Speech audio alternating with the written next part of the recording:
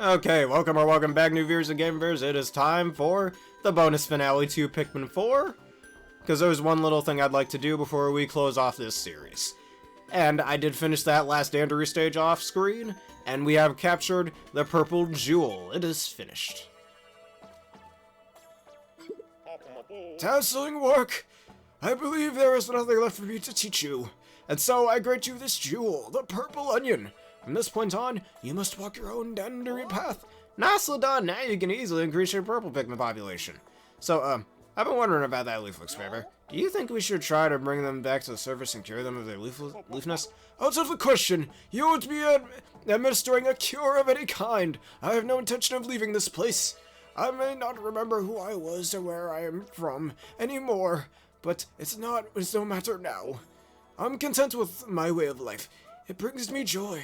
Please just leave me in peace. This one seems different from the other leaflets. If they want to stay here, then we have to respect their wishes. Understood, Captain. Well then, time to head back, Spare Bear.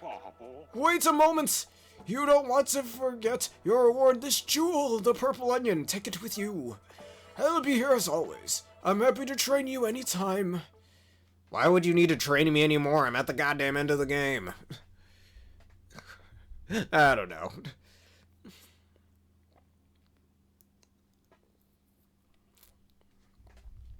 Well, maybe not train, I guess if you just wanted to redo those and maybe complete those challenges at a faster time or something. Maybe that's why. He's offering.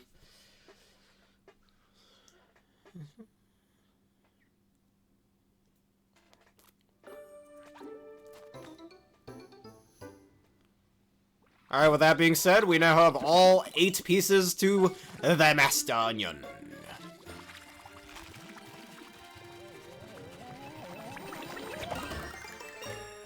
What a beautiful color that we've got here.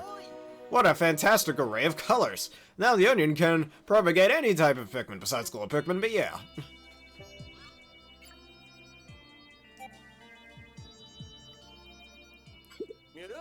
Louis' dandruff skills are quite impressive. He must have been one of the top employees at your company. Not really. I've never seen him work so hard or so fast. Some believe that he who knows most least says the least. Maybe he was hiding his talents until the moment was right. My life would have been a lot easier if he showed them off instead. Yeah, Pikmin 2. Alright, I know there are side missions, but honestly, I don't think we're gonna deal with these. Really no reason to. I already have all the upgrades, wait, do I have all the upgrades? I don't think I do. I don't know if there's some special reward from doing that, but whatever. Alright, now that we have those, let's take a few purples and a few whites for a split second before we do the thing I planned on doing this episode.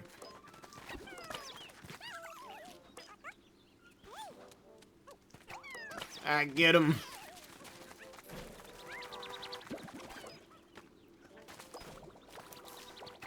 I mean, I kind of hated how you're getting these onions this late into the game. But, I mean, it is for the 2 best Pikmin types, so yeah, maybe it is well balanced for them to be available this late in the game if you are so pleased to continue. I guess if you didn't get all the treasures, you could do that. Something I kind of wish Pikmin 2 had, but it would make sense since back in Pikmin 2, purple Pikmin and white Pikmin were, well, exclusive to underground levels.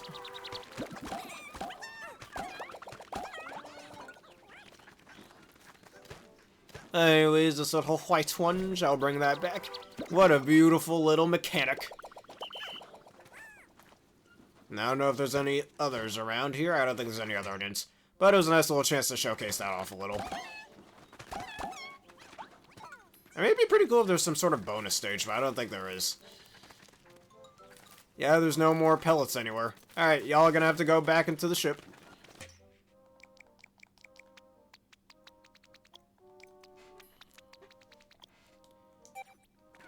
Alright, up to the ship you go. Now, by any chance, do we have any special mission? Probably not. That'd be cool if we did. Yep, nope. Already 100%ed everything. Alright, now we're gonna do what I planned on doing this episode. We're going to read a lot of things. on both the Pikilopedia and the treasure catalog. I miss looking at new treasures, really. I'm absolutely itching to evaluate fresh finds of great value. Pursuing the... Yeah, I don't care. Just go. Alright. If I remember correctly, I forgot what I was... Because what I wanted to do was view Olimar and Louie's notes. I forgot how you do that. Oh, that's how. That's right. Alright, hold on. Let me go back to the beginning. Alright, I'm remembering things. Let's start with Olimar's. We're going to be here a while. The first time I laid eyes on this treasure, I thought it was a giant aquatic monster. It took me a few paralyzing seconds to realize that it's just a statue. What a relief. If such an attractive creature were to attack me, I'd be too entranced to run away. This thing is huge. It takes a whole day to eat this in its entirety. So, Olimar's got a lot of observations with his dialogue, while Louie's just like, yeah, this is tasty. Which is really fucking funny to me. It has well-proportioned facial features and a smooth exterior. Its hollow interior allows it to float on water. I thought long and hard about what creature inspired this treasure, and before I knew it, I was petting its beak. I'm powerless to the face of cuteness. Still not sure if it's edible. Also not sure if something could taste as handsome as it looks. What? Okay. Compared to the other treasures found, this structure is tiny yet with its beak turned courageously upward, and his round eyes brimming with the spirit of adventure. I can't help but admire its gallant image. Beauty really can be found around any corner. It seems like the right portion size for me. When I was a kid, I converted a black leather jacket that hung in a shop window. It was coveted. It was so cool. I begged my parents to buy it for me, but they just scoffed in my face. So I saved up my pocket change for months and finally bought it myself. It turned out wearing a leather jacket during the peak of a Hakatate summer is a shortcut to getting a heat stroke. That was the last time I ever tried to be cool. Oops, hold up. I like this color. Gives off a chill aura. A gigantic, brightly colored stick of candy adorned with a ribbon. My guess is that it was meant to be a gift for a child. That would be a great souvenir to bring back to my own kids. I need to keep an eye on the spaceship's temperature to prevent its melting during transport. Licking it is fun, but it tastes much better if you bite right into it. Have you ever tried biting right into a freaking candy cane? That peppermint taste is really strong. I hear this item was discovered in a bright and open area, unlike other caves I've encountered. What's more, it was presented on a large silver plate. I wonder why it was there. Is it a form of entertainment for visiting guests, or maybe we are the guests? It's near impossible to eat this without losing a drop of cream in the process. A challenge I gladly accept. It's sweet, but not too sweet. Salty, but not overly so. It tastes like something a more refined palate would appreciate. Perhaps belongs to someone whose tastes were developed over the course of many years. A crunchy and uncomplicated treat. Just straightforward and simple. Stealing a bite of food before it's been served is quite rude. But I understand the impulse. My son and I are always waiting outside the kitchen, itching to try whatever my wife's been cooking.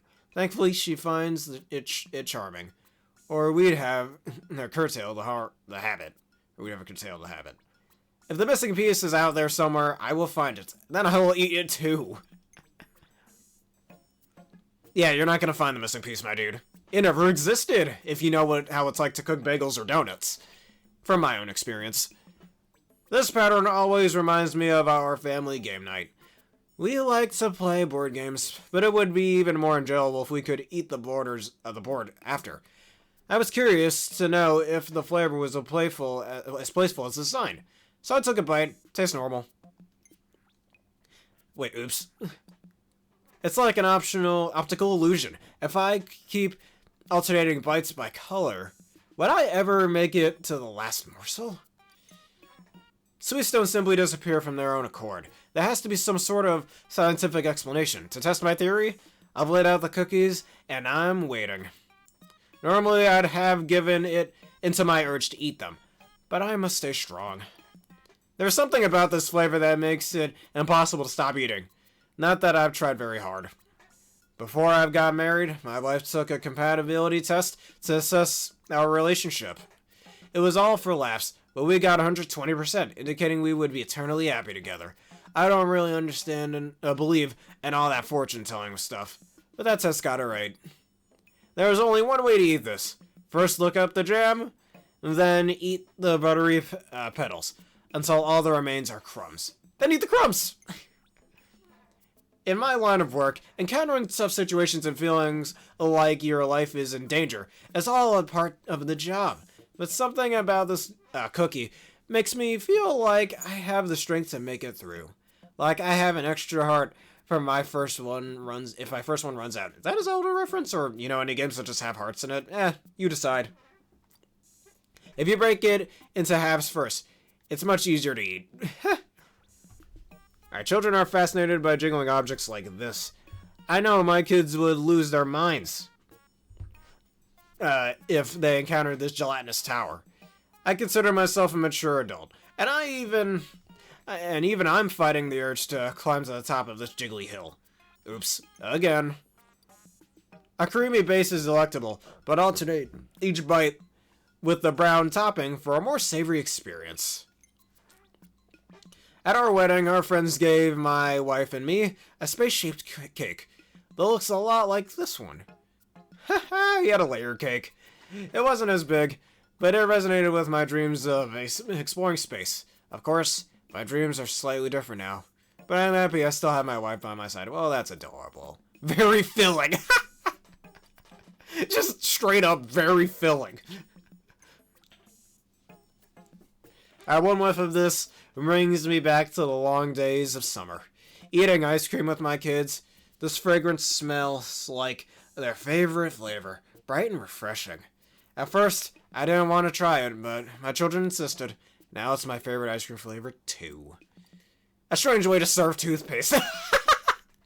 It's fucking mint flavored. And they have toothpaste on this world? God damn. My wife and I have been together for a long while, but our relationship has never been as perfectly poised as this cake. Maybe it's because I'm always flying around space and she's at home, trying to keep things together. We really are due for a date night. Yes, you are. The touch of bitterness makes it that much easier to eat. Alright, it's a common practice to present an expensive gift to your intended when you're proposed. That's a weird sentence. Anyways, I didn't have the means to do so when my wife and I became engaged. And I've always regretted that fact. But at least I still love her as much as I did then. There's nothing worse than regret, man. Do what you needs to do. I slid myself right through the metal archway and took a nice cozy nap. So now all of these things are based on, let me eat this thing. Apparently, if you can jump over this, you'll be blessed with great wealth. I'm not the superstitious type, but I'm tempted to give it a try.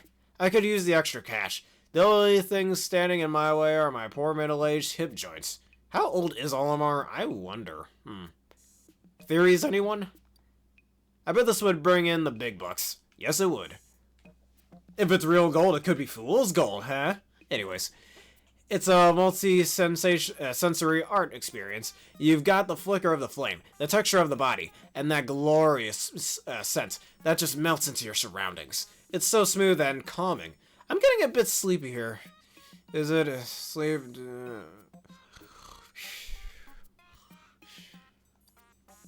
I set it on fire and it melted.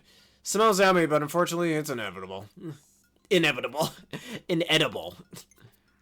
My daughter loves shiny jewels and trinkets from as long as I can remember. She used to be happy enough with pretty stones and pieces of sea glass. But now, all she wants are the more illustrious items like this. That doesn't bode well for my wallet's future. If you don't want to buy it, don't have to. Tell her to maybe buy it herself. Save up her own money to do it. This would be a great gift for Nana. She could use something shiny. This gemstone is large, but looks kind of cheap. I've only just started to accept that one day someone might propose to my own daughter with a gift like this. I know I should probably give that person a warm welcome, but I already don't like them. Hey, look, I understand. You want somebody to treat your daughter as best as they can. Or better, even. I'm pretty sure this jewel's a fake. It's a ring pop, a discount ring pop. I read somewhere that some colors can have certain effects on your body. This color seems to calm my mind and help me recover my composure when I'm feeling frazzled in the field. It has an almost healing effect. I stepped inside the circle and spun it all around me, hula hooping. The science of colors intrigues me. For example, I can feel my instinct sharpening and my zest of life intensifying. When I gaze upon this hue, what would happen if I were to walk through this ring with my wife? Perhaps its power could reignite the spark between us. Seems variable for a ring toss. Viable for a ring toss. People tend to gather with those who are like-minded, and eventually they become friends and partners. If you want to build a circle of good friends, you must be the kind of person whose company you enjoy. Then you find companionship with yourself as well. Maybe walking through it brings you good luck. I'm no longer trying to catch anyone else, but as the sole breadwinner. I need to prioritize my health so I can support my family for years to come. The problem is, I'm so busy supporting them, there's not a lot of time for push-ups.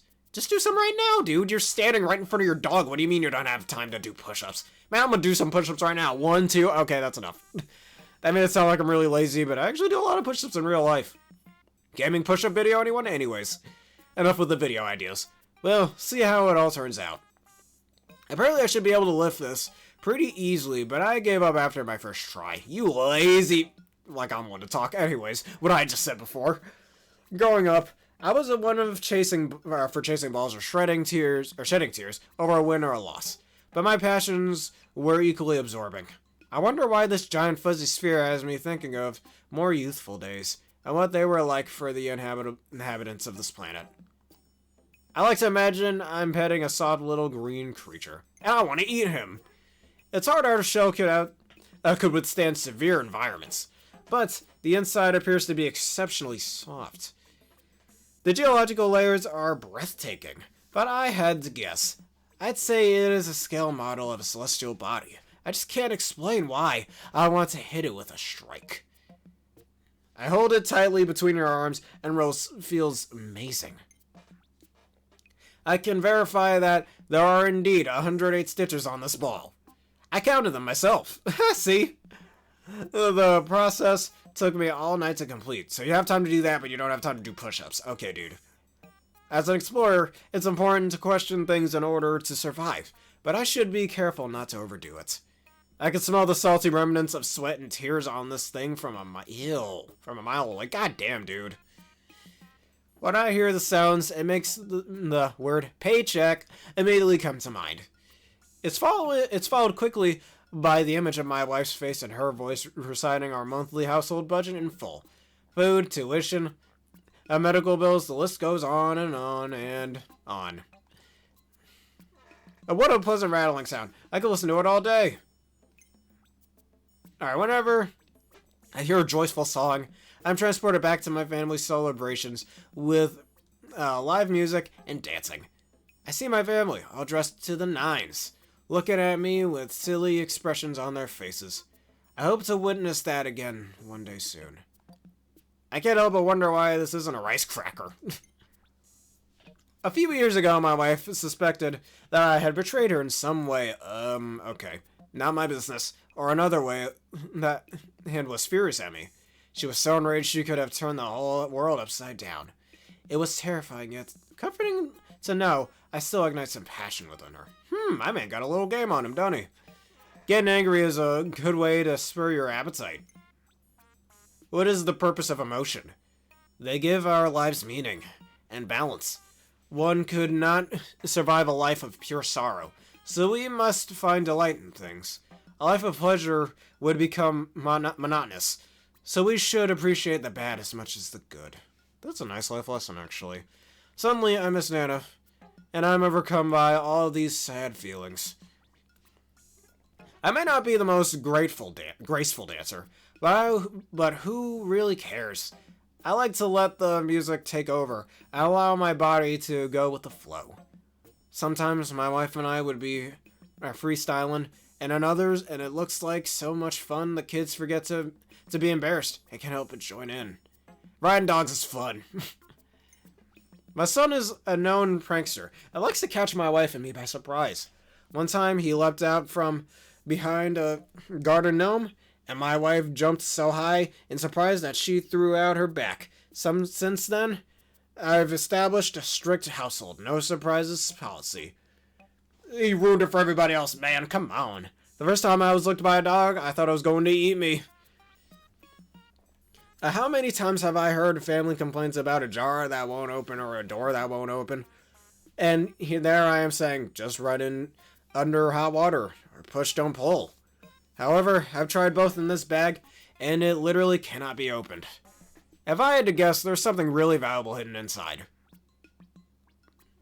When a flower blooms to on a dead tree, it is nothing short of a phenomenon. I've always witnessed flowers bloom on a Pikmin's head after they drink nectar. I suspect the stick shares the same rejuvenating properties exhibited by other life forms on this planet. Proved very useful when I stuck it in the ground, and to mark a spot I wish to return to. This one time when I was a kid, my parents had a big fight and refused to speak to each other. I went back and forth, mediating until the argument was resolved. I like to say it was for the sake of their love, but I was just tired of waiting for dinner. Could be useful for plating food. The holes might be a problem, but otherwise it's perfect. I found that this planet is riddled with underground caverns and passageways. I love to explore this place, but it seems like I'm in constant danger of falling into a hole. This lid must have been used to warn previous inhabitants of nearby pitfalls. I think this might be money. Hopefully, it'll be able to collect some more. I'd equipped the underside of this rat with floats so that it hovers above the water's surface, making it possible to sail it without sinking. Then I'd plug the hole with magnifying lenses so it could peer underwater safely. The more I look at, the tastier it gets. Okay, dude, it's made out of fucking wood. How would that be tasty? The dog chain. The lovely patina, whatever, on this piece is evidence of a deep bond between its dog and its companion. A dog never truly forgets their owner, and an owner will remember their dog for life. Eternal truths such as this transcend all time and galaxies. The spikes give it an extra little something. I bet this dog was comfort form of transport. The vastness of space and the unknown it contains is an unsolvable puzzle. At the start of each journey, I set out to unravel every mystery and discover great truths, but I always find myself returning to more questions than answers. Nana always told me, you should build something from the outside in. At Hokitate Freight, we often divide up our cargo in order to use the ship's space more efficiently. Big companies have huge transporters to fill out, but that also means a lot less flexibility. They're still filling up their gigantic ship while they're out making deliveries. Reminds me of a meal that I had once. Now I'm drooling. As a boy, I would spend days drawing elaborate treasure maps. The buried treasure may have been junk to most of the me, but to me, it was precious. Junk to most, but to me it was precious. Is this a fragment of a treasure map? I doubt it. But the subject of this drawing was probably a treasure to the artist. Soup. At least it looks like soup. I understand the instinct to hide something precious to you, though the word protect, oh boy. Even in this game, I can't run away from that move. Anyways, it's probably more apt. I feel similarly about my family. I do everything in my power to give them a safe, happy life. It's a simple desire, but it motivates me to carry on. Alright, wouldn't want to hit your head on an edge as sharp as this. I'm getting strong chocolate vibes. This looks just like the kind of picture you'd get when you let a kid play with a camera. Blurry and too close up to see anything. I deleted all those pictures my kids took to free up memory space, but now I wish I hadn't. Imperfect memories can be the most precious. This makes me think of my dog, Bulby. That Bulby. Dog name. I'm gonna name my next dog Pokemon and Pokemon Bulby now. Back at home, I'm away from work quite a bit. Or I'm awake for work quite a bit. So we've got long periods without seeing each other. Yet every time I come home, he treats me as if I never left. He may be the wisest and most loving member of the family. Reminds me of a dog. I like to take it for a ride. This unknown organism bears a strong resemblance to a dog on my planet. I'm amazed that such a similar species could exist in the far reaches of outer space. I've heard that organic components can travel through space on meteorites and comets. Could there be a connection between my planet and this one? Looks a lot like a dog. I'm not sure how comfortable it would be to ride. As a young boy, I collected rocks and shiny objects that I held quite dear. My family always wanted me to get rid of them, but I refused. I couldn't even remember when I found them all. I probably picked up the most of them in our own backyard. I'm still not sure why I was so attached to a bunch of gravel, but they shone like diamonds to me. No idea what this is. It is definitely inedible. It is definitely inevitable. As a child, there were many times I came across something unknown to me, and intuitively investigated without hesitation. It worked out well for me. I believe as an adult, I often overthink matters, so maybe I need to recapture that darling spirit of my youth. I looked at it, but didn't get a lot of flavor. Guess it's not a cracker. Why are things the way they are? The answers can be surprisingly simple. For example, my kids would often dismantle a clock or a chair, or tear up pieces of bread, just because they can. Maybe there's no significant reason that this picture is in pieces either. I fit my head into one of the little openings. It fit better than I expected. Oh, he got stuck. Alright, that little bump at the end makes this look like it has a nose. Noses make me think of my son. When he was a baby, he'd often forget my face after I had been gone for long stints of work and cry when I got home. But once he knew the distinct shape of my nose, he recognized me right away. Oh man, that's damn wholesome, dude. I fit my head into one of the little openings. It was underwhelming. It didn't fit. Did I dream of becoming a glorified delivery man? Or was adventure always my true goal, given my current circumstances? Who knows? I'm proud to say I've achieved both. But the president might see it differently. I'm worried about my annual bonus. The president from Pikmin 2. A playable character in that game if you didn't know. Hold on to one of the nubs and swing it to create a gentle breeze.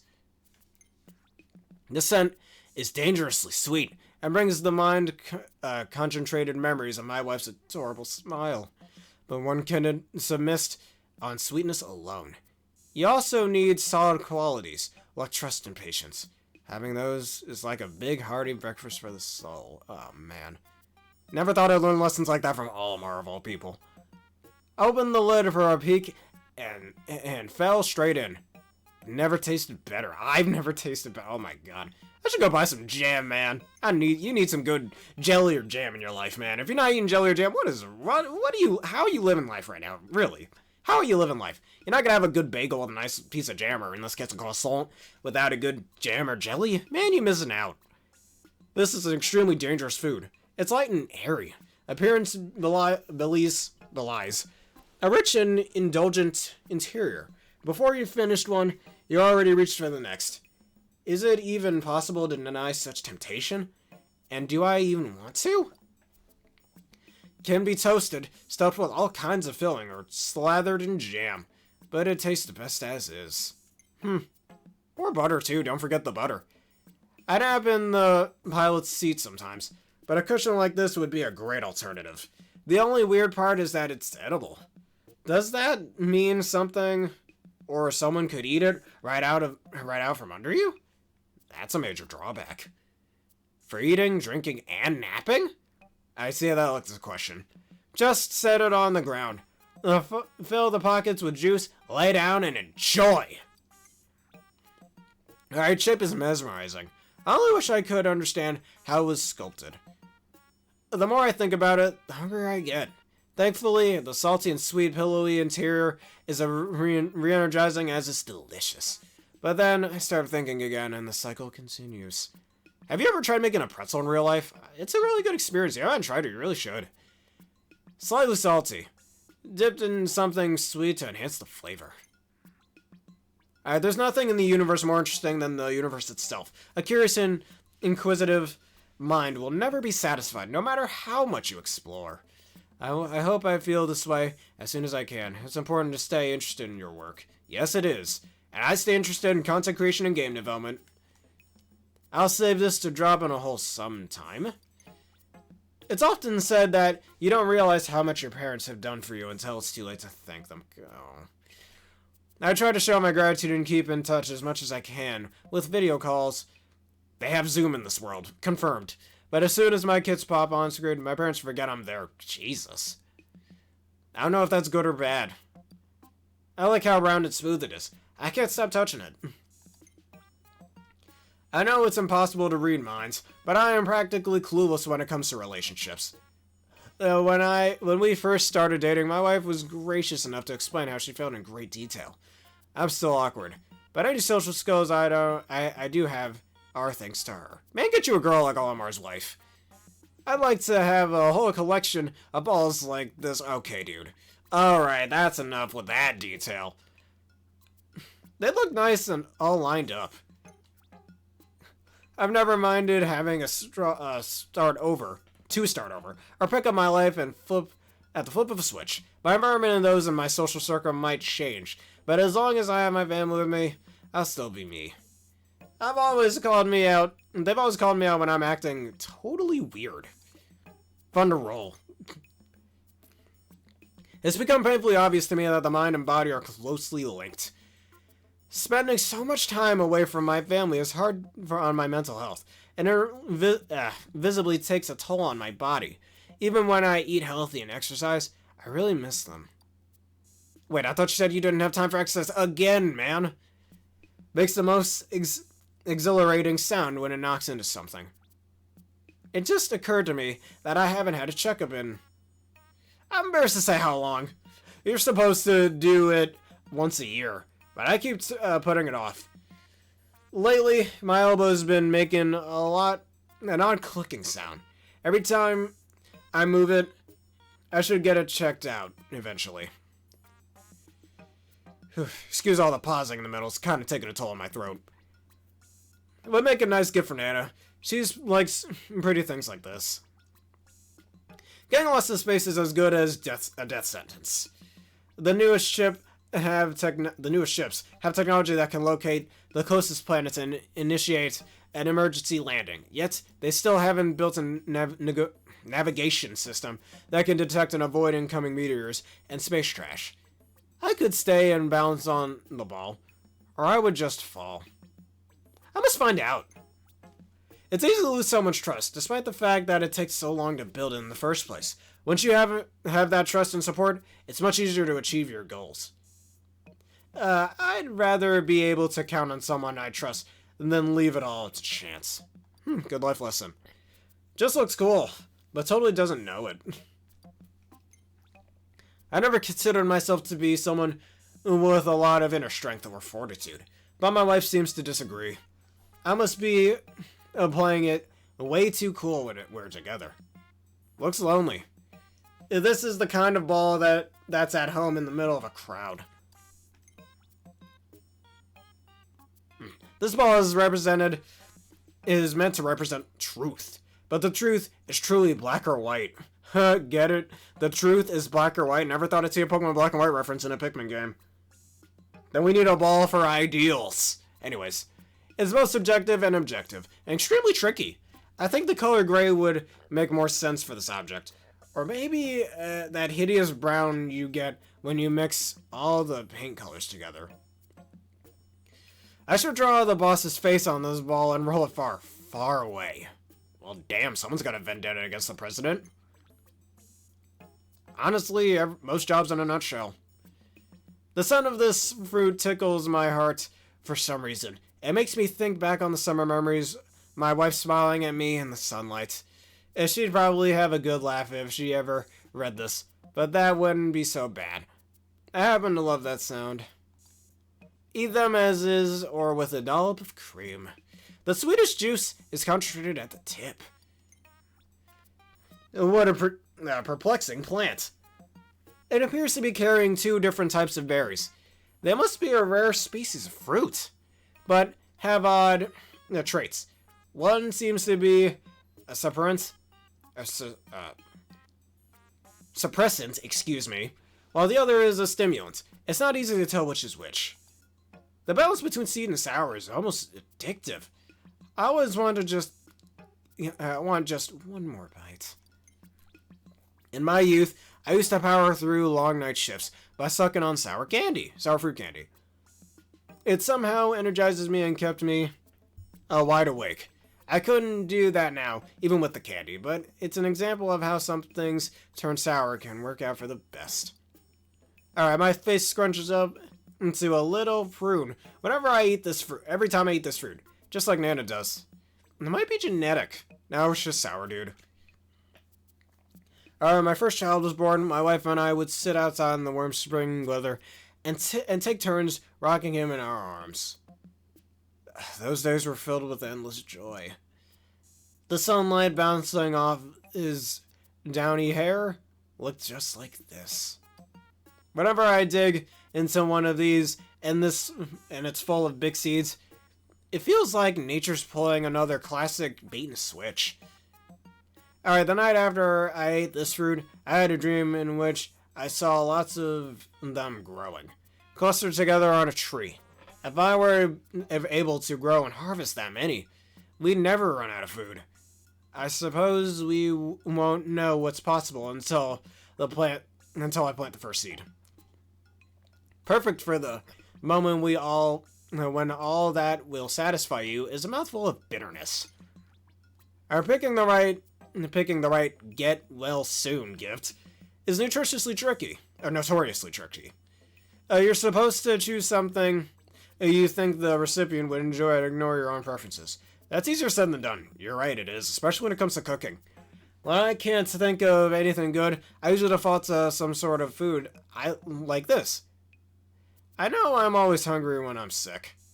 Scoop out the flesh and pour syrup into the shell to make a pool. Add fruits back into the syrup and marinate it for at least an hour. Then dive into the sticky juice and devour. He's a pill and you didn't even know it. It's both a snack and a workout. One whiff of this fruit with all your mouths watering, but the taste itself is sour and slightly disappointing. However, you can't let results like this keep you from trying new things.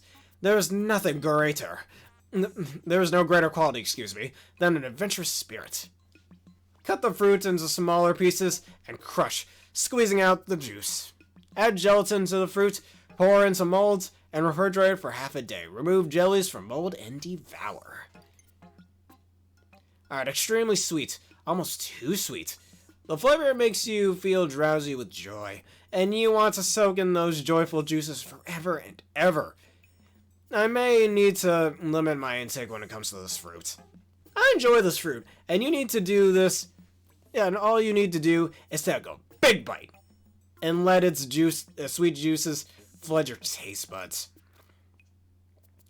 Alright, this fruit comes in bunches so you can keep eating them and never run out. A single berry satisfies my appetite, but I'm grateful to live in a universe with such natural abundance. Don't waste your time peeling these. The texture of the fruit is soft and plump, but the skin adds to a nice crunch. If eating these raw, you'll want to remove the skin to avoid a bitter aftertaste. I've had purple grapes, they're not bitter, let alone an aftertaste. To make a juice, leave skin on and mash. Leave skin on and mash the fruit with your feet. Great for working out pent-up aggression and making wine. I've noticed the skin contains a substance with antioxidant properties.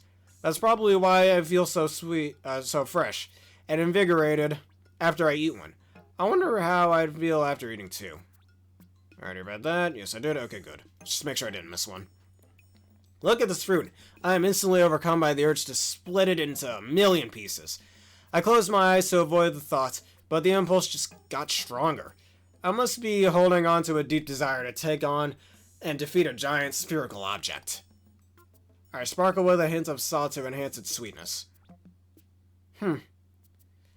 Numerous pockets of juice clustered around a hollow interior, much like memories, both sweet and sour, that burst with meaning yet still cannot fill that empty place in one's heart. Gazing upon this fruit always fills me with regret. Pull off juice pockets one by one, and sip their contents.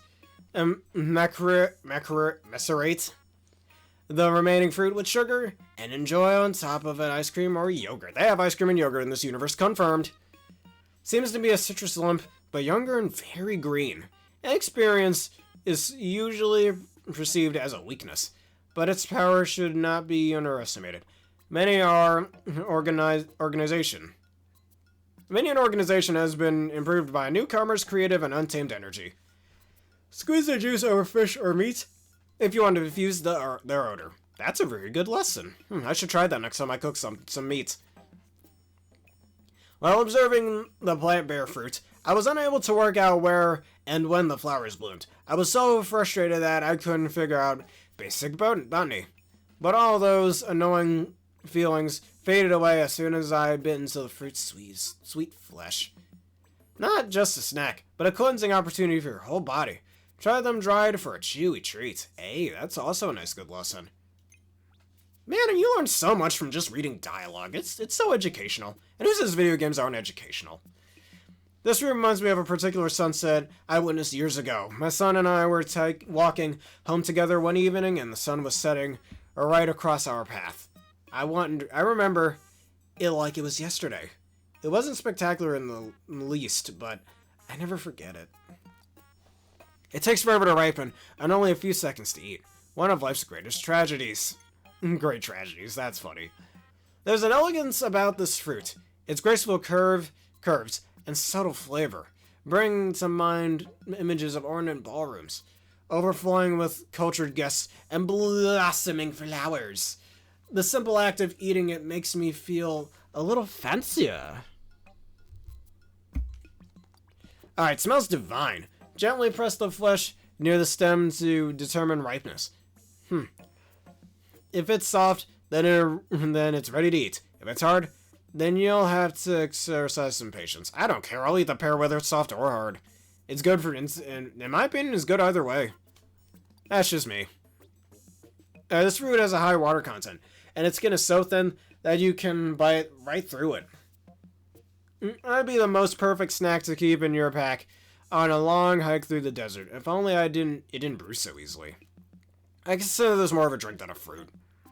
The fruit on this planet is astonishingly large. If we could cultivate some ample fruits for Hakatate, nobody would ever go hungry again. Sadly, I don't know anything about agriculture. Maybe I should have listened to my wife when she told me to do yard work. No. If you don't want to do it, you don't have to. The black seeds are a delight and have a satisfyingly grainy mouthfeel. But I don't recommend eating the fuzzy exterior. You seriously don't. I've tried that one time. Ooh, I regret that. Alright, my wife went through a phase where all she talked about was Pikmin, and its nutritious values. I guess that's their version of vitamins? Okay. Pikmin D, Pikmin G, Pikmin B, A, C, and E. I don't know, dude. Do they have pills in their world that provide those vitamins? I don't know. She charted Pikmin U, percentages, and then there was A and P. I never really understood what she was talking about, but she was so passionate about it, I couldn't help but listen. I bet she really likes to try this fruit. It has fewer seeds and tastes a hint sweeter than its green counterpart. I've never had a yellow kiwi. I should try that. When I look at the company president, I can see myself climbing the corporate ladder to be a manager. It seems like you also got to be an inhuman, heartless field. Oh, great. Here we go with that. And these traits allow them to squeeze their workers without mercy and still sleep at night. I feel that same merciless cruelty radiating from the metallic altar. I wonder if it was once used for dark, unspeakable ceremonies. Or perhaps it was once the desk of a corporate boss. Well, I never know. Hey, don't climb the corporate ladder, man. Own the corporate ladder. I've stated this before in my previous videos, like in one of my Splatoon videos. Splatoon 3. But one day I want to own my own game dev studio. And with my workers, with my teammates, I should say. I don't like saying the word workers, or worse, employees. I don't want to just fly over them and treat them like they're less than human like most employers tend to do. I want to work alongside them, you know? Be different than most of these other employers out here. But anyways, used for extracting fruit juices, but could serve as a cup if necessary. I mean, hey, it's an alternate use right there. This fruit is so shiny and round, it reminds me of a beach ball whenever I see it. Yet, it's so yummy that I can't help but get carvings for it and end up eating it all the time. The only drawback is that I'm constantly disappointed I'm not on a vacation. Don't throw away all that stringy white stuff. It's full of nutrients and always excellent texture to a smoothie. Really? Lessons from Pikmin. The love between my wife and I has been captured in all sorts of romantic memories, as sweet and as sour as this fruit. It's fun to return to those memories and feel what I felt then. Sometimes I wonder how my kids will feel the first time they fall in love. Too sour to eat on its own, but squeeze the juice over fried chicken? Really? To add a refreshing hint of flavor. Next time my dad makes fried chicken, I wonder if he has any lemons. I should try that. Alright, some people may like to peel this fruit from the top, but I prefer to attack it from the bottom instead. Whenever I go from the top, I get this tingly feeling around my belly button. I find it very unnerving. Save the peel and use it to add citrusy aroma to your bath. Drop it in the warm water and relax. Is that a thing people do in real life? I wonder. This game's got me pondering a lot of things. Alright, this fruit could be hiding more than a tasty interior. On more than a few occasions, I found bugs munching their way through the sweet flesh, presumably enjoying a snack of their own. How funny to think that I share the same taste in fruit as a worm. Crispy yet juicy. Light yet hearty. Always check for worms before taking a big bite. How do you do that? Oh, yeah, seeing if there's any holes. If you find one, it's a sign of good luck. Reminds me of one time my little sister, on Mother's Day back in 2011, she found a worm in a thing of strawberries that she had bought from a farm, and we had to send that back and whatnot. It was funny when she was like, "Oh no, Mom, there's a worm in my strawberries." But if you think about it, any of us who really likes apples, does that mean we have the same taste as literal worms? You got me thinking, really. Don't ask me how I know, but if you draw a face on this fruit, it bears an uncanny resemblance to my wife's wearing a hat. It even emits the same stylish and judgmental aura.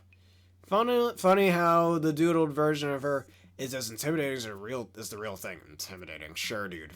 Peeling this fruit is a sure way to dye your fingers purple, and it'll be a while before they get back to normal. Alright, the hard, scaly shell that covers this fruit gets softer and darker as it ripens. So determining the optimal time to peel and eat, it can be difficult. It's as if the fruit is actively trying to sabotage your enjoyment of it. I've never known produce to be so sneaky. Tastes rich and satisfying. So buttery you could almost confuse it with a real thing. Almost. I always thought it was better to eat fruit when it's ripe, but this one is just as enjoyable and nutritious when it's green. The same can be said about creatures like this. Many think maturity is superior, but inexperience and youth are what provide fresh perspectives. Packed with seeds, don't stare at them for too long, or you might start to feel a bit dizzy.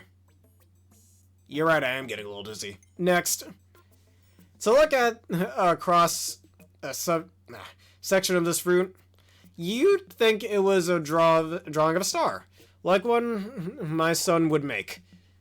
Stars don't actually look like that, so why do we draw them this way? Maybe the secret to the universe is hidden within those 5 points. I should have tried a starfruit. I saw a starfruit at my local supermarket one time, but I didn't buy it. I really should have when I got the chance.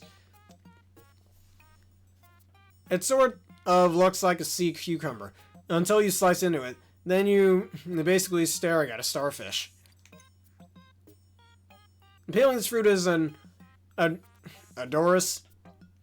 arduous, is arduous due to its soft skin. Oh, mangoes are the best. When I tried to eat it without first removing the peel, a rash developed around my mouth. I had better success when I slit a grid-like cuts into my skin and flipped it inside out. Ew. The results were delicious. This meat has a subtle sweetness and is almost creamy. If I close my eyes while eating it, it transports me to a tropical locale. Really, you should try eating mangoes when they're perfectly ripe. It's one of the greatest things ever, especially put it in a banana smoothie with some carrots and some oranges and either some cranberry juice or water, cold water. Ooh, it's one of the greatest smoothies ever. If you have a Nutribullet, you really need to try that. I must confess, I once split and fell on a peel that I thoughtlessly discarded onto the floor after eating the fruit inside.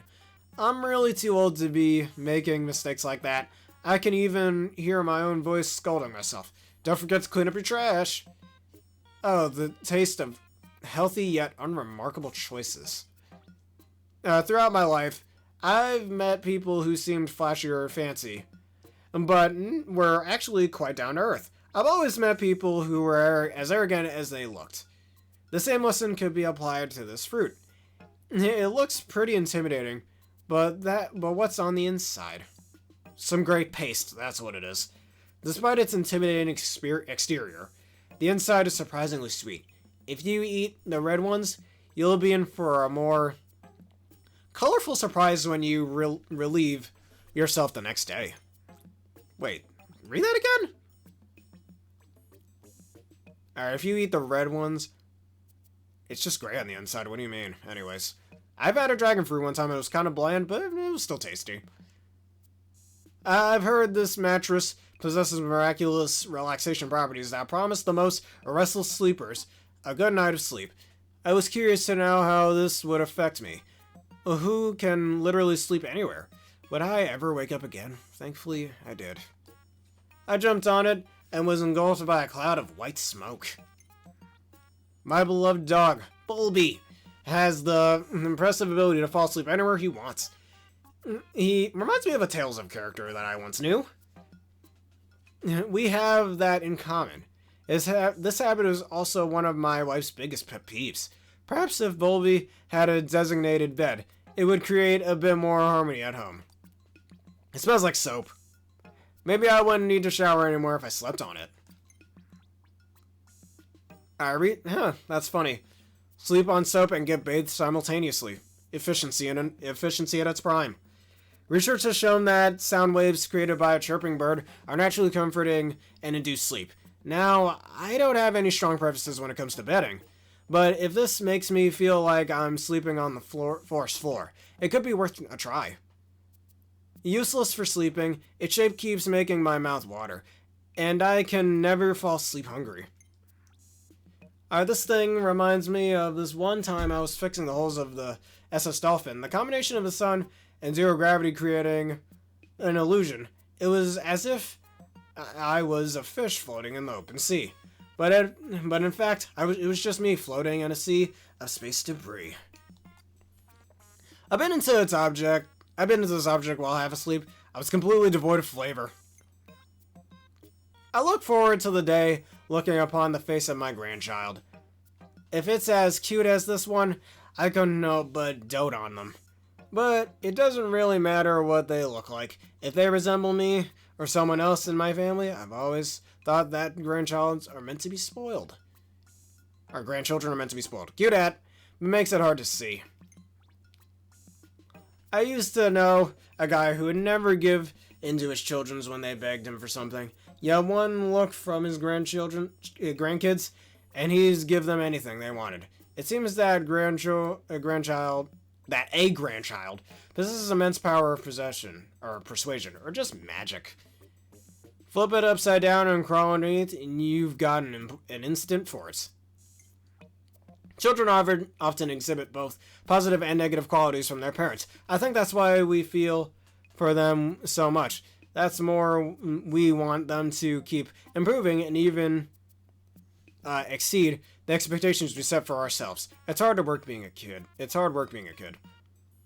I'm fighting the urge to add nose hairs or a mustache. Oh, angry eyebrows. Hold up a second.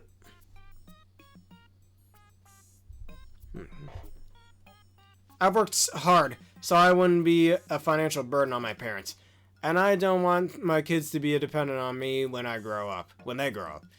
A parent's job is to raise independent children, but not too independent. You still want them to come home for the holidays. Probably used to take baths al fresco. The woody smell is quite soothing. As a parent, you need to be able to hide some emotions from your children. It's harder than you think. I remember telling my parents about my career and goals and seeing the disappointment in their eyes. It hurt, but I'm glad it didn't pull me off my path. If I put this on my head, it looks just like Nana. Once you have children, money starts disappearing faster than you can save it. My wife always says, if it's for the children, it's worth it. I admire her enormous heart. Still, every year it seems like the children get more and more expensive. Walking on the rim of this object is a thrilling yet difficult challenge. Ooh, a big ol' ham. I never expected to find such an appetizing cut of meat in a dark underground lair. Why was it there? How was it made? And is there a reason for its large size? I imagine it was an offering for some great figure. I shall pay my respects later as well. Pray to the gods of meat! Alright, big enough that no one would notice if I sliced off a bit to sample the flavor. I'm not sure why you'd want to eat raw fish. Maybe cookery on this planet advanced so far they were able to recreate the essence of the original ingredients. It'd be easier to eat if I could cut it down in smaller pieces, but that might be insulting to the chef. Perfect for dipping. The right sauce can bring out all kinds of unexpected flavors and aromatics. I understand the white, granular parts on the bottom to be fish eggs. One time when I went fishing with my son, we caught a fish who was carrying eggs like this.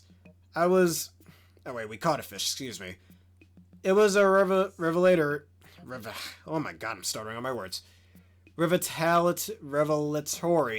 moment for him to see how life can differ from species to species.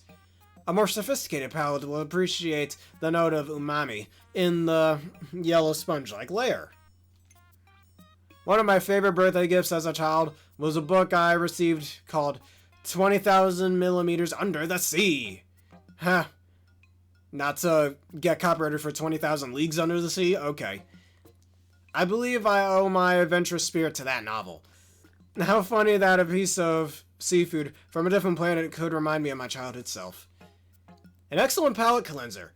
Puts you in the mood for a strong cup of tea. I could tell that I'd give me a ton of powers and stamina.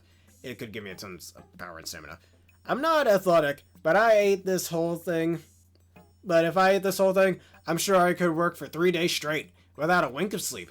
Now that I think about it, I don't want the prison to hear about this and get any ideas. You shouldn't. Alright, in an unpredictable culinary experience, it's up to the eater to decide which part to eat first. My taste in music is highly refined, but my wife and kids have no taste at all. For example, when I asked my family if they want to go out for karaoke, they twist their faces and gave me the nastiest look. They don't know what they're missing. At first, I mistook it for a giant clam. My stomach growls every time I tap it. Sometimes I miss my carefree bachelor days. Once you have a family, those days are history. I like spending time with my wife, but sometimes I just want to be alone. Could it be a fruit? It looks like there is some kind of seed on the inside, but the husk is inedible. When I was a kid, I set off the alarm system at my primary school just to see what would happen. As predicted, I was scolded, but I have no regrets. We all are naturally curious creatures. You're right about that. Why would it be there? Why else would it be there? I still get the urge to get off. Excuse me. I still get the urge to set off alarms. But sadly, I've gotten better at resisting those urges. Those impulses. I've made the mistake of entering the golden ball and ringing it from within. The noise was deafening. Despite the solemn appearance, the sound emitted by this object is airy and bright. It reminds me of the innocence and wonder that lives in the heart of a young child. It's important never to lose that sense of childlike wonder. I know I wouldn't. I haven't, I mean. Beware, it's easy to get stuck when it's easy to get stuck when you climb into it. Alright, unpainted spaceships look a lot like this. Shiny and ripe for adventure. As a kid, I would get down to the spaceship docks just to watch the ship being assembled. That's where I started to dream big. In reality, this is likely some kind of noisemaker. Despite the appearance, it's not a chocolate bar. I chipped a tooth when I tried to bite through the foil wrapper. Based on its shape and where it was found, I have deduced that this is the nest of some type of aquatic creature. On Hakitate, fish are known to use sunken buildings and objects like their own underwater apartment. I'm sure many a life flourished here. I put my face through one of the holes and I smelled something odd. Ew. I'm not sure my eardrums would ever recover from the thunderous noise emitted from this artifact. I can only imagine it played a role in many a naughty child's practical jokes. If I had one of these as a kid, I'm sure I would have been a terror. I can't wait to scare the boss with this thing. Strange. Despite its calming tone, something about its melody makes my palms sweat and sends shivers up my spine. It's as if it's sending me a warning about unsuspecting troubles in the future. This would be a perfect musical accompaniment. I am sorry for my stuttering. Accompaniment. Oh my god. Accompaniments to a cup of fruit juice. Is that the same? Oh, it is. Okay. Or something different. There's a healing quality to this song, and I can't help but gravitate towards it. Perhaps this is a machine meant to lure prey for a stronger predator. The strong do have a disproportionate advantage on this planet. Wait. Then does that make me the weaker prey? Anna used to sing me a special lullaby. To put me at ease, I would instantly fall asleep. My son is always playing some sort of adventure game. He becomes the hero, defeats his arch nemesis, and saves the day at last. I admire figures like that. But if given a chance, I choose my own life again and again. That just shows how much he really enjoys his life, it seems. The song is positively invigorating. I can't stop listening to it. I know we all go to games for escapes, but sometimes that might be a sign that there's something in your life that you're not really enjoying. Find out what that is, fix it, and hey, you might find life to be a lot more enjoyable and you won't need as many escapes. When I blow air into this rock, it makes the hairs on my neck stick straight up. But if I blow a bit harder, the sound becomes crackly and soft. It's so pathetic. I can't help but burst into a fit of giggles whenever I hear it. The sound this makes would wake even a deep sleeper like Nana. This object rattles when you move it. It sounds quite similar to the frequency emitted by baby goods on my home planet. I imagine this would work in a pinch if you had a crying baby you needed to soothe. Reminds me of Nana. That's it. I wasn't surprised to discover this had been found inside a groovy long legs, deep underground. It certainly gives off the same vibes as a creature made of inorganic and organic materials. On a separate note, every time I look at it, I want to dance. So fun to jump up and down on it. Just make sure I didn't skip that accidentally. It's reminiscent of a telescope I had when I was a kid. My father and I would stare up at the skies together and talk about our discoveries. That telescope nurtured many adventurous spirits. Or my adventurous spirit. I'd love to meet the adventurers who peeked into these lenses. When I looked through it from the bigger end, everything seemed tiny. I felt like a giant. I was entranced by the longer needle as it spun round and round, and I completely lost track of time. This object doesn't strike me as otherworldly, but whenever I look at it, it's like I can feel the space-time continuum bending around me. The long stick ticks along a lot faster than the short one. If I had to pick, I'd choose the laid-back one. The arrow-like object floating in the center appears to move around at will, but it's actually always pointing in the same direction. It could be trying to point me towards my destiny, but I'd rather figure that out on my own. Could be useful for food storage. I just need to figure out how to open it. Yeah, figure out your life, man. What do you want to do with your life? And go for it. Everything looks so much bigger when you peer through the lens. You can see the smallest of details and all the different components that make up a single object. That's the proper way to conduct a scientific investigation. As far as it is to make food appear larger, this object could actually increase the amount. No, it doesn't.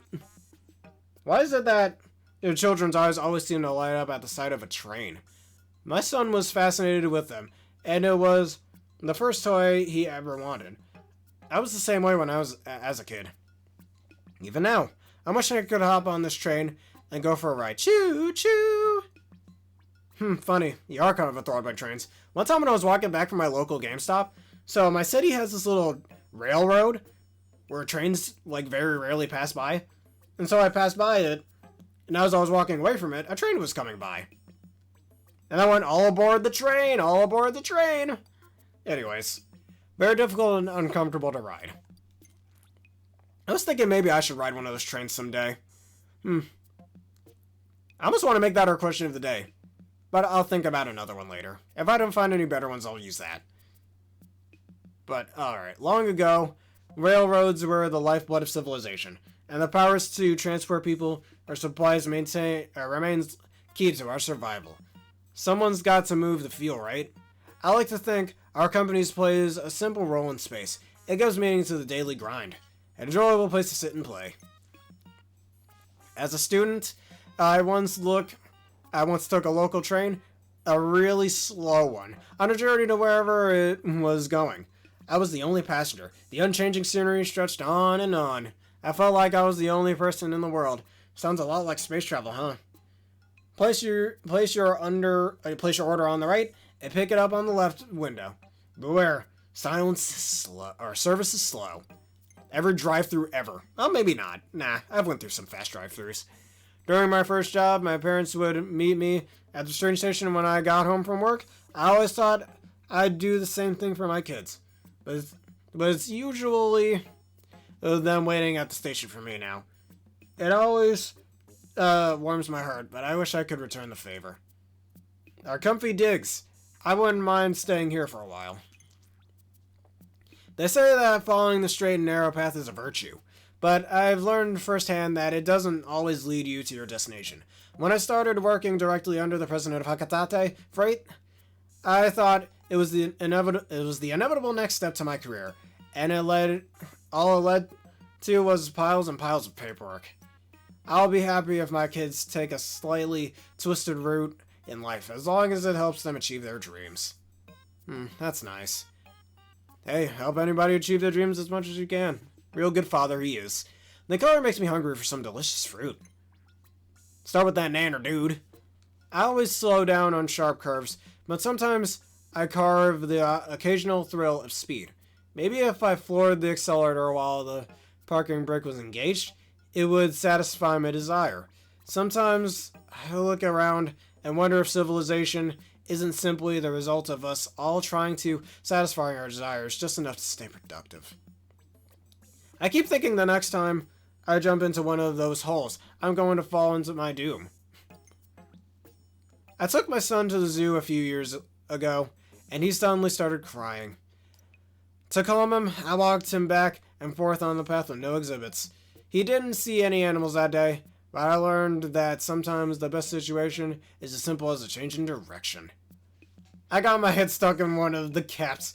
My panic screaming loosened it enough for me to get free. That's not how screaming works, but okay. Some people think I don't like the concept of set paths or staying on the rails. That's not true at all. The only thing that matters to me is that I'm going in the right direction. How I get to my destination is irrelevant, much like the option of others.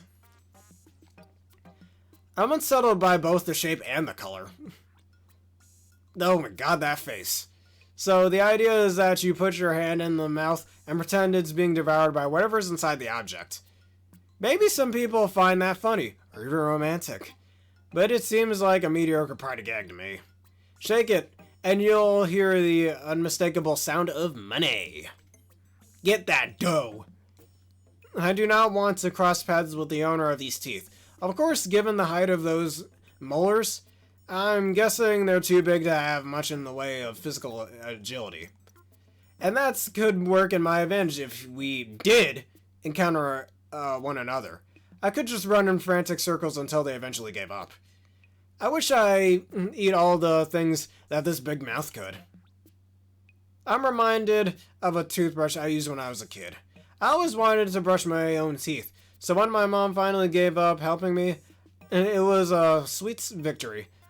Unfortunately, that's when I started to get cavities. I guess that's the price of independence. I like to bury my face in the long, soft fur.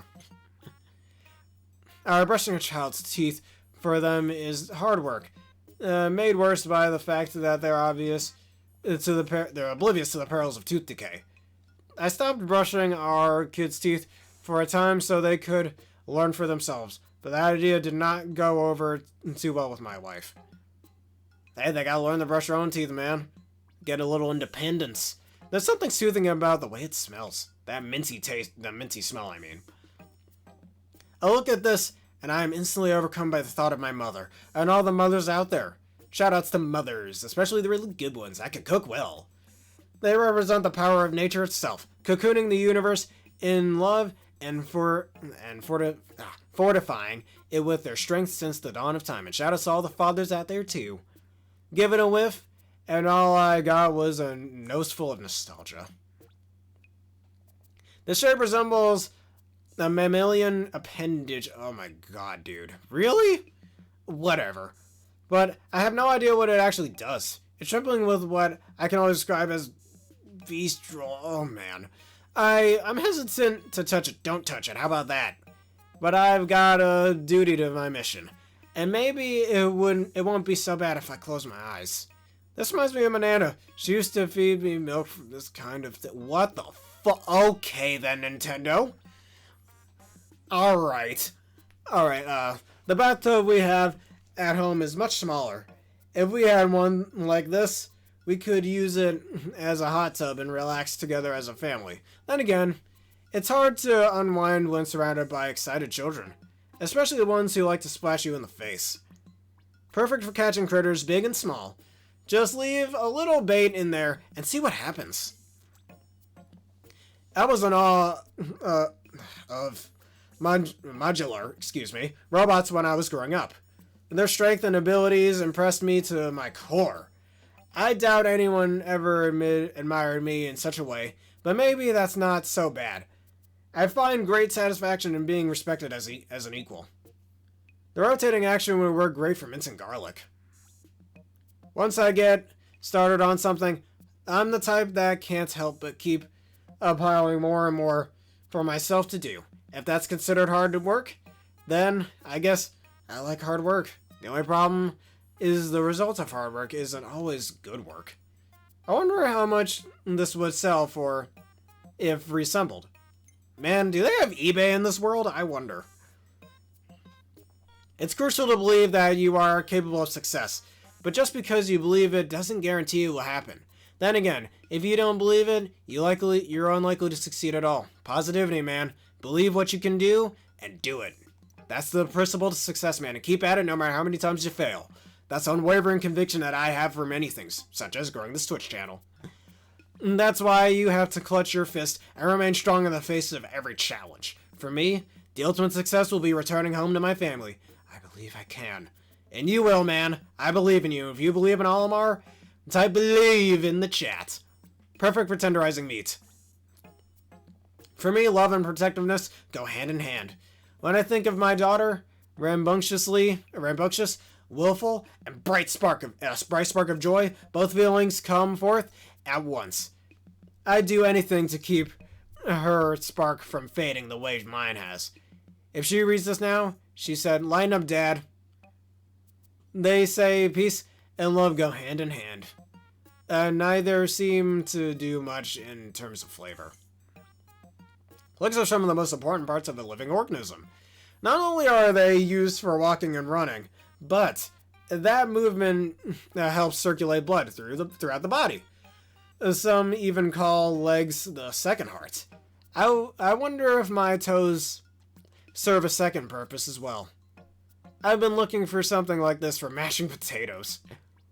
Many people don't recognize that they not only have a dominant hand, but a dominant leg as well. Really? A dominant leg. It's probably not as prominent as your hand, but that's something to think about. That leg can even be more muscular or longer than its non-dominant counterpart. Too bad for an imbalance between the legs can have staggering effects.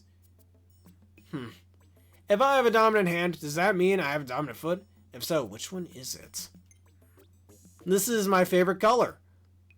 The white, the gray, or the red, or the black. I love how it imbues passion and emotion to everything it touches. Come to think of it, the first Pikmin I encountered were red. Perhaps that's why I instinctively trusted them. Colors can influence behavior and all kinds of things. I found the color unsettling. Blood! That's the color. Anyways, the color is very similar to that of the blue Pikmin. I prefer red though. My whole mouth turned blue after one lick, and some other stuff kept coming out blue from the next few days. Probably won't eat it again, even if it is my favorite color. Alright, I heard that Pikmin of the same color were found in the same location. Could there be a correlation? Some creatures change their appearance to match their environments. I'd like to observe what happens to those Pikmin when exposed to other environments. Makes me think of my favorite yellow foods. Found it in a dark location. Luckily, it was just bright enough to be spotted in the vicinity of purple Pikmin. I've never associated purple Pikmin with strength, but I've since had to revise my thinking. Reminds me of the color of almost frozen lips. Brrr. Discover it in an obscure locale alongside a white Pikmin. Creatures with bright colors are usually more likely to be packing poison. The brighter the color, the more toxic it might be, yeah. Dart frogs. While creatures with dull colorations are generally harmless, but this doesn't apply to white Pikmin. In fact, they're dangerously poisonous. No doubt they use this to their advantage. My teeth have been sparkling white ever since I used this to brush them. I wonder if it takes care of my cavities too. This color reminds me of the rock Pikmin. When I first touched one, it was surprised by how cold it felt. It was as pleasant a sensation as they didn't seem to mind my curiosity. Much like this treasure, rock Pikmin were found in a dark, chilly place. How appropriate. The boss likes to wear this color, cause I guess it suits grown-ups. Alright, an attractive color similar to that of the winged Pikmin that were found in the vicinity. It mystifies me how such helpless creatures have survived for so long. Their bright colors make it so easy for predators to spot them. Needless to say, I found them to be practically fascinating. Particularly fascinating. I look at a ripe fruit when it covers my face with this stuff. It makes me even hungrier. This color reminds me of the ice emitted by the sus... What? Okay, no Among Us jokes in the comments, please. Of the sus Nivis Ventis. It is a coincidence that I encountered this treasure and ice Pikmin in the same area. It is no coincidence that ice Pikmin are called that. If I licked one, I'm sure my tongue would stick to it. I look at this color and think about ice cubes. It doesn't matter how many I eat. They never fill me. The same color as the glow Pikmin that appear when while exploring at night. Many think neon colors are artificial, but they're actually the result of certain materials reacting to short wavelengths of light. So really, they are quite natural, and another example of how perception can be unreliable. If I painted my whole body with this color, would I disappear forever or never get lost? The statue seems to be imbued with the majesty of an ancient goddess. When I look up at her, I can't help but be mesmerized by her beauty until my neck starts throbbing in pain. My right hand is holding up a generous serving of soft-served ice cream. Chocolate, if I had to guess. While looking at the statue, I found myself smiling and petting its head for non-discernible reasons. It must possess a magical ability to cultivate people and convince them to do its bidding. How can something so devious and manipulative be so cute? All I'm getting are greedy vibes. This looks a lot like a figurine my son learned about in school. I've always wondered why she wears goggles.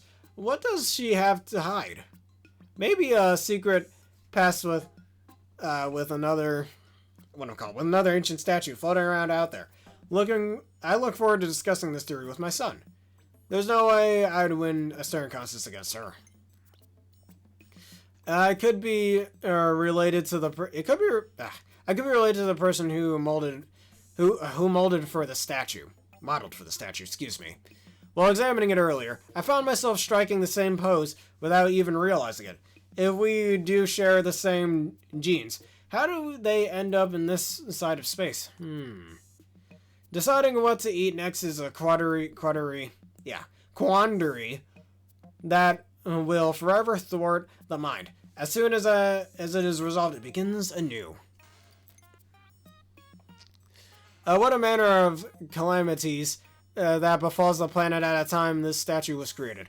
Apocalyptic catastrophes, extreme weather, the wrath of the gods. I wonder what gods they worship in this world. The questions that artifacts like this inspire are what make them truly valuable. This made a nice snack for someone. If there's a way to enjoy some eating rocks, I would like to know how. Whew, excuse me. I've never been the type to give up no matter how many times I fall. Never give up, man. It's the first lesson to life. I'll always get back up. At first, I thought I could practice alongside this machine, but its stubby body reminds me too much of the president. One glance at it, and I lose all motivation to continue. Oops, hold up. The shape itself is familiar, but that's it. Looking upon this warrior's calming visage is a peaceful way to spend an hour. The eyes seem to see through everything as if their gaze is freeing you from the darkness of your mind. Perhaps I've stumbled upon the sacred key to life's greatest questions. This bears a striking resemblance to something else. I can't pinpoint the exact moment, but this reminds me of the face my wife was made when I delivered a perfectly executed dad joke. That's a little freaky, but okay. It's been a long time since I've been face to face with such beauty. I can feel my heartbeat in my eardrums. What a mysterious and fluffy creature. I can't find evidence of them in any of the existing creatures' databases, but there's something familiar about them. It's almost as if I've met them before. I guess I'll chalk it up to an ancient memory that's been imprinted on my genome. I'd like to take a ride on either of these creatures. Quantities of warmth in your heart. What a brilliant idea. The next time there's a mix up between my wife and me, I can just show her the numerical values of my feelings for her. And then we could use that on her. And actually, that part might backfire. Oh my god. Okay, that's well written. I can't. I looked at the smaller end, and it was a little bit salty. Ew, don't do that. The rest was pretty unappetizing. Don't do that, man. Oh, that's disgusting. Tasks in... That's revolting, man. Anyways, tasks in space require accurate timing. Docking a spaceship is a good example of that. If the monitor on my ship were to break, I need to measure time using my instinct alone. This is the perfect tool to help me develop an accurate sense of time. It could be handy to have when collecting fruit and you're too tired to keep count. Maybe I may be able to embed this on the wall of the ship's computer room. It could be useful for making manual calculations should the ship's AI ever crash unexpectedly. Space pilots need to be preparing for any emergency, and I'll take all the help I can get. I'm not sure if I'm using this thing correctly. It looks like it has buttons, but they can't be pressed. This is an extremely sturdy calculator. I never thought sturdiness was a necessary quality for a calculator, but I do recall my wife recalculating our monthly budget multiple times after shopping trips with extreme vigor. And the calculators I've used for both life and work do have a tendency to get thrown around. I guess the craftsman on this planet had the right idea. It's a nice place to lay and think about the day. The adjustable pod mold to your body shape. A strange life form that mimics octopuses. They have octopuses in this world, confirmed. We've discovered other creatures that use mimicry, but in this case, it's fairly unconvincing. I'm not even sure it is a life form. I intend to dissect it to investigate further, but first, I will try one tiny bite. The head and tail have the same flavor and texture. It tastes like fish. It's disturbing to see a mouth that can be removed like a cap. If it were reattached properly, would the body fluids simply pour right out? I remember when a suddenly alright airtight container I bought once failed. My bag smelled like onion soup for weeks. Just one splash of this creature's liquefied innards improves the flavor of any dish. I'll never leave home without it. A fossil excavated at the beach. From this shape, I can deduce that it was casted by an aquatic creature. That could indicate that the current state of the beach was once the ocean floor. It only took one bite of charred space newt to straighten Nana's bad back. I wonder what medicinal properties this may have. Discovered along a mountain stream, this shape reminds me of a type of footwear used when moving through shallow waters. Perhaps this creature mimicked the shoe prints of this parent's inhabitants as a way to hide in plain sight and steal their food. An excellent tool for matching and grading fruit. This spear looks like a rocket from the early days of space exploration. It may even conceal some kind of propulsive force within, but I hope it has a more romantic history that it protected explorers as they sailed through space pursuing their dreams. Cold to the touch, but fun to climb. My little girl has always been the princess of our household. If there was a miniature version of this, I'd love to present it to her as her own personal fork. I can imagine it now. She'd be so ecstatic, swinging it around, wreaking havoc, scaring the dog, never mind. I think our little princess is a tad too spirited for a gift like this. Yeah, that's dangerous, mate. If two people worked together, they could use it to drop fruit from a considerable height. Excuse me. Careful. This tool is very sharp. Its original owner must have wanted to pierce or crack something open at any cost. As a lover and perceiver of unique objects, I'm not quite sure I understand the purpose of value for anything such as this. I think of all the hard-shelled snacks I could open with this thing. Think of all the harder. Okay, whatever. Alright, during slow days at work, I like to play this game where I use the zero gravity to float toy rockets in front of the ship's window. When I, what do I call it? When I act out scenes from my favorite childhood TV show, and pretend there's a galactic war going on in the distance, I should probably edit those notes before the president asks to review them. I jumped out of my skin the first time the display lit up. I think this might be a tool of wandering off predators. Perhaps I attached it to my back and the creatures of this planet would be deterred from chasing me. I could test this theory on the Pikmin. Of course, they might end up carrying me instead. Treasure and all. Ooh, it's so shiny. I can't decide if I'm drawn to it or if I should run it in the other direction. I like pressing the different directions of the mathematical symbols, but there's something captivating about the two round buttons. I can't help but want to push them over and over as fast as I can. I don't want to break them, but I don't want them to stop either. Nothing and no one tells me what to eat. Now, how interesting that the artist used a black plank as a canvas and how they chose to depict the pilot. They look like the type that work hard for the beloved family. Though the design of the spaceship is all wrong. Good luck flying that thing through narrow meteor crevices. I've been looking for a tray like this to use at mealtime. It looks pretty easy to carry, too. No more meals will be lost to the poorly placed wall. It's a bit unusual to call something a masterpiece before you read it, but I've got a good feeling about this one. I think it's meant for children, but is it about a boy or a girl? Hopefully both. It's been hard to please everyone in the audience at bedtime lately.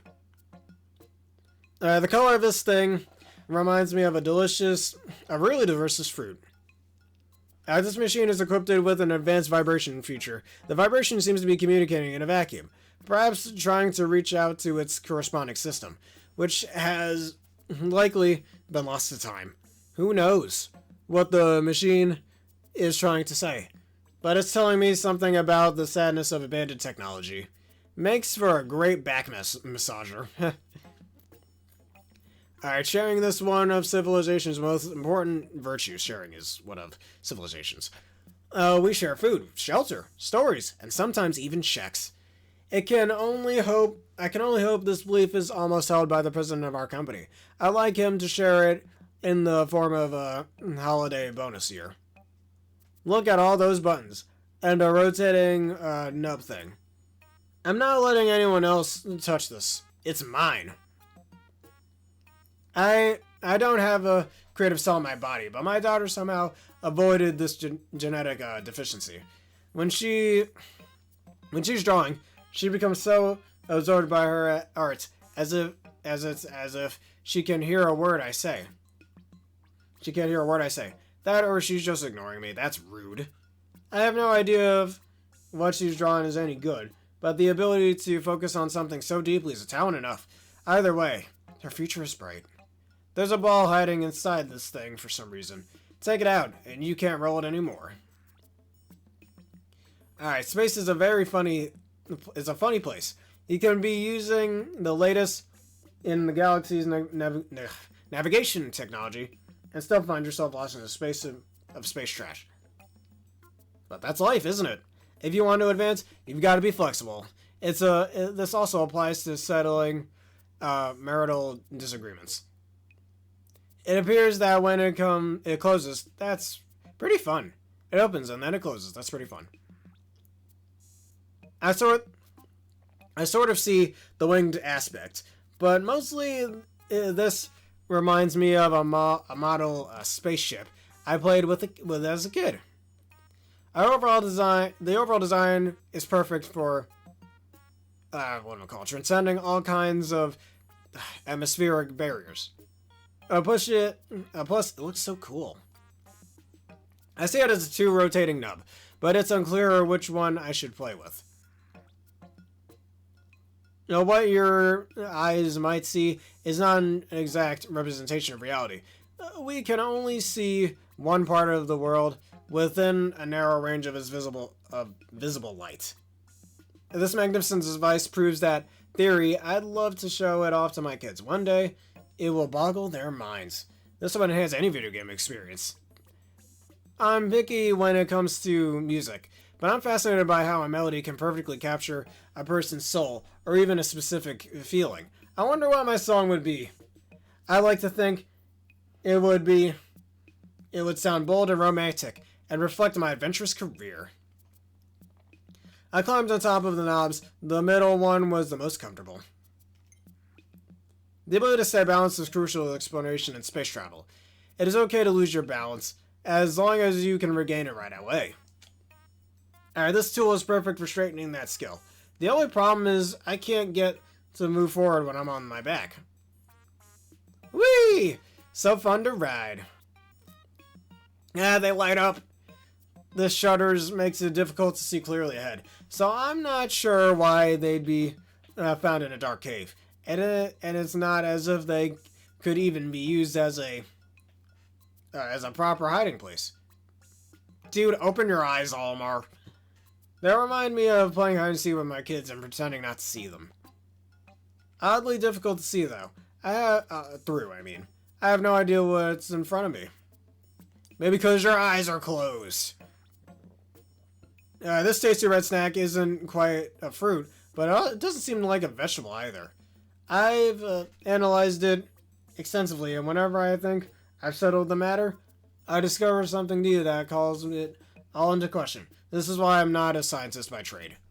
Exquisite balance of sweet and sour. The umami flavor almost doubles when cooked with meat. When I was a student, a girl in my class asked me to go shopping with her. It would have been rude to refuse, so I went. My friend kept hassling me, saying it was a date. I was so embarrassed. But come to think of it, my wife asked me out soon after that. I wonder if she was jealous. Yummy, but not very filling. This plant grows so fast it reminds me of my own children. One day, they are little babies in my arms, and the next day they sprouted up into full-fledged people. I have my wife to thank for that. She does so much while I'm so frequently away for work. These lights grow fast, but not faster than I could eat them. I'd be happy to prove it. I once saw a prototype of a spaceship shaped a lot like this. Ugh. Unfortunately, it didn't fly straight. It just spun around in place. Examples like that are usually why I prefer a more traditional approach. Being original for the sake of originality is usually a waste of time. Stir fry over medium heat to get that melty inside and crunchy exterior. Now, during my explorations, I found vegetables like this. I've never seen anything like them. This dark-dwelling vegetable stores all of its nutrients, energies, and its roots. I think the name that it's been given, Child of the Earth, is very fitting. When left unattended, the leftovers will begin to sprout. I might try burrowing in underground to see if it takes root. If I take root. When my son was born, I was almost immediately worried about him. But it was different with my daughter. I sensed from the start that she was strong-willed and sturdy. A sweeter version of her mother. This daughter of the earth reminds me of her. I bake in a hot oven until you can pierce the middle with a fork. Slather with butter, while still warm. Sweet potatoes are the best. Large, and the size is right for retrofitting into some sort of vehicle. Maybe a carriage. A carriage, I mean. But then, what do you do with all the goopy inside? Have you ever tried making pumpkin puree? It's really fun. You all should try it if you ever buy a pumpkin. Alright. Flippantly, throw them out the window as you roll away in your fancy new transport. Never. I am vehemently opposed to wasting food. I agree with you, Olimar. Loud and clear. Skip out the flesh and bake it into enticing and fruity sweet flavor. To elicit a fruity and sweet flavor. I don't need any special tools to break one of the shells. and the fruit inside is edible. Cracking these open is so satisfying that I find myself getting carried away and opening one more than I could possibly eat. Note to self, work on moderation. Crack open the shell sack on the crunchy nut inside. Don't forget a drink. These make you thirsty. They are quite salty. The shape of this fruit looks a lot like my grandma's face. It's so similar that if I were to name it, I'd call it a grampy face fruit. My wife's always thought my taste in names was catastrophically bad, which is why she named both our children, but I think this one has a certain ring to it. Get me grilled or sauteed, but I like it best when eaten raw. The first time I rode in a spaceship, I was a student working part-time for an intra-space transport company. The excitement I felt during the first launch was unforgettable. The iconic rocket engraved on this shield reminds me of that moment. Shimmers and sparkles in the sunlight. It's bewitching. Yeah, it's bewitching. When I was little, I looked at pictures of planets. Imagine that the ring around them were the roads you could travel on. Of course, once I get into space, I learned that those rings are usually made up of dust particles. I've never been so disappointed. A jelly donut on the verge of exploring. Hat. Someone told me that when a satellite is decommissioned, if its light will start to blink spontaneously as it falls through the atmosphere, it's likely a glitch, but I'd like to believe the satellite's is sending one last message before burning up into nothingness. Comfortable spot for a quick nap. The figure on the shield is wearing something quite similar to our spacesuits. That would mean these living things must have looked something like us. I wonder who they were and what their faces looked like. Could they have been an ancestor who migrated to space to our planet long ago? The mouth is huge and trying to eat something. Floating cookies, I think. Alright, I often encounter comets and meteors on the job, and collisions are bound to happen.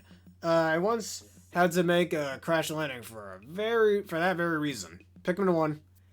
I like to look back at these events as unexpected adventures, but at that time, they're pretty harrowing. Could be easily mistaken for some kind of jewel and sold for a hefty sum. I like to find more of these. Even though it's awkward to handle, I assume it's a weapon of some sort. I like it how lightweight and user-friendly it is, but I'm not sure how effective it would be against most threats. Either way, it's a lot of fun to play with. I like the way it looks when it's plunged into a fruit. It must have been pretty hard to see this sword in the forest, as it would blend in with the foliage. Applying epithetic, a coloration to a weapon is more than just practical. It's brilliant. I'm always amazed at the creative solutions that float around in the minds of others. Looks a lot like grass.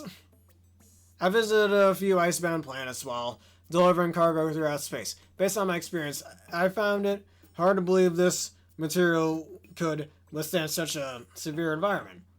I think it's likely this object was used for another purpose. It's fun to stab fruits with this thing. My son used to have a toy sword in a similar color. He was obsessed with it and brought that sword everywhere he went, including the dinner table. That is, until I explained that it was dishonorable for a hero to attack a weaker citizen wielding only a fork. Interesting colors. I never have to use a fork again. With all these different colored swords, I assume that the armies on this planet color-coded their troops. An entire unit with matching colors and uniforms would have been a sight to behold. I'm sure this color especially stood out. When a shaft of sunlight hits the handle just so, its beauty overwhelms me, and it's like I've never transported into a painting. I've been transported into a painting. Super Mario 64 reference. Thought I'd take it out on the water, but it sank as soon as it boarded. Alright, just make sure I didn't miss that. They say it's possible to float this unfloatable boat with the help of dive intervention. That sounds a lot. That sounds a lot like luck to me. I had my fair share of bad luck, but at least I've been fortunate enough to survive. Anyhow, my chances don't look so good. I'm much more used to seeing fish painted in profiles instead of from the top down. I suspect that it's supposed to float on the water, but I'd be quite startled to encounter a fish like this under normal circumstances. This fish is too hard to chew. Inedible. Oh, my eyes! They can't stop spinning! So fun! The moment of the universe has always seemed so slow to me. But this is a matter of perspective. Maybe the moment of this object is how a higher power perceives it. We are all so small in the grand scheme. I get dizzy thinking about the epic scale of space. Or is it just the space spinner? Attaching an intangible wish to a tangible object seems to be a universal habit. I wish for my family's happiness, but I haven't quite found the right talisman to attach to it.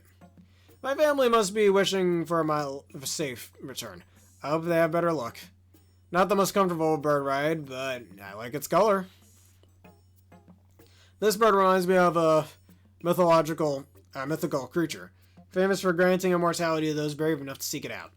I have no interest in living forever, or maybe the idea of risking my life for the sole purpose of avoiding death just sounds a bit wonky to me. Why not enjoy the time you have while you have it? Anyways, this is a nice shade of red. Enjoy the time while you have it, man. An excellent lesson. I was disappointed to learn that I can't fly. It can't fly. Shame. You should enjoy the deeper things of life, like I'm enjoying right now with the Gamer Bears. To have a charm that's solely devoted to financial luck comes off as vulgar as giving me an aching feeling. On the other hand, money is a necessity. Yes, it is. And those thinking money is the root of all evil, you are wrong. It has an inescapable fact. And that is an inescapable fact. Well, there is one escape. More money, wouldn't that be nice? To have a bit more. Maybe we could sell this for profit. I am deeply moved when I imagine ancient people entrusted the small, smooth ball with their hopes and dreams. When passing it down through the ages, that'd be a comfort to know that my dreams won't die with me, but will somehow transcend time. I've been to it, thinking it was a fruit. Sadly, it's not. I'm so bemused by the idea of catching a dream, but it's difficult to achieve in practice. I still haven't been able to catch the ball with the spike upright. Perhaps I need to try an easier angle, but would that diminish the challenge, and thus the quality of the dream? You may be able to poke something with the spiky part. Don't worry too much if it deflates. Simply pump more air into the top hole, and the original shape is restored. The material, though paper thin, seems to repel water. Such a aspiring creation. Only the most advanced civilizations could conceive of such a work of art. It's like a metaphor for both fragility and durability of life itself. The sound of it as getting crumpled up sends shivers up my spine, in a good way. Okay, dude. I once had a trump card, a premier license, given only to the first-rate space navigations officers. They'll allow you to bypass the arduous, license renewal process. But I'm sure I lost that qualification with this recent accident. Guess it's back to annual visits to the license renewal planet on the edge of space. The lines are always so long. I've always wanted to play the trumpet.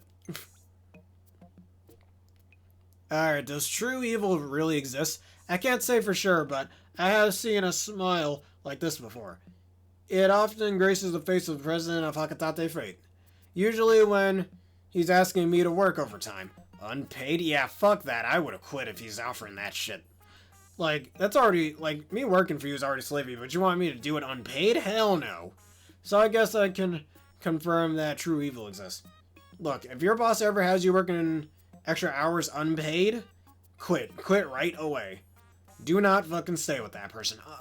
If I'm required to stay here and still follow your rules, I should be compensated for it, dude. And my only prize is keeping my job? Hell no. Get the fuck out of here. Still have to suck up to your rules, but I don't get paid? Hell no. I like the look of this character. Seems like a full companion. Some might look at this and see a symbol of life, but this treasure represents courage. This treasure better represents courage. The two are closely related, of course. Power and wisdom are also the roles to play. But without the courage to take that first step, your journey cannot begin. Always take the first step, man. Never hesitate. He who hesitates is lost. The symbols remind me of mock bottoms. I'm hungry again. Alright, there's physical power and then there's mental power. Everyone, also Zelda reference before, everyone who witnesses an argument between them and my wife could clearly see who's quicker, on their feet to the heat of the moment. That doesn't bother me so much. I just wish I had the same fortitude and wit to stand up to the president. And all I see are empty plates in need of some food. Alright, possessing wisdom isn't always a good thing, sure. You can examine a subject from multiple angles, but you can also get stuck in a maze of thoughts. Am I envious of people who can just act on instinct without overthinking every last detail? Let's see, I don't. Maybe. Works well for a makeshift fan, and even features a picture of a salad. Also fans my appetite. I've had a lot of sweet fruits that look like the ones shown here. If my travels through space and my time spent observing various life forms have taught me anything, it's that love can take many forms.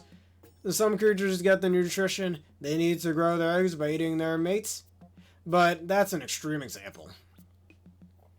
I love the love I feel for my family and the passion I have for my work, and so very important that are so very important to me, but so is money. Love and passion are all well and good, but you can't appreciate any of it if you go hungry. And you'll go hungry in this universe without money. Yep, money is super important, dude. Money makes this world go around for a reason. The collection of jewels such as this would sell for a lot of cash. Alright, in my line of work, it's crucial to stay on top of your to-do list. And when things are busy, it's easy to get sloppy and let things slide. But that's when consistency matters most. There's nothing like a rush of joyful relief you feel when crossing off a task. Looks like a veritable garden of crunchy sandwich filling. Appears to have the same composition as gold on my planet. I've heard that some heavy elements, like gold, are created during a rare collision between neutron stars. But I think the same element exists on a faraway planet, reminds me. Space is so vast. Excuse me. When I see this, all I want is more. I've lived through some harrowing events, and the tricks to survive in space is preparing for every possible situation. But this is technically literally impossible. Sometimes you just need to roll the dice, hope for the best, and let the universe do its thing. Only useful when deciding between 12 or less options for your next meal. Having to choose one out of 20 possible scenarios during a voyage through space would be an object lesson in randomness, and very unfortunate. On the minuscule chance it should ever occur, the only situation would be to throw up your hands and laugh. Fun to watch because it rolls so well. When I gaze at the stone, I can feel my fate being forecasted. It must know what's going on. What's going to happen to me. I'm sure it sees that I'll be hailed as a brilliant visionary and braver explorer when I return to Hakatate. I'm not sure which is luckier, 1 or 6. While exploring, I'm often faced with the difficult question, which way do I go? North, south, east, or west? A tool like this could be useful in those moments. Of course, one roll would be too random. It'd be best to roll it 100 times and take the average results. No, I take the best result, man, not just average. Climb at your own risk. I hope to one day celebrate a high-numbered birthday, but I don't think there will be any large birds in attendance at the party. Just think of how much trouble they could cause. If space has taught me anything, it's to plan for the worst case scenario. The bird looks like it has a lot of meat on its bones. Alright, sometimes springtime always reminds me of the days I moved out of my parents' house.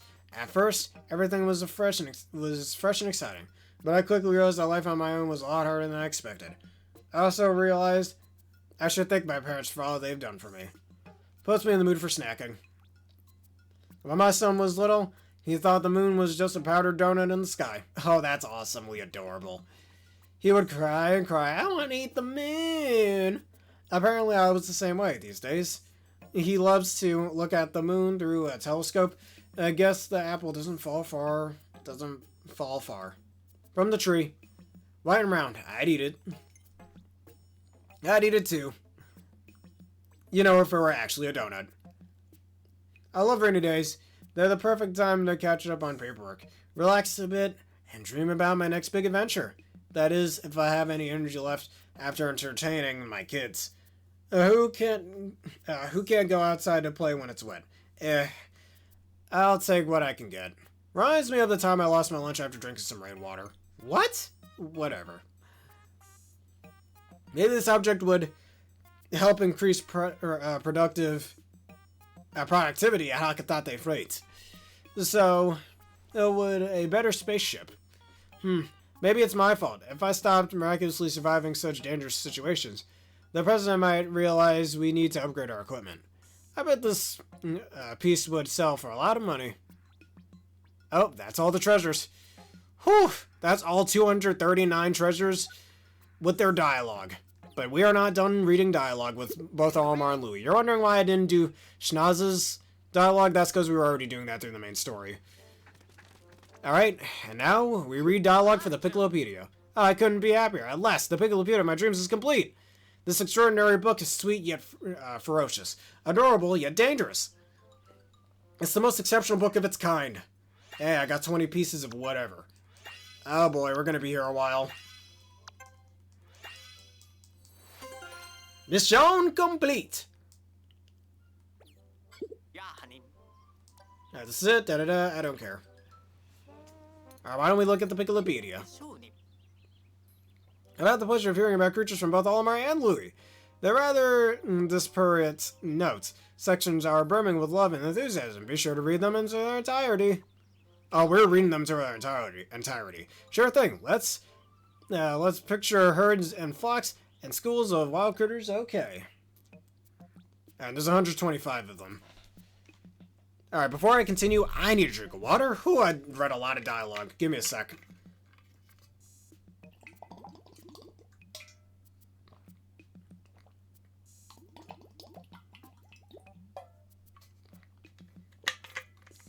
Always hydrate yourself, kids.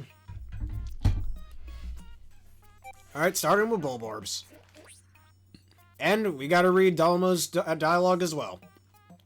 A miniature reflection of a mature Bulborb. When you see this little mimic stomping around on his stubby legs, you'll fall in love with the remarkably clever beastie. Just a skilled, tiny trickster could mislead anyone. It's born to be adored.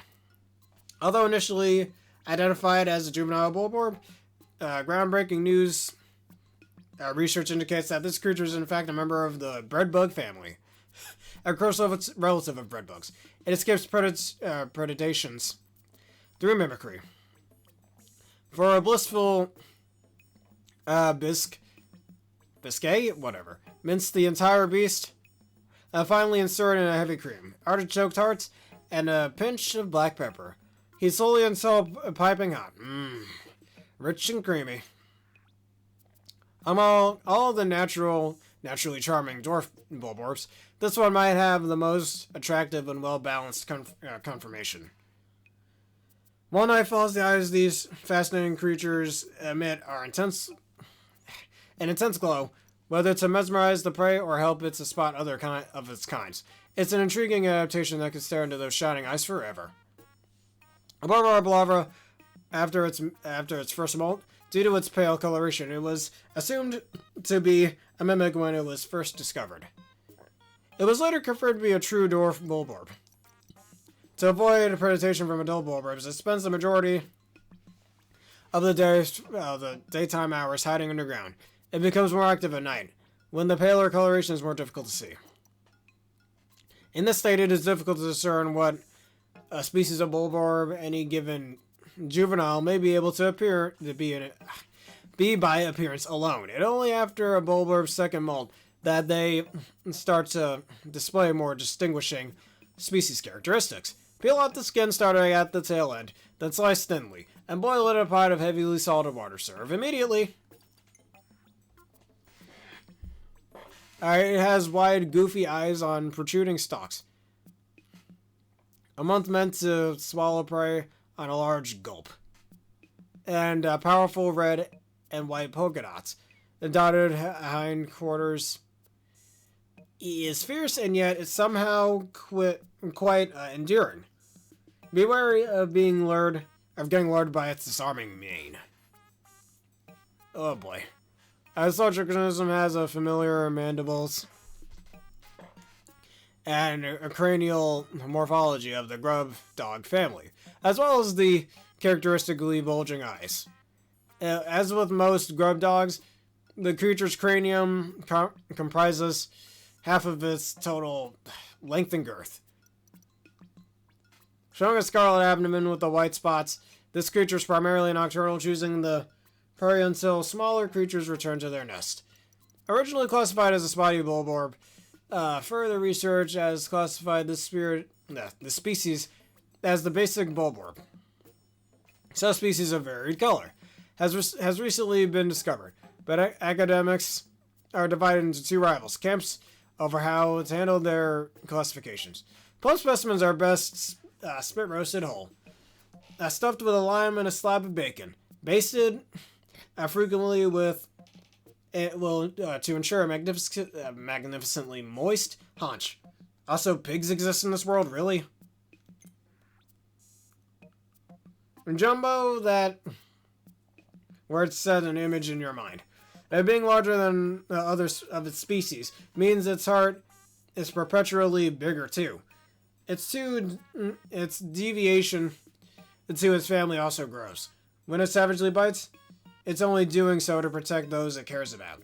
The only living critters can sometimes also be the fiercest. Also, its eyes look kinda weird.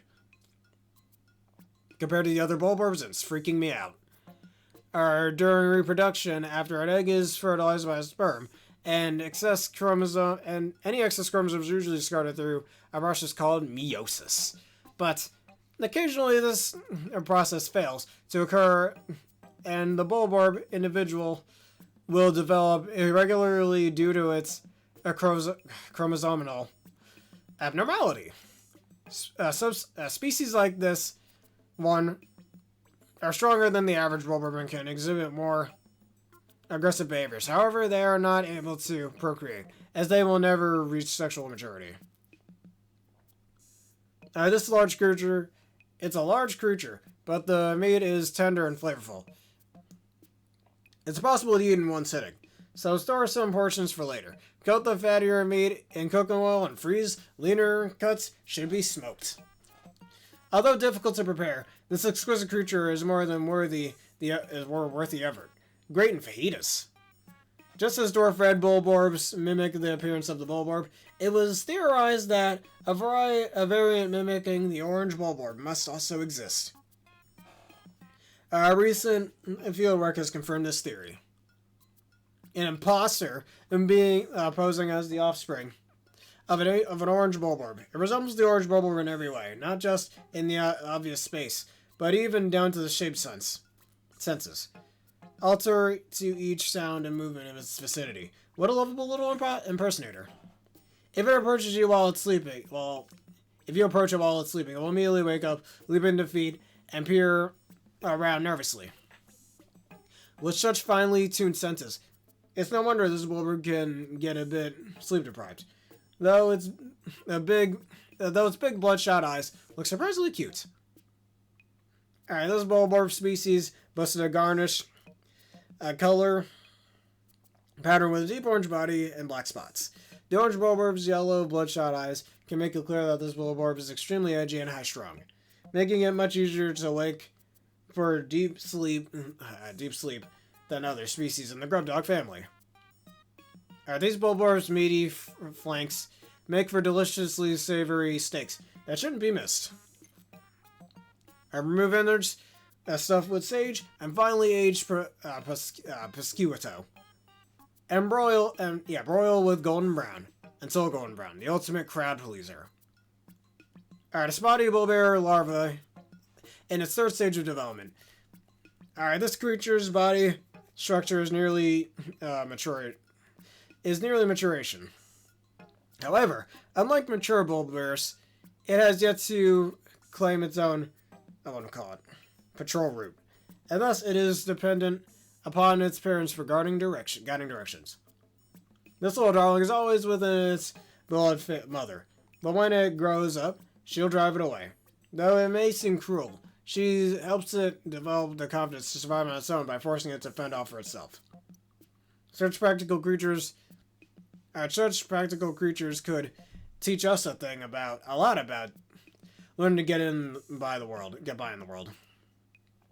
One glance at, and you'll never forget them as long as you live. Those unmistakable bold lips. Yeah, most distinctive feature like this. Features like of which I've seen nowhere else in the universe. When I gaze upon them, I wonder if the lips serve double duty as a way to feel the world around it, since this cute little cuddler has no fingers. A mid-sized subspecies within the grub dog family, the spotty bullbear's unique feeding habits set it apart from other grub dogs. It patrols a set path searching for a prey instead of passively feeding on creatures that wander in a limited territorial range. When entering spotty bullbear habitat, it is wise to proceed with extreme caution until the bullbear's patrol path can be clearly identified. Really? Good to know. From an unrivaled green curry peel away the spotty bullbear skin, pulverizing the juicy innards, and stew until curiously fragrant. A sweet and savory meat that pairs well with a simple green salad.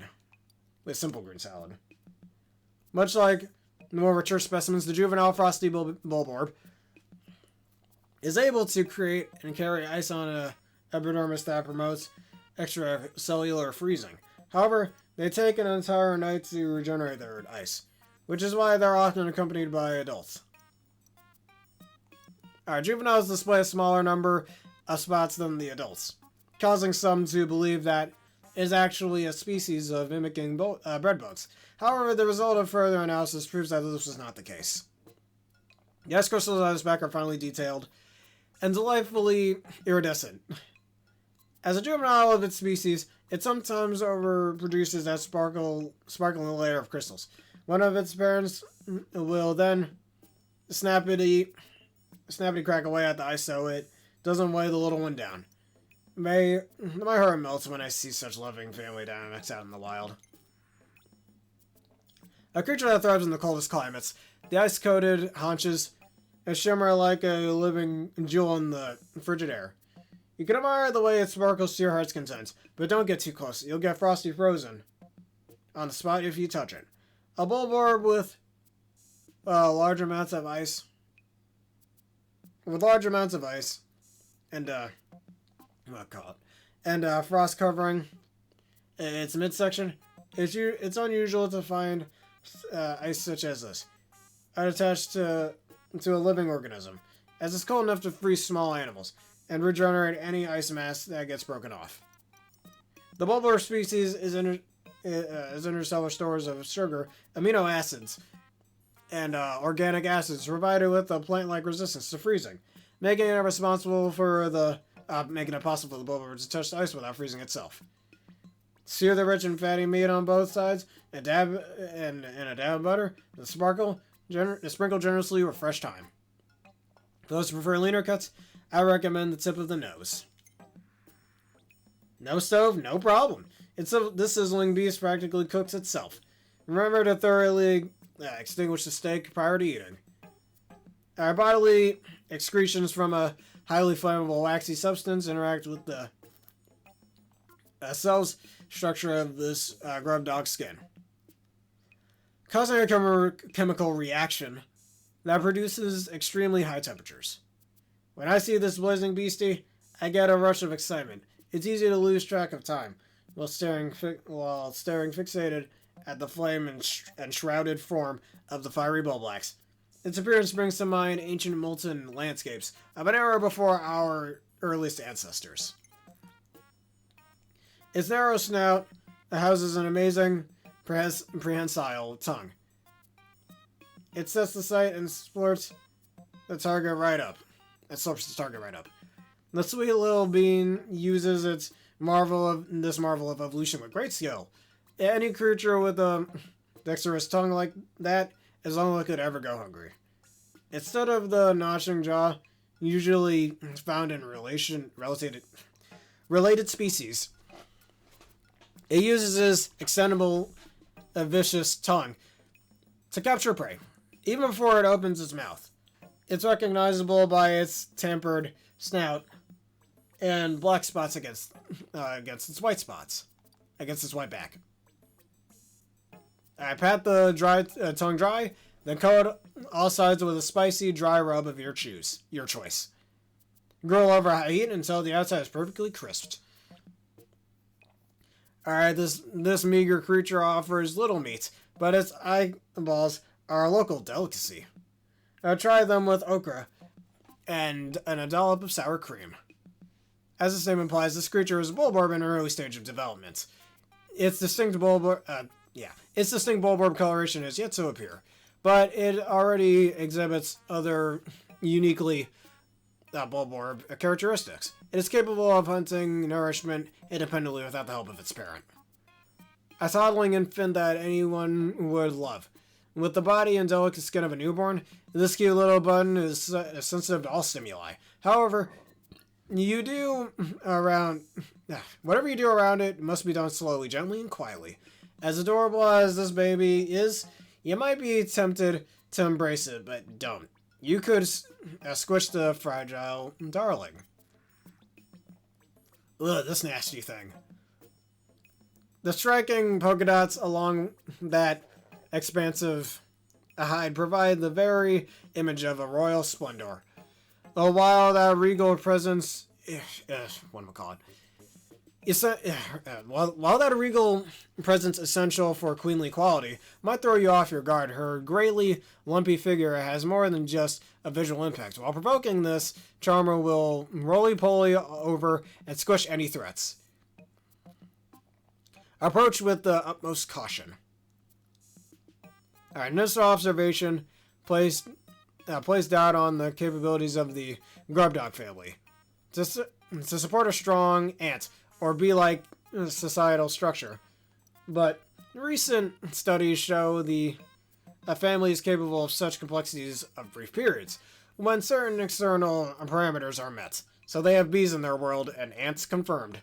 The egg sac of the largest female grub dog with a given range swells to dramatic proportions in response to environmental changes, such as the sudden depletion of prey species. These females temporarily take on the role of pack matriarchs. For a sophisticated delicacy, make a pâté de foie gras from the massively obese creature's liver, and spread it over a sesame cracker. Oh, the Emperor Bulblax. To prep the tongue for cooking, marinate in olive oil and chop into cubes. Stir into a pot with carrots, potatoes, and chives.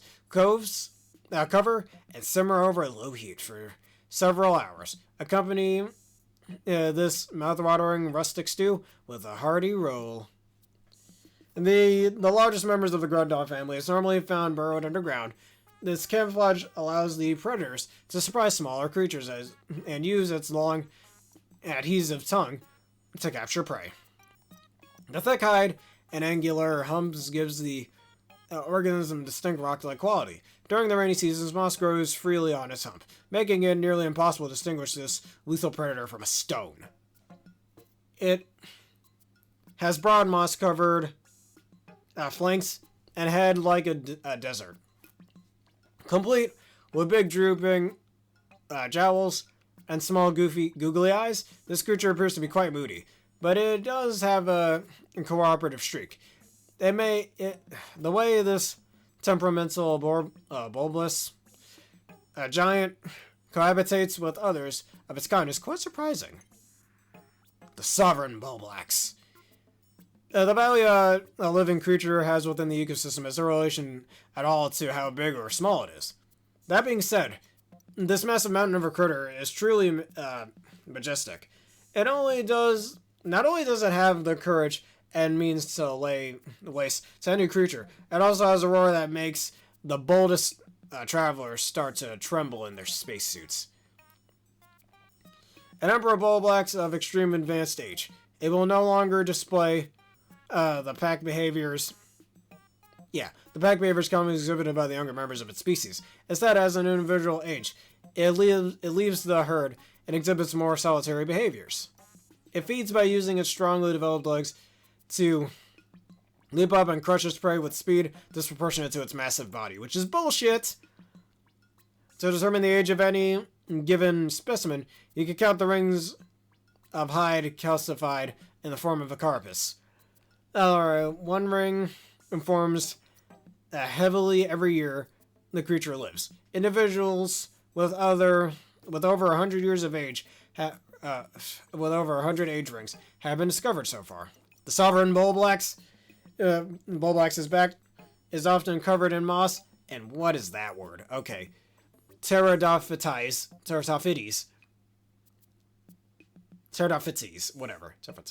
whatever. On a few occasions, specimens have been found with a rare species of mushroom called bulboreal growing on its back. Alright, for a light appetizer, pluck the ferns off its back and lightly cook to remove any astringent flavor. The tongue, eyes, lips, meat, and fat are very tasty and can be prepared in a variety of ways. Mature specimens have more highly developed umami flavor. Roast this flavorful beast for several hours, letting it stew in its own succulent juices. Don't worry about overcooking this beast. It's scorch-proof. That's cool. Then how would it cook in the first place? But we're finally out of the bulborb territory, thankfully. Also, sus. Cool. Among Us jokes, everybody. Alright, this creature expels a volatile phosphorus compound from its snout that combusts upon contact with air. This fire-breathing ability is dependent upon the air to fuel ratios at its mouth. It's taking a toll by throat again. I'm a tired bear, anyways. Catalyst reaction within the expelled compound and purification of the compound. Thus, it's highly unlikely such a complex process could cause the spontaneous explosion of a fallen blowhog. This process is also, perhaps, to avoid risk of spontaneous combustion in the belly of a live specimen. However, one should still treat a fiery blowhog with great care during transfer. You'll recognize it by its plump, bottle-shaped torso and round, bright red mouth. Have you ever seen such an adorable creature? But no matter how cute it seems when observing this species, you have the best remain behind it. Otherwise, you could end up in its path when it spits a gout of fire and get cooked right up. Though it looks a lot like its flame-spewing counterpart, remember that blue around the mouth is for water and the red is for fire. Keep that in mind and you can avoid being unpleasantly surprised. A watery bullhog's shower to wash away all your dirt and woes, and the end of the day doesn't sound so bad. A variant species of the fiery blowhog, the watery blowhog lacks several of the genes necessary for the production of fire production catalysts, and thus expels jets of non-flammable liquids. This subspecies appears to have only recently evolved. However, the hereditary traits of its variants are dominant and highly robust, so its population is rapidly increasing. The beast's unrivaled moistness gives it a melt-in-the-mouth quality that's uncomparable. Sparkles lightly with salt, and eat while the ice bag is still fresh and crunchy. Just one bite will give you the most satisfying brain freeze. This species has the ability to condense out of atmospheric carbon dioxide within an organ called a cold sac. The cold sac creates dry ice, and its vapors are then expelled as icy breath. A close relative to the species, the fiery bullhog, can keep its internal body temperature from rising because of the phosphoric compounds it expels. Only ignite when they make contact with the air. In contrast, the snowy bullhog maintains internal body conditions below freezing, and its other internal organs are protected by thick layers of fat and extracellular freezing that occurs within its cold sac. Oops. What's that? You think the different types of bullhog all look the same? That's racist. You need to look a bit closer. For example, this little fellow has light yellow eyes. I never noticed that. And an aquamarine body with turquoise lips and blue nails.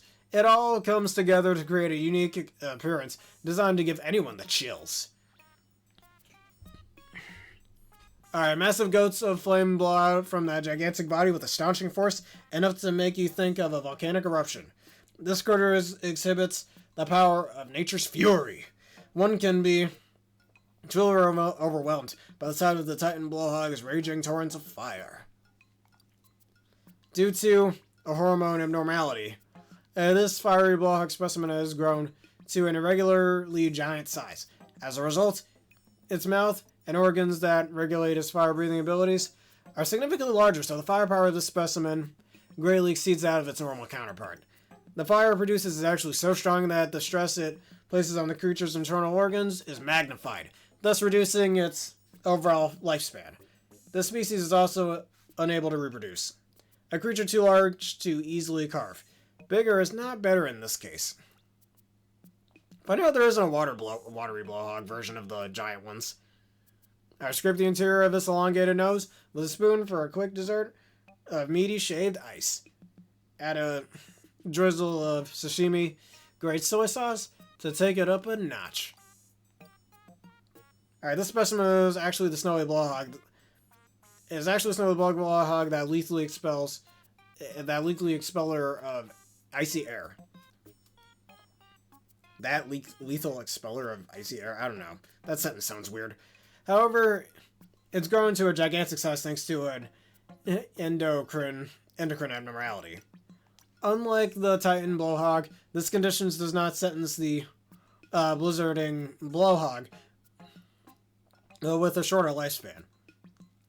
In fact, its lifespan is actually much longer than that of the average snowy blowhog. The organs that produce the dry ice that are larger than the species, perhaps, in order to make production more efficient. The creature blows an unending gale of freezing blizzard-like wind. Talk about lung capacity. With this hulking, darling around, we could down those hot summer days in an instant. Though it does exhale carbonic acid. Maybe that's not such a good thing after all. Alright, setting its unwavering sights on its target, it makes a ferocious mad dash at full speed. Even if you hit it really hard, you won't slow down this bold beastie. It single-mindedly carries through its actions with an unwavering focus that inspires me to improve my focus on my own tasks. Similar to an ancestor of the fiery blowhog, this creature has a pair of sharp tusks that it uses to charge enemies with vigorous violence. It demonstrates its aggressive nature when it pursues its prey and when it attacks by a predator of its own. In the case of the latter, the tusked blowhog will attack its attacker, causing them to balk while it can dash away to safety. The species is also an extremely sharp sense of smell, which it uses to detect the phenomenon-like sense of its favorite food, underground mushrooms. Stew with root vegetables with wild greens and a bit of miso for a mouth-watering and rustic flavor. Drain all the blood beforehand to avoid that gamey smell. I carefully remove every grain of sand, peel back the exoskeleton, and slurp it heartily. Or deep fry it too. This specimen is a lithopod larva. Lithopods, like flint beetles, use internal metabacteria to aid chemical digestion. These metabacteria can only survive in certain environments, such as within the body of certain insects. So lithopod larvae do not contain any bacteria immediately after hatching. Larvae feeding on partially digested or regurgitated by mature lithopods, ensuring the larvae obtained metabacteria they would not normally have acquired. This little creature will spew a giant stone ball. What some call an edema when it feels threatened. A reliable cultural document assures me that similar items were used as a weapon in ancient wars. Maybe this creature is using it in the same way to fight wars for its survival.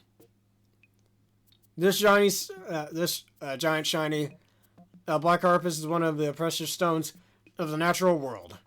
And when it lifts its ebony shell, the briefly visible flesh beneath creates a striking color contrast. This is a living work of art that transcends the imagination. The males of the species are known for their horn-like blowholes. When females reach maturity, their blowholes close, and they lose the ability to rot rocks. At the start of breeding season, the female's legs on rocks launched by the male. The rocks then become food for the growing larvae. Though once mistaken for an adult armored cannon beetles, this species is actually a naturalized, non-native species that migrated here from another continent. The horned cannon beetle can breed with adult armored cannon beetles, but only after the eggs will actually hatch. Alright, this hybrid species has the potential to seriously pollute the gene pool. Furthermore, exhibits aggressive territorial behavior, sometimes launching boulders at young armored cannon beetles, which has often driven the latter species to the verge of extinction. Drop into boiling water and then cook until the shell turns red. Remove the pot and peel. Sparkle and drain meat with rock salt. Alright, peel back the shell and sprinkle the tender meat with a dash of salt before slurping it up raw. For a refreshing dessert, pour fruit juice over the snowballs. Like other members of the lithopod family, its internal bacteria are specialized to form ice compounds from ambient moisture, which it then expels as projectiles. It technically doesn't rely on the cold temperatures to create its ice, which is formed by pressurized internal fluids, and act as a coldant. When the projectiles rapidly expand, they absorb ambient heat, lowering the air temperature enough for the moisture in the air to freeze. Whether or not there's snow in the ground, when this surprising sweetie comes around, you can have a snowball fight anytime, but don't expect it to go easy on you. You're in for a one-sided defensive battle, and you might end up looking like Snowman by the end. A beautiful armored bug that sparkles like a diamond. The sight of its busily thromping along, the way it sucks in air and spews out snowballs. Everything about it is remarkable. While standing transfixed by its stunned appearance, you end up covering in snow for sure. You'll end up covered in snow. Upon reaching maturity, the blowhole on its head closes, leaving it in its place when the pointed crest of Arctic cannon beetle shell. In order to get enough food in nutrient-deficient environments, adult specimens start breathing through their mouths. Some experts have posited that this adaptation causes the species to lose territorial competitions with the armored cannon larva, driving it into colder environments. Though this beetle has increased suction strength, it must ventilate via a spherical, a spherical on its abdomen and open its shell to avoid rapid body inflation. Boil its meaty legs with fully cooked, then drizzled, until fully cooked. Then drizzle with a generous amount of lemon juice. Once the juice has seeped its way into the muscle fibers, then suck the meat out of the shell with one big slurp. For an unforgettable quiche, slice these creatures up and mix with 4 eggs, 2 vine or ripened tomatoes, diced zucchini, and generous handfuls of feta and Swiss. Bake until crusty and golden. This beast is most flavorful if caught and cooked just after laying its eggs. The males of the species are purple and black creatures with tempered mouths, while the females are lighter in color and lack any armored skeletons. As with most Malbards, these creatures have regressed to the point where they have lost both legs and wings. They can be seen crawling around on the ground and are believed to be feed on the vegetable extract of the congealed fluids of expired Pikmin. Ugh. These little ones' primary food source is secretion from I am not going to pronounce that right. Embullerand and Bellaradice, and dices like Pikmin. To fill the bellies of so many sheargrubs, there must be a healthier population of that word creatures in this world. It's through sheargrubs like this that we get a glimpse of the hidden secrets of this planet. With its powerful jaws, the male sheargrubs can secure more food than the female, but it doesn't keep it all for itself. Right now, in the ground under our feet, mated sheargrubs pairs are sharing food with each other. What a generous, snuggly grub. This specimen is a male sheargrub. Having lost both legs and wings, the males burrow into the soil and waits to ambush small creatures that pass by. This beast's mandibles can be dangerous, making creatures such as Pikmin easy prey. Spread several specimens into the bottom of the casserole dish, layer with sliced avocado, and top with cheese. Bake until the meat is cooked through and the cheese is deliciously browned. Wait, they call them avocados in this world? I thought they were, well, I don't remember the name by head, but yeah. Are the best enjoyed when big and round and full of eggs. Salt lightly, then grill them squishy. Then grill. The squishy, sticky mouthful will have you coming back for more. The mama sheargrub will typically molt when it's fully matured. Then dig itself into the ground to prepare for egg laying. However, certain types, like this specimen, exhibit neoteny and retain the appearance of a juvenile of its species. If the species locates an ambient food source, they won't leave it. Sometimes they will stay at that spot for years, steadily growing to a gigantic portion like this one. Though the species has the look of a juvenile, it has fully developed reproductive abilities and can achieve impressively high birth rates. Its offsprings, however, are the same size as the typical sheargrub. Since it's exceptionally large, when it squirms to move or wriggle, minutely side to side to dig its whole body into the ground like a drill, you can observe it all in all its exceptional details. The way it moves is quite enchanting to watch. If only we could super duper size all creatures like this. It may be small, but it's full of vim and vigor. It hovers in midair, then zips straight to its target. And once it has prey in its jaws, it locks on tight and won't let go. The shearwig, a cunning and fierce survivor, has a death grip on my heart and soul. Unusual for their genius, flying mandibulards now retain their wings. However, only the adult males of this species can fly. The females of this species spend most of their lifespan underground. They don't emerge for a period after maturation to spawn, but they never metamorphosize. Metamorphose? Metamorphose. Grate this beast to his S and whisk with sugar, cream, and chopped dark chocolate for a lusciously indulgent mousse, or mousse. That's a true culinary group, coup de grace. Alright, hold up, I want to see something. Alright, so I read those creatures. Oh, we got a lot to go. Oh boy. Alright. Alright,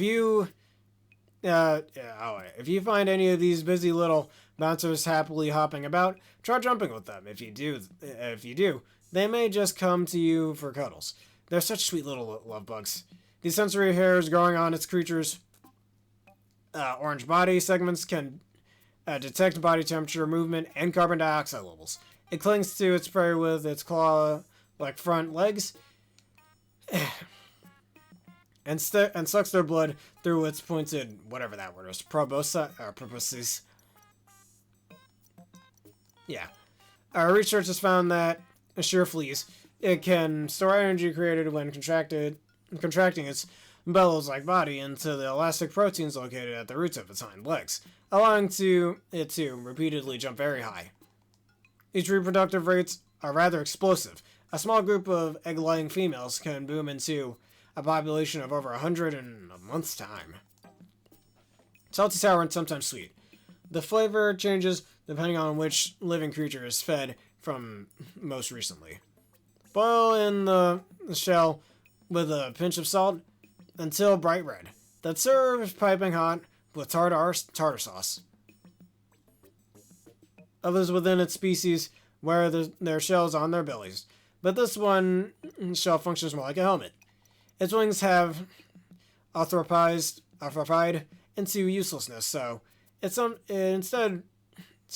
instead it buries beneath the ground and pops out, only to pierce prey with a needle-like proboscis and drain their bodily fluids.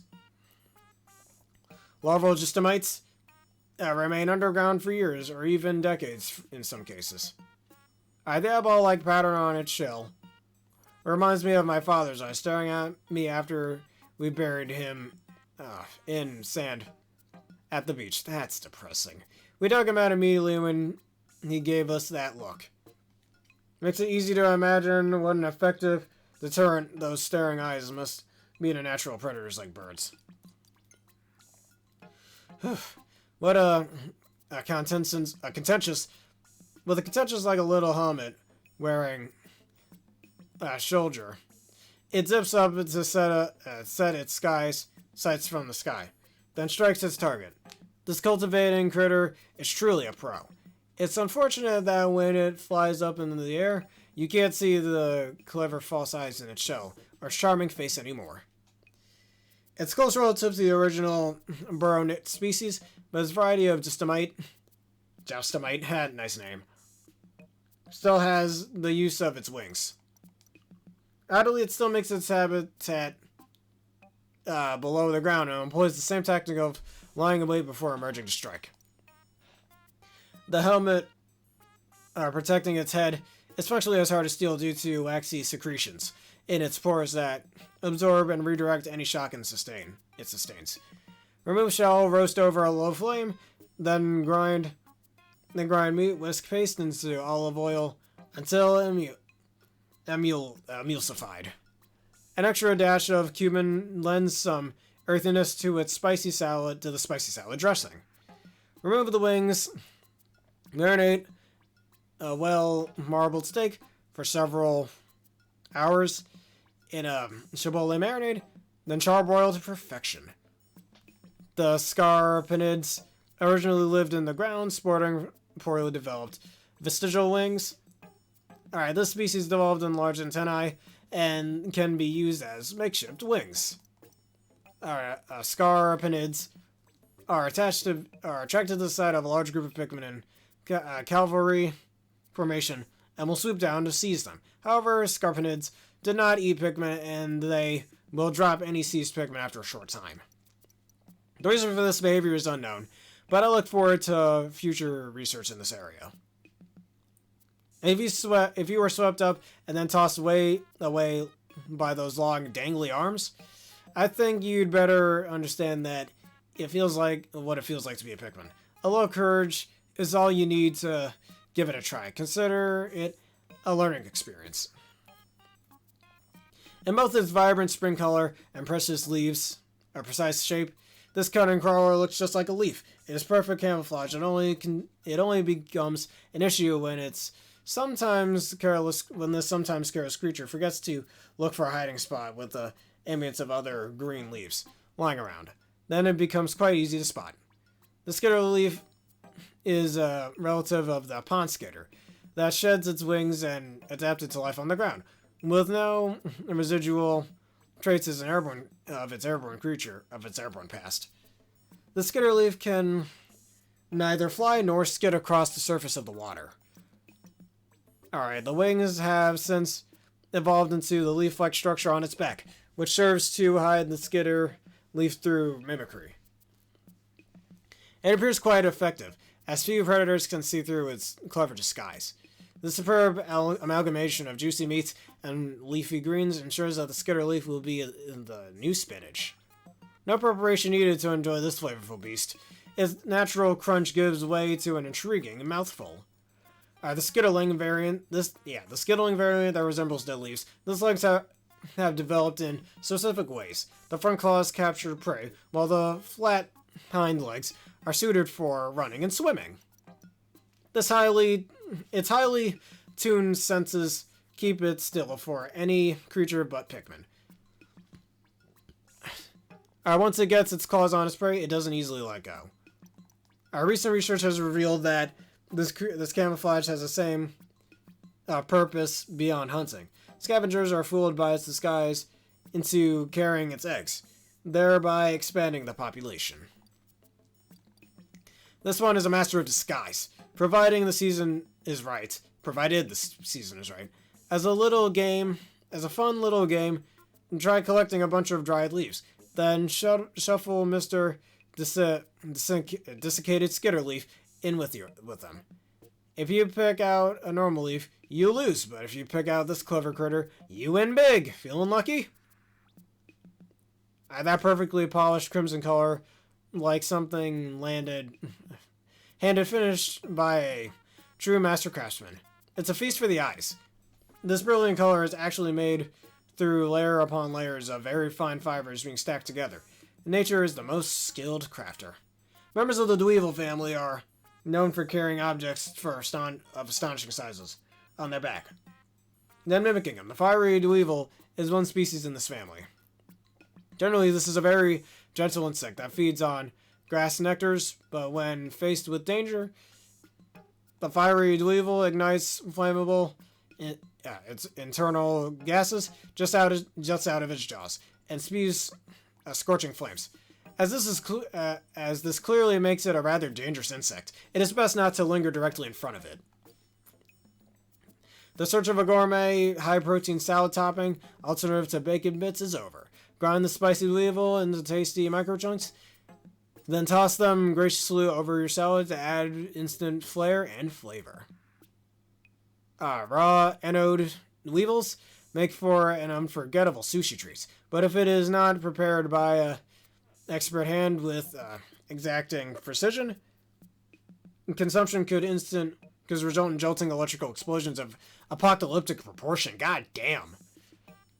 Members of the Dweevil family are known for carrying objects of astounding size in their back and mimicking them. The anode beetle is one species in this family. They seem to have no particular preference for which object they carry on their backs, as they will carry anything they can lift. They boast an internal organ that generates electrical charges, which the anode beetle, Dweevil, releases with its senses danger. We don't wake up every day feeling as good as we want to, but the bright fruity yellow color of this little charmer sure makes me feel like I've got my vitamins for the day. You might be able to loosen up your stiff muscles with this Dweevil's therapeutic electric shocks too. Oh sure, dude, when they cause electrifying proportions. apocalyptic, even. It's bewitching to behold the way it skitters around on those legs. Cylinder lapis lazuli, blue legs, while carrying treasure on its back. If in an excess of excitement, you reach out a hand to touch it. A startling splash should deter you. Be calm and quiet around this beastie. The hydroid weevil is a member of an insect family known for mimicking objects by carrying them around on his back. Several points of differentiation with other members of the species have been confirmed, such as the body color and behavioral patterns, but none of these suggest major deviations in the creature's genetic structure. This makes it clear that it is a relative of the family. When attacked by enemies, the hydroid weevil spits out bodily fluids in response. Spacesuits corrode and oxidize when they come into contact with this liquid. Inedible. Effects of consumption could include uncontrollable arm flailing and enthusiastic dishwashing. Alright, soak the legs in fruit juice and freeze and serve as a refreshing ice pop. Weevils have varying body colors in response to their feeding environments or habits. Each species feeds on different types of plants and small animals, so the symbiotic bacteria that creates their pigmentations differs as well. The ice-blown weevil lives in cold habitats and spews frigid gas, so the workings of its symbiotic bacteria are dulled and it retains its natural color, which is white. It's been confirmed that in most climates where food that the firewood weevil eats is rapidly available, the ice-blown weevil's coloration is much peachier. Oops. Can't skip that dialogue. Achoo! It's always important to keep your cool, but my proximity to this frosty darling may be making me a bit too cold. Just one blow from this critter as it skitters about on its icy long legs is quite chilling indeed. This is just another different colored weevil. Not at all. Is this another different colored weevil? Not at all. You'll see that fashion leader of the critter world.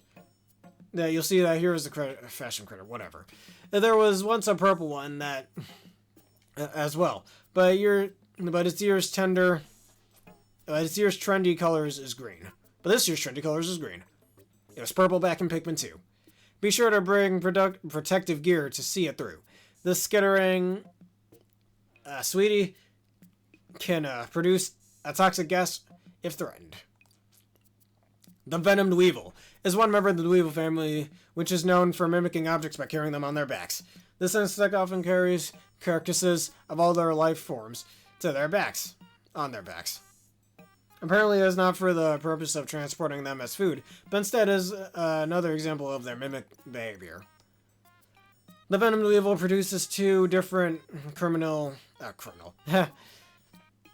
compounds with its body, which form poisonous gas. When mixed and expelled, this gas is used only for self-defense. Exposure to even extreme heat doesn't seem to rid this creature of deposits of potent gas. This is probably best for everyone if you avoid eating this hazardous fare. Pluck off the legs, crack open, and savor the meat inside. Dip them in soy sauce, first for a nice mix of sweet and salty. The spider-like creature has distinctive yellow stripes on its back, on its black carapace. It spins webs in high-traffic areas and waits for predators to blunder into them. To blunder into them. Unlike its relatives in the arachnoids and weevil families, it's ambisexual and has 8 legs. Some theorize that its gonadotry is meant to aid the reproduction, though of course it cannot reproduce on its own. There is another theory that this species is in fact two organisms of opposing genders stuck together. But since no one has ever found a 4-legged, one-sexed specimen, this remains speculative. It has an agreeable personality, and as long as the meat doesn't get caught in its web, it will sit there. curled up in a cuddled ball and waiting. You'll have to throw some food or even use yourself as bait if you wish to see it move. What a leisurely method of hunting. Or if you lie down and lock... Oh my god. If you lie down and look up while this hulking critter is walking over, you'll be treated to an impressive view of this giant round body. Soaring past like an orbiting planet. Of course, you may get squished flat by one of its massive feet and become a star yourself. The shaggy longlegs has lost its hair. That's a shaggy longleg? Seriously? It is similar to the beady longlegs, but it doesn't secrete wax from its exoskeleton, and thus lacks its cousin's unique patterning. The absence of wax also allows small insects to climb its legs without slipping. Its central orb splits horizontally, but researchers have yet to determine the significance of this difference. Shaggy Longlegs from Pikmin 3, while beady Longlegs was a major boss in Pikmin 1 and came back as a boss in Pikmin 2. Not as tasty as it looks. Completely inedible. Oh no, man, legs. Though the meat is a bit on the metallic side, the oil makes a mouthwatering gravy or lucrative vinaigrette. This species of the arachnid family fuses with machinery at a crucial point in their mutation process, giving it the ability to fire energy bursts from its launcher beneath its orbicular torso. However, the man-at-legs itself is not in control of its weapon. Instead, the mechanical portion of its structure appears to automatically acquire and attack targets. The man-at-legs has a gentle disposition, and as a member of the arachnid family, it has no additional enemies. It is particularly difficult to understand why the species would develop such awesome offensive capabilities, leading to the rumors among the scientific community that it was the machinery that approached the arachnid and possessed the symbiotic relationship proposed. Alright, looks like we're getting into boss territory. Having a body made up of living cells and metabolism and the ability to produce offsprings might be considered necessary traits to determine if somebody is truly alive. But this rapid fire cannon blows away conventional definitions. It is a machine and a creature. What a fascinating possibility. Well, hold on, let me go back to that for a sec. Alright, just make sure I didn't skip any dialogue. With mesmerizing lights, fuck this boss. Glad I only had to fight this thing once in the entire game. Twice actually. With mesmerizing lights and pierce through the darkness and a low groove that stirs your soul. How can you not get your dance on? Is it a creature or a machine? Who cares? Everyone can join this party. A word of caution though. Be careful you don't dance right under one of its feet. The species has some remaining organic internal organs, but its carapace and eyes are made up of inorganic material. All 19 of its eyes are actually photoelectric sensors that the species uses to precisely locate its prey. The gas emitted from the posterior of its first leg joints includes a chemical substance that, after making contact with another organism's brain, that temporarily controls that organism's actions. The groovy Longlegs uses this natural phenomenon called the endless dance to make its prey jump between its legs while it moves around in bizarre rhythms. The entire interaction is seemingly odd for a living organism, but the line between organic and inorganic on this planet is not always clear. The creature is mostly tendon, so it often gets stuck in your mouth. It smells like burnt plastic or possibly metal. Alright, drain an electrical charge before boiling. Although it is possible to eat an anode beetle, while it is charging, doing so may result in an unpleasant tingling sensation. Yeah, you'll die, how about that? Of electric shock. This specimen is representative of an insect hybrid that uses electricity in addition to glycogen of its energy. Although difficult to confirm due to their microscopic size, tiny hairs on the creature's legs cause the friction that generates the electrical charge. The electrical charge is possessed by the creature's internal battery structure, and then sorted as an electrical field. As this field reaches critical levels, surplus electricity is emitted, resulting in a low voltage current that is transmitted between between specimens. It can shock other creatures in the immediate vicinity. Considering this process, it can be surmised that the largest impetus to pack behavior is not so much of the synergetic effect of producing as a pack as it is to take advantage of its most effective means of group. Did I miss a piece of dialogue there? Means of group's preservation. Yes, I did. With this little drawing around, outer space's power problems are solved.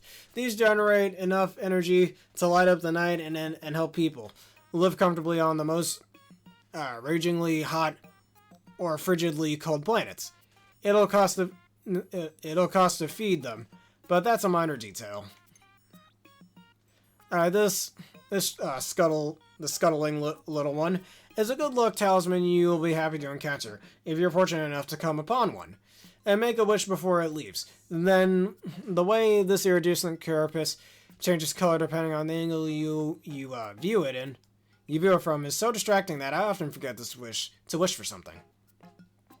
Alright, flint beetles are known to hide in the grass until approached, at which point they jump out and scurry around. These creatures keep undigested food pellets in their stomachs to sustain them through winter. But given the right stimulus, they will spit them out. Our recent research has revealed that these pellets are enveloped in a membrane that seals and preserves them at a sterile, airtight environment. If kept at room temperature, it seems that this pellet membrane will keep its contents fresh for up to 6 months. The membrane may be made from the same substance that gives them exoskeletons of its flint beetle its beautiful sheen. An essential flavor, accentuated ingredient in gumbo and jambalaya. Also delicious in soup broth and marinades. Looking for a flavor that surprises and delights your guests? This beast's aroma may surprise your guests, but it won't be delightful. While life forms that excrete foul musks to warn off danger are not rare, the doodlebug is the only species known to release flatulence when above ground, when active above ground. So it's farting. Okay. Interestingly enough, since it is merely releasing the gas created by the decay of the contents of the creature's intestines, it does not have a special musk-producing organ. That means the creature is in fact merely flatulating. A spectral analysis of the rank gas includes it contains not only membranes, but hydrogen sulfide as well, making the flatulence a grade 8 biohazard. Whoa, that reeks! It reeks so bad. These uncouth little stinkers are always passing gas through whenever and wherever. But that also means they're easy to track down, of course. Nobody can stand it to get close to if they do find one. It's a brilliant defense mechanism. The golden shine in this gleaming carapace really is gold. It is in its little daring nature to collect gold from the soil. And so you might expect it's extremely rare to some to see one in person. I'd never heard it. So I hope to have one appear before me someday. This variety of beetle consumes subterranean minerals due to the fact that it rarely emerges above ground. Sightings of its particular species are extremely rare. While the minerals are the beast's primary source of food, the beetle itself does not have the ability to digest these minerals. Instead, metabacteria living inside the beetle's stomach chemically breaks down the minerals. The resulting purified metal is discharged, but rare metals such as gold and platinum crystallize into the iridescent glint beetle's shell, resulting in the beautiful laminated shimmer. This precious treat is exceptionally rare. I could sell it back at home for a fortune. Then I could use the cash to upgrade my kitchen. Upgrading his kitchen, that's awesome. But buy galactic class ingredients and even star in my own cooking show, The Insect Gourmand. Or Gourmet. Alright, let me see how many of these we have left. Ah, shit. Huh. Let's keep going.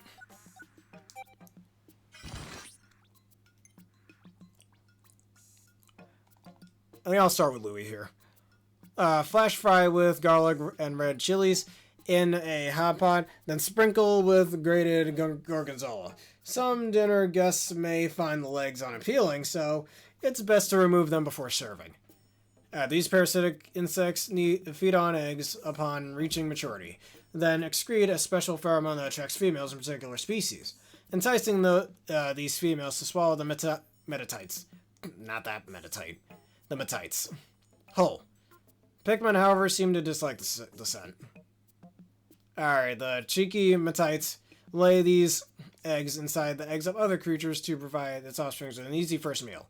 When they come wriggling and squirming out, it's spine chilling. Oh, geez, you think?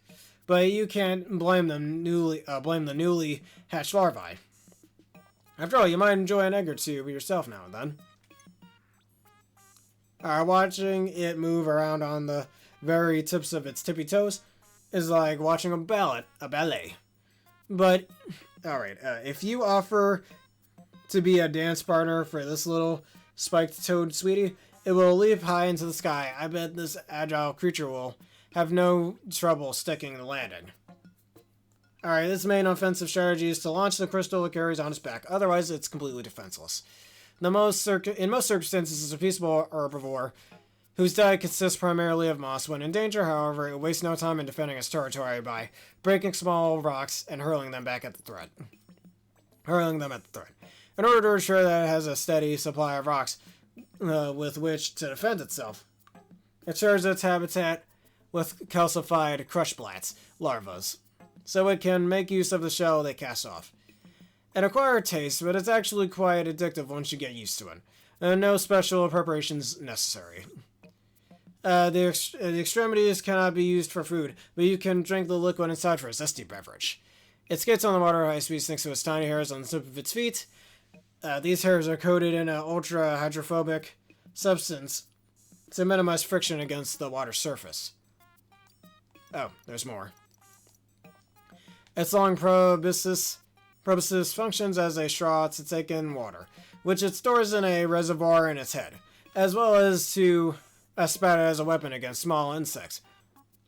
While taking in water, it takes in microscopic plankton, meaning that its prime means of defense is also against feeding mechanisms.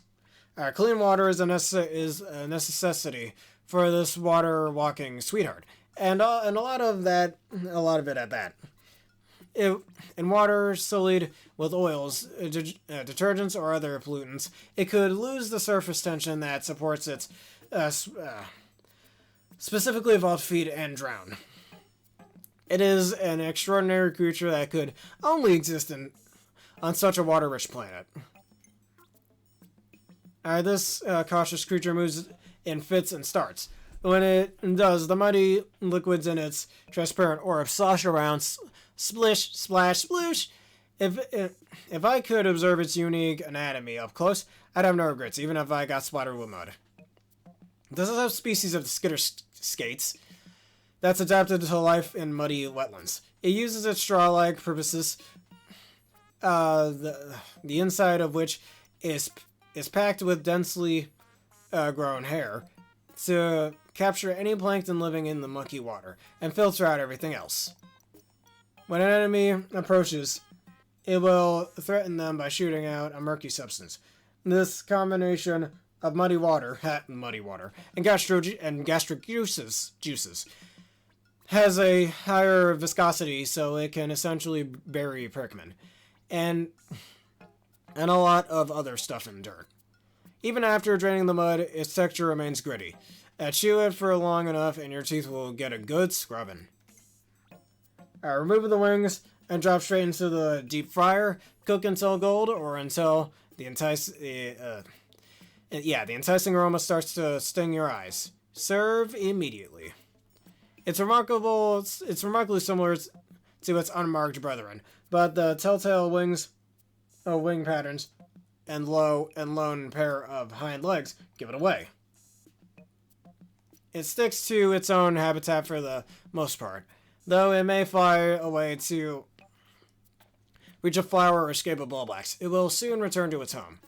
The light variety gathers no nectar, but sometimes may be found carrying raw material. In the same way, it stops on a petal when flittering around a garden full of flowers in bloom. It will alight without hesitation on things like a sleeping bulborb. One audacious little daredevil.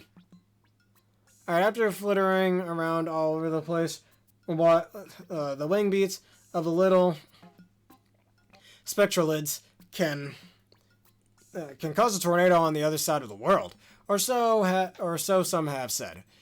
What I wonder is how much influence did these charmers have on our being on this planet right now. The primary morphological difference of other spectralids is the eye-like spots on its hind wings. When crossbreed with red spectralids, the offspring has a 25% chance of inheriting these spots on orange-colored wings. Would this count as a new subspecies? For a tasty appetizer, dip wings into a batter and fry. It can also be used to season stew and soup.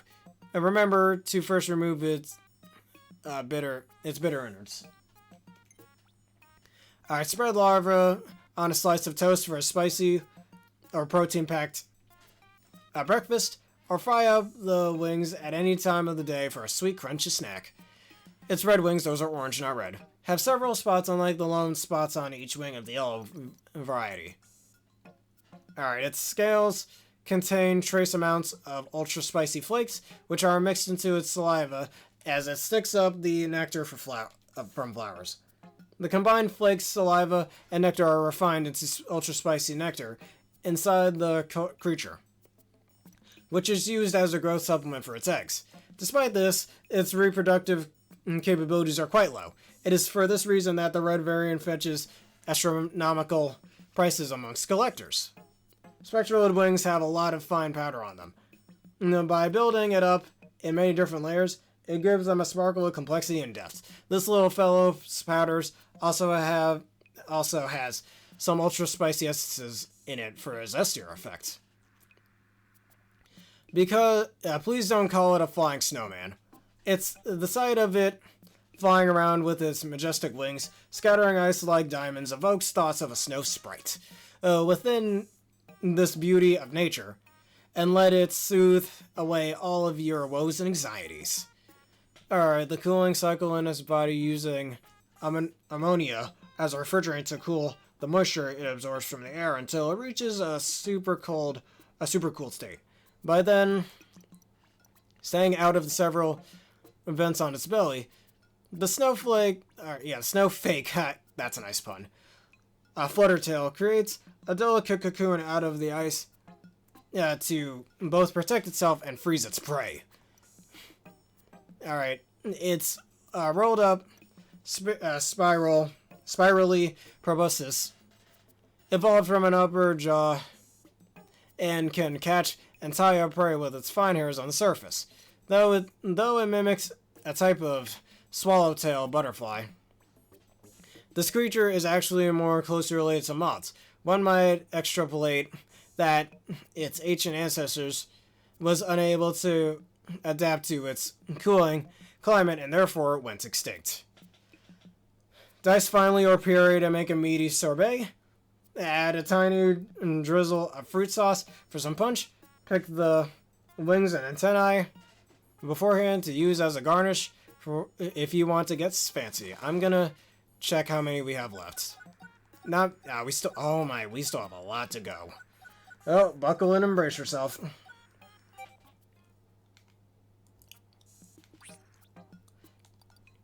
Alright, well, when thinly sliced, this predator's sizable bulbs make a sumptuous pizza topping.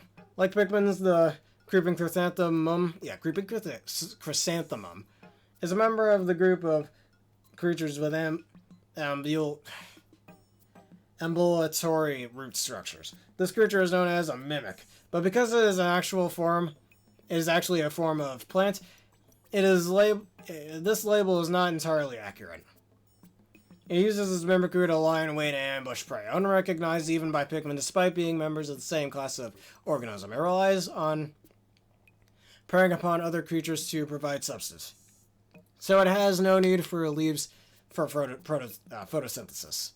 Generally speaking, the role of plants within an ecosystem is a producer species, and thus plants are generally found at the bottom of the food pyramid.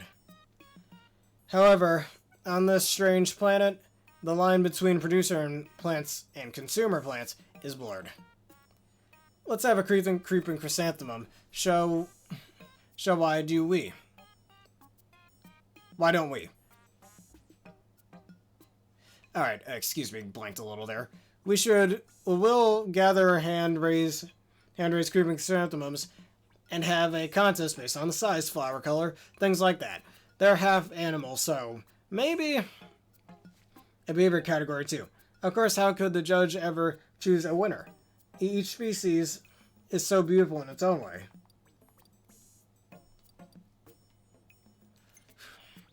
Please don't just mimic growth of mushrooms for the fun of catching you by surprise. They also use the opportunity to spread poison around quite indiscriminately, but that's just its little darling idiosyncratic, whatever, method of catching its prey.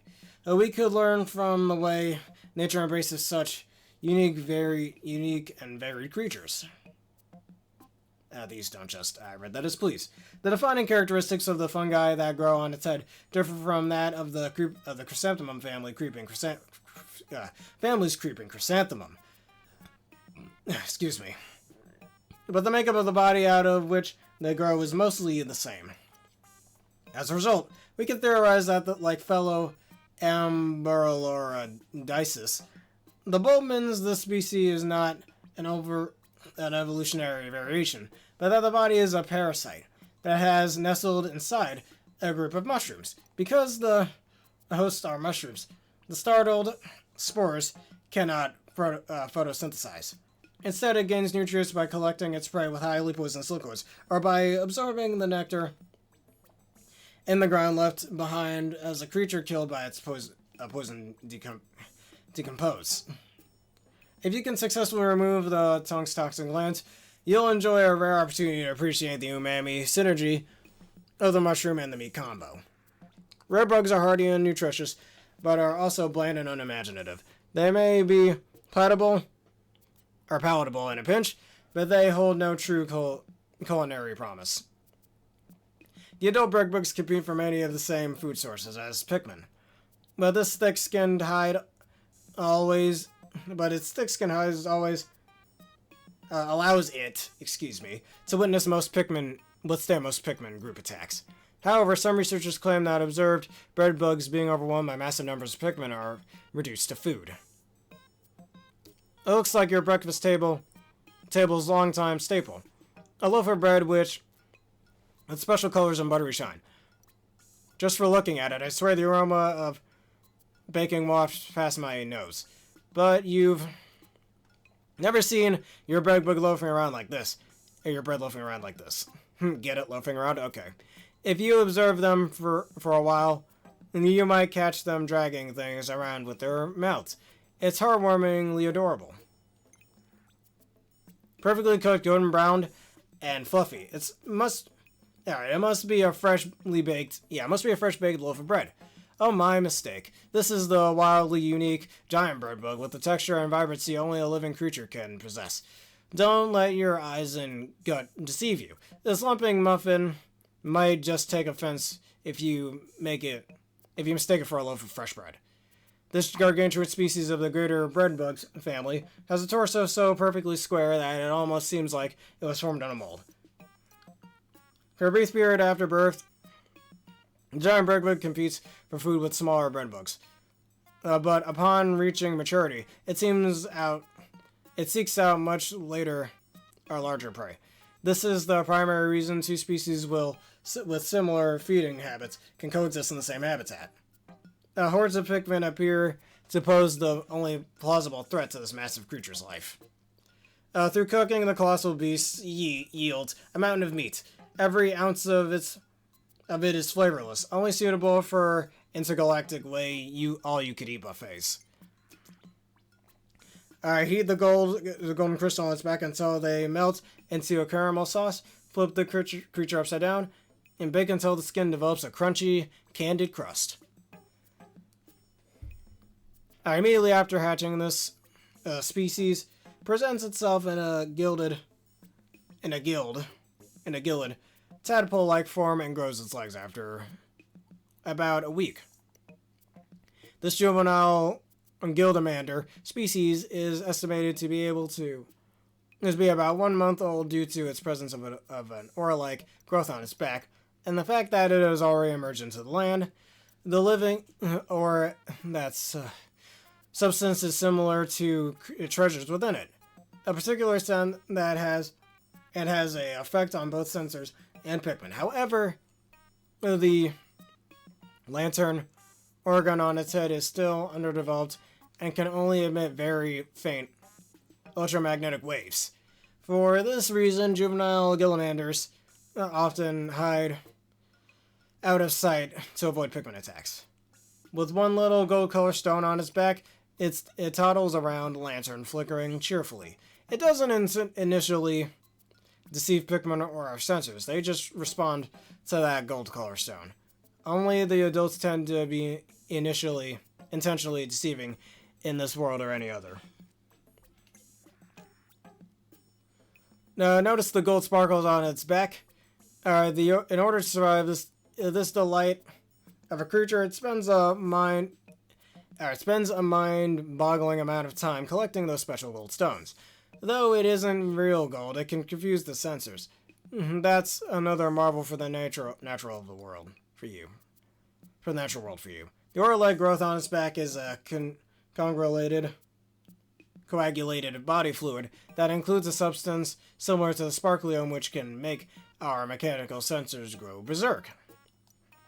To use the technical term, this living ore emits the scent that lures the creature's prey, so it's also important for their feeding process.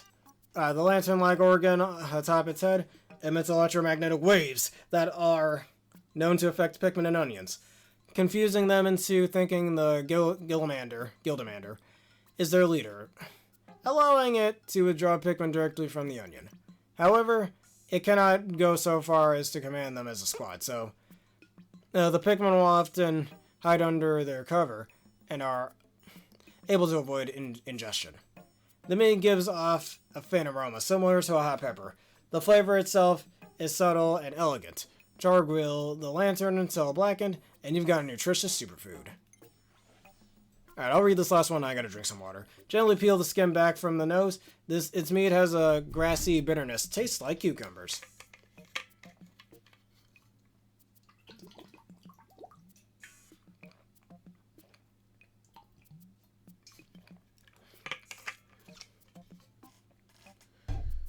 Wow, my throat is killing me. My throat's gonna be so well fucking built after this. Oh my god. Immediately after birth, the species skin starts to harden, and before long, it will reach the same impenetrable toughness as that of an adult. Adult snoot whackers dexterously use their tusks to grab food from high tree branches, but juveniles consume fruit and nuts that have fallen to the ground, as well as other types of terrestrial flora. This species' legs and torso muscles are underdeveloped compared to those in their nose, so they lack the strength to maintain their posture and easily lose their balance. The way it catches its food, protects its belly, and gets up while working with the weight of its sizable trunks are all taught by its diligent parents. Instead of the hand and foot, they attend to their offspring's nose and feet. They prepare the child for the day it will leave the nest and eventually become a parent itself. If you get close, it will whip its trunk around and around, then smash it into the ground. It might be a chance for an exciting jump rope workout. If you try throwing a bomb at it, it will use that dexterous trunk to shoot it right back at you. Good to know. Don't use bomb rocks against it. Those are some nose skills that could impress any athlete. The long nose on the specimen has neither bone nor cartilage, but is made up entirely of muscle and can be flexibly covered and extended. Its tough hide consists of densely layered collagen, a latex, and that covers almost its entire body, leaving only the regular skin on the belly exposed. The fully developed trunk is large and quite heavy, so the mammoth snoot whacker usually rolls inward to carry it closer to the center of the gravity. But if its territory is invaded, it will extend its trunk and flail it around, even using it to strike a perceived enemy. Just like a juvenile snooter whacker, the nose comprise a disproportional amount of their body weight, resulting in poor balance. They're walking just fine, though. If attacked from behind or from the front, even an adult of its species is easily knocked over. The bitter flavor fades as they grow, replaced by a sweet, mellow aroma. Stewed the base of the trunk, grill the middle, or smoke the tip. The possibilities are endless. Season with salt and pepper, that's it. That's all you gotta do. A type of primitive organism called a prototurate. In its juvenile state, it has a skeleton-like structure called a notochord. It flaps its fin tail to move and lives within other creatures' eggs as it grows. This particular little button has the perfect texture and coloration to pass as an egg fried sunny side up. Yeah, I thought that too. By Master Chef. Excuse me. There's nothing about it that makes it seem threatening, and it looks so yummy. I can't help thinking of a delicious breakfast when I see it. If you take the microorganism I used to peer through my microscope as a child and blow them up much bigger, this is what you get. A huge single-celled sweetie. It blorpily sloshes around in search for food. It is the giant of the microorganisms. A member of the Gulix family, this primitive life form is made up of a single cell, which is quite odd given its size. Its nucleus is shaped like a bulbous star, and individuals move by using the fin at the end of its flagellum-like tail to quickly expand and contract its gelatinous body. If the nucleus is removed, its soft body loses all structure and splatters. But as long as the nucleus is still alive, the fulix can return to its original form. Usually the fulix will mimic nectar and wait for its prey. Its gel, which includes fire-extinguishing fluids, will then expand to capture and feed on unsuspecting organisms. Gently remove the jellied parts and add fruit and sweetener of your choice. Then serve as a gelatin dessert. Grind up the meat and cartilage, then mold into meatballs. The tender texture of the meat contrasts nicely with the crunchy, chewy cartilage bits. Due to a common phenomenon known as the imprinting, this baby will recognize anything that it sees or hears within a given length of time after it hatches as its parent, and constantly follow it around. However, the downy snargret has two specific conditions for imprinting. The first is that the target must be tall and blue, and the second is related to the sound of its cry. This means that it will never make a mistake with something as small as we are, and will instead recognize it or us as food. Since it is still a fledgling, The downy snagger does not go underground to feed. Instead, it stays on the surface where there is plenty of food. It looks harmless enough, but beware. Its parents may be hiding nearby until the baby is old enough to fend for itself. Alright, the sight of this wee one boinging around and pecking at its food all while skillfully balancing on its one leg is truly awe-inspiring. If you get too close, it might feel vulnerable and give you a warning poke with its beak, or it might just turn you for comfort. Or turn to you for comfort. Instead of the sky, the scaly anomaly flies through the ground when it pops its head from the surface. The way its crown of feathers fluff through though intended to make it more intimidating, it's delightful to behold. But be wary of the lingering to gaze up at it. God, my stuttering. Whew. As you'll likely get the poking of a lifetime from that long, sharp beak. The majority of snaggered species lie in wait to ambush and capture prey. With a body type completely adapted to such sudden strikes, it violently attacks small surface-dwelling insects. Distributed across a relatively wide range, some species of snagger suited to varying soil conditions have emerged, making the snagger the most geographically represented species besides the bulborbs. Visually resembling the burrowing snagger is the burrowing snarrow, the range of which partially overlaps with the snagger's range. While the two may appear similar, when pulled off the ground, they can be distinguished by the presence or absence of tail and wing markings. Slice the serpentine torso into thin medallions. Skewer on a metal rod with hokatate onions, and barbecue over an open flame. Our breast, thighs, and wings can be baked and roasted or fried. The rest of the carcass is great for flavoring a rich soup stock. This overdeveloped respiratory muscles allow it to suck in large volumes of air through its long, thick beak while feeding. Its feathers are too small to use for flying. The current theory is that this is due to its niche position in the economic system.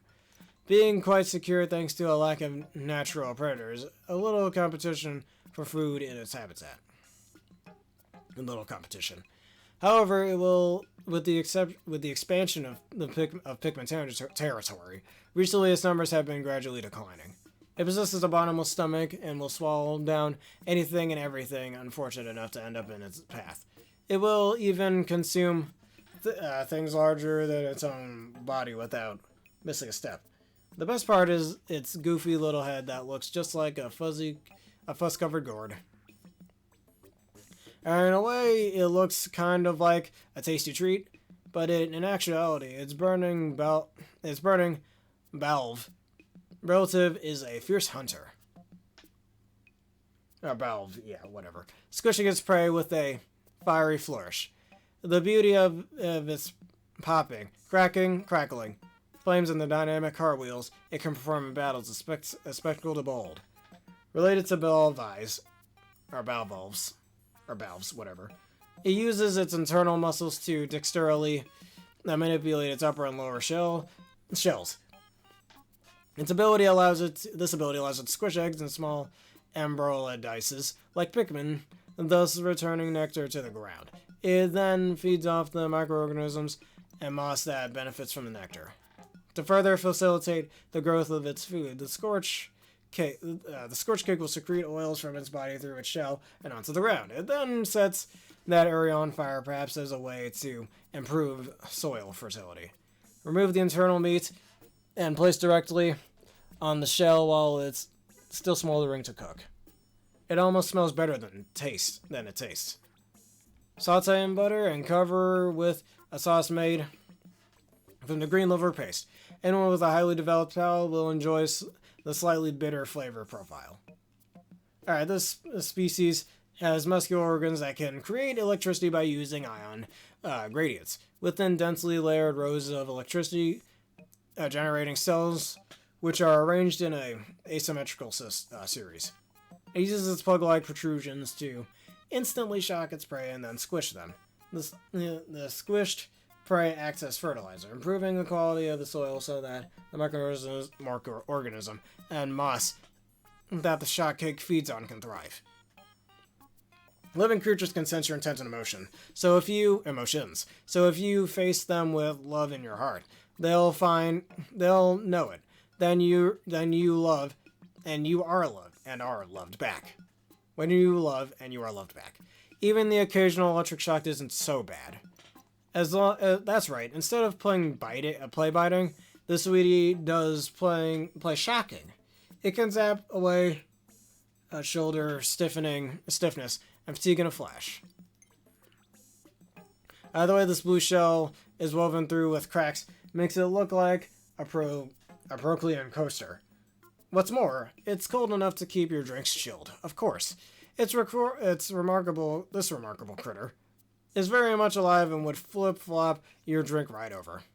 By emitting frigid air from one side of its shell, it can freeze and squish any prey that approaches too closely.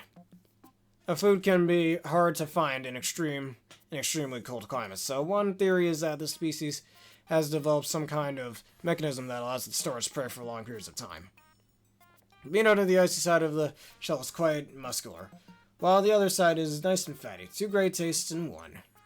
Flip upside down and cook a cap over a charcoal grill, low and slow. Once it starts to sweat, it's ready to eat. A type of embolfungus. The current working theory is that puff stools evolved from a more common species of fungus that gained animal-like characteristics over time, including the ability to walk. When it senses danger, it will scatter spores from under its cap, releasing a hallucinogen that confuses its attacker. The hallucinogen compound in the spores is only effective against the species' natural enemies, the Pikmin, causing them to mistake it for their leader. Pikmin who fall into this this trap are then used as workers to maintain nutrition or defense for the puff stool, or known as Puffmin. Come, let us ponder the puff stool. This devious little bean releases spores that have hallucinogenic effects on Pikmin. At the first, inhale affection sprouts, and they are drawn in closer. They then breathe in more and more of the confusion-inducing spores, so they think of nothing but the puff stool as they jump around. Boing, boing, boing. See how it toddles and bounces on its wee little footsies as it goes from a stroll, scattering extremely toxic spores along the way. This creature is a walking nuisance, but there is an odd kind of charm to it in it that bothersome nature that makes it hard to leave alone. Much like the puff stool, the tox stool is neither animal nor fungus, but a mix of the two, or an ambulofungus. It doesn't serve a producer or consumer role in the ecosystem, but functions instead as a decomposer. It primarily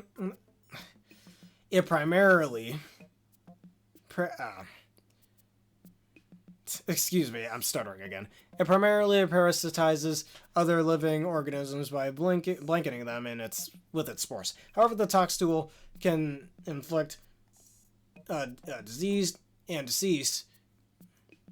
inflict a deceased specimen as well.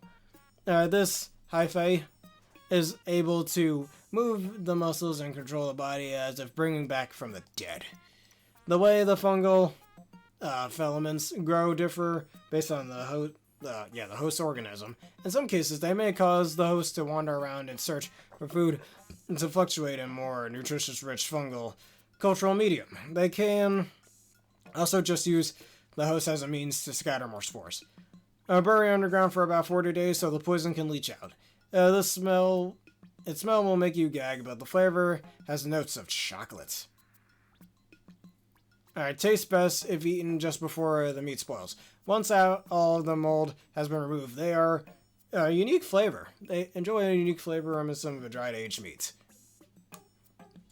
This is an example of a young bulboar body that's been infected by fungal filaments. Now a host that unconsciously continues to seek out and ingest food, all the while scattering large amounts of spores out of the spore sacs on its back until it can no longer move. After all the host body activity ceases, the specimen mutates into a fungal creature that will eventually become a juvenile toxtool. Now picture the scenario. When this poor darling, you're conscious, but no longer in control of your body. Someone or something else has taken you over. Horrifying concept, isn't it? But what if the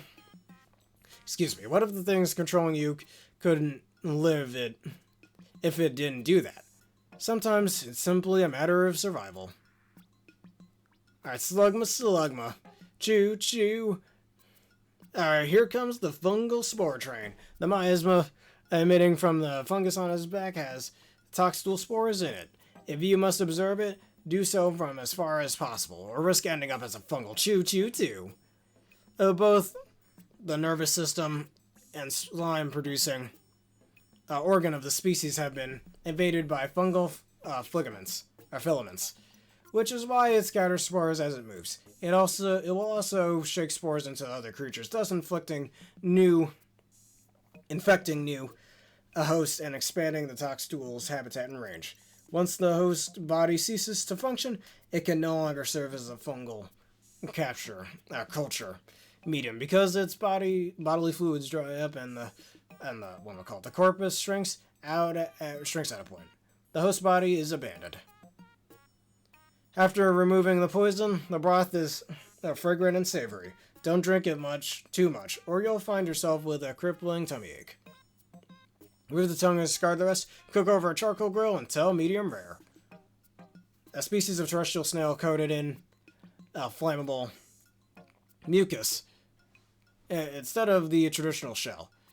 The creature stays lubricated through constant secretion of mucus so that the fire never reaches the skin.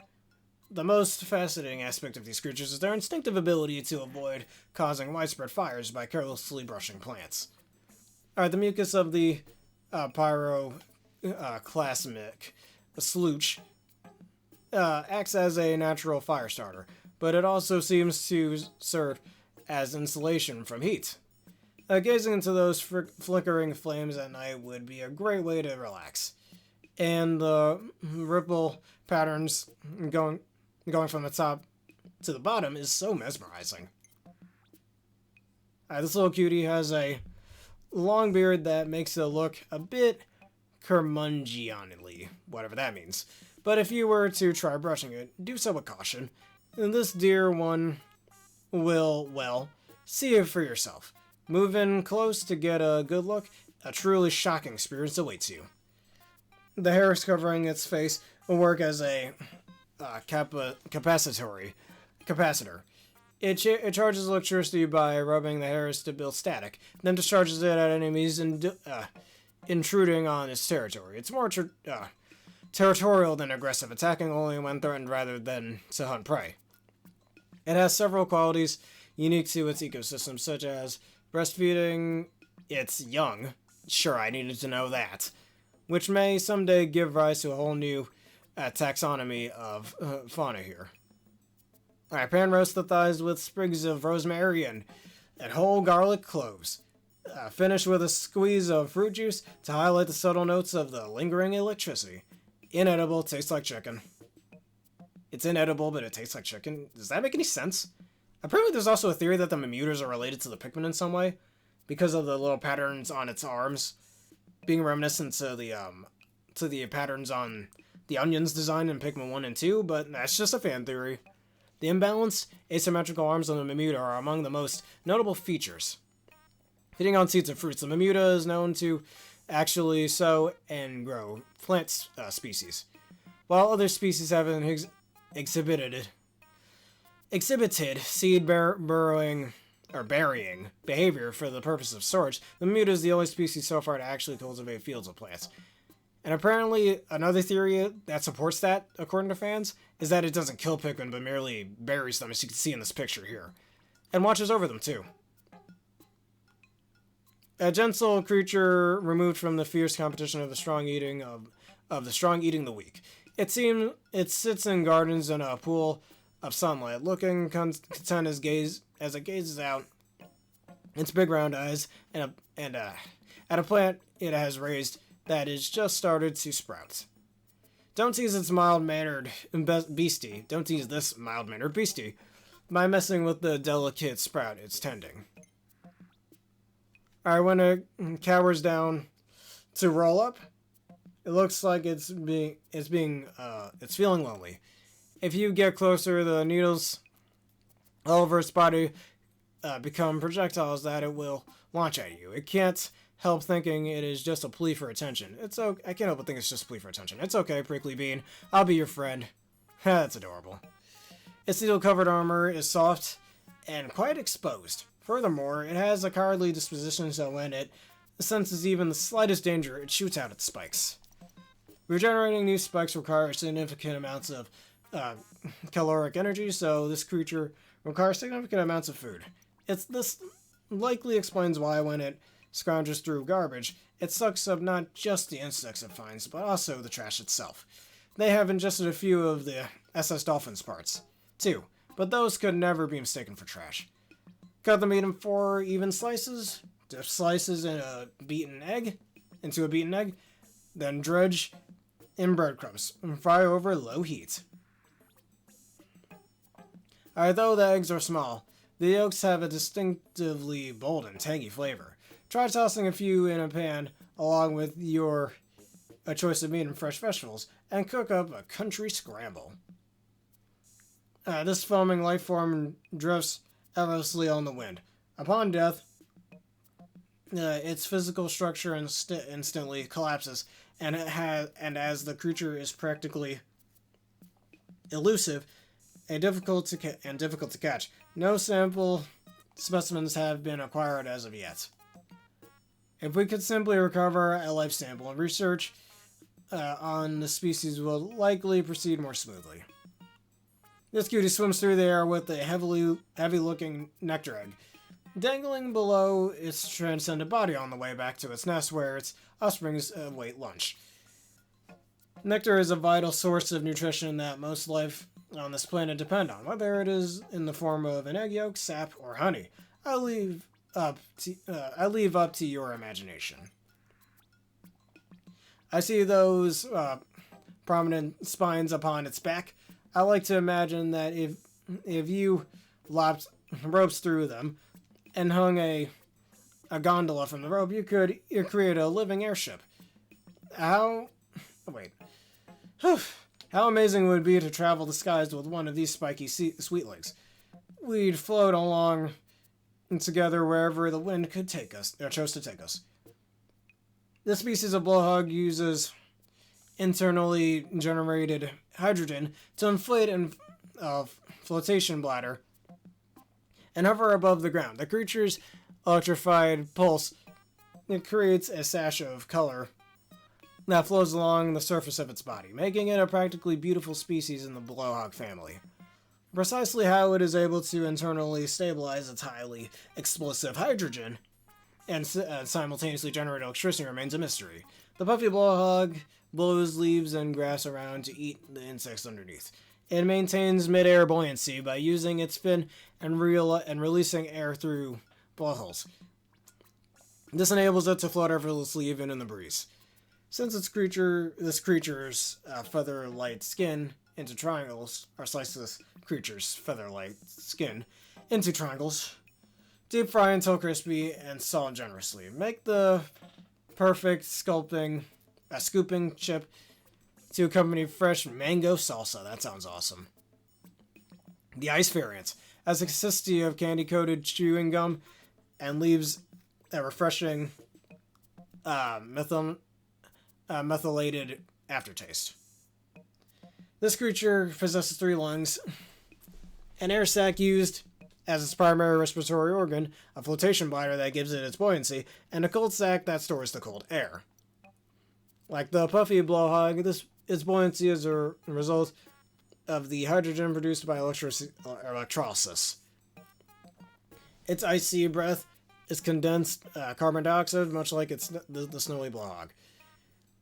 Different species within the blowhog family have many features in common when you look closely at the structure and characteristics of their internal organs. This frosty flyer may exhale frigid breath, but you can touch it without having to worry about freezing. Its face remains quite cool, but it expels warm air from the little holes on its sides. If you're feeling chilled, you could sidle up next to this one. You can have a bit of fun with this one by giving it a good poke and watching it wobble and sway through the air like a balloon. Poke it too much, though, and it may spew gas and fly off. It's a mischievous little darling, and the way it scatters flowers and crackles is quite charming. And cackles, I mean. The withering blowhog is a close relative to the puffy blowhog, but its breath is significantly weaker. It used to be the same in older Pikmin games like Pikmin 2. However, its breath does contain a petal withering plant hormone that causes flowers to instantly lose their petals. Although its breath has not been studied in details, analysis of the chemical compounds holds great promise for the biotechnology sector.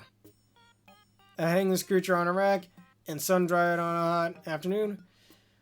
Hello, Aaron, how are you doing today? Whew. When stability crisps. Grind the sun-dried beast into powder. Makes a great substitute for cayenne or curry powder. I love cayenne pepper.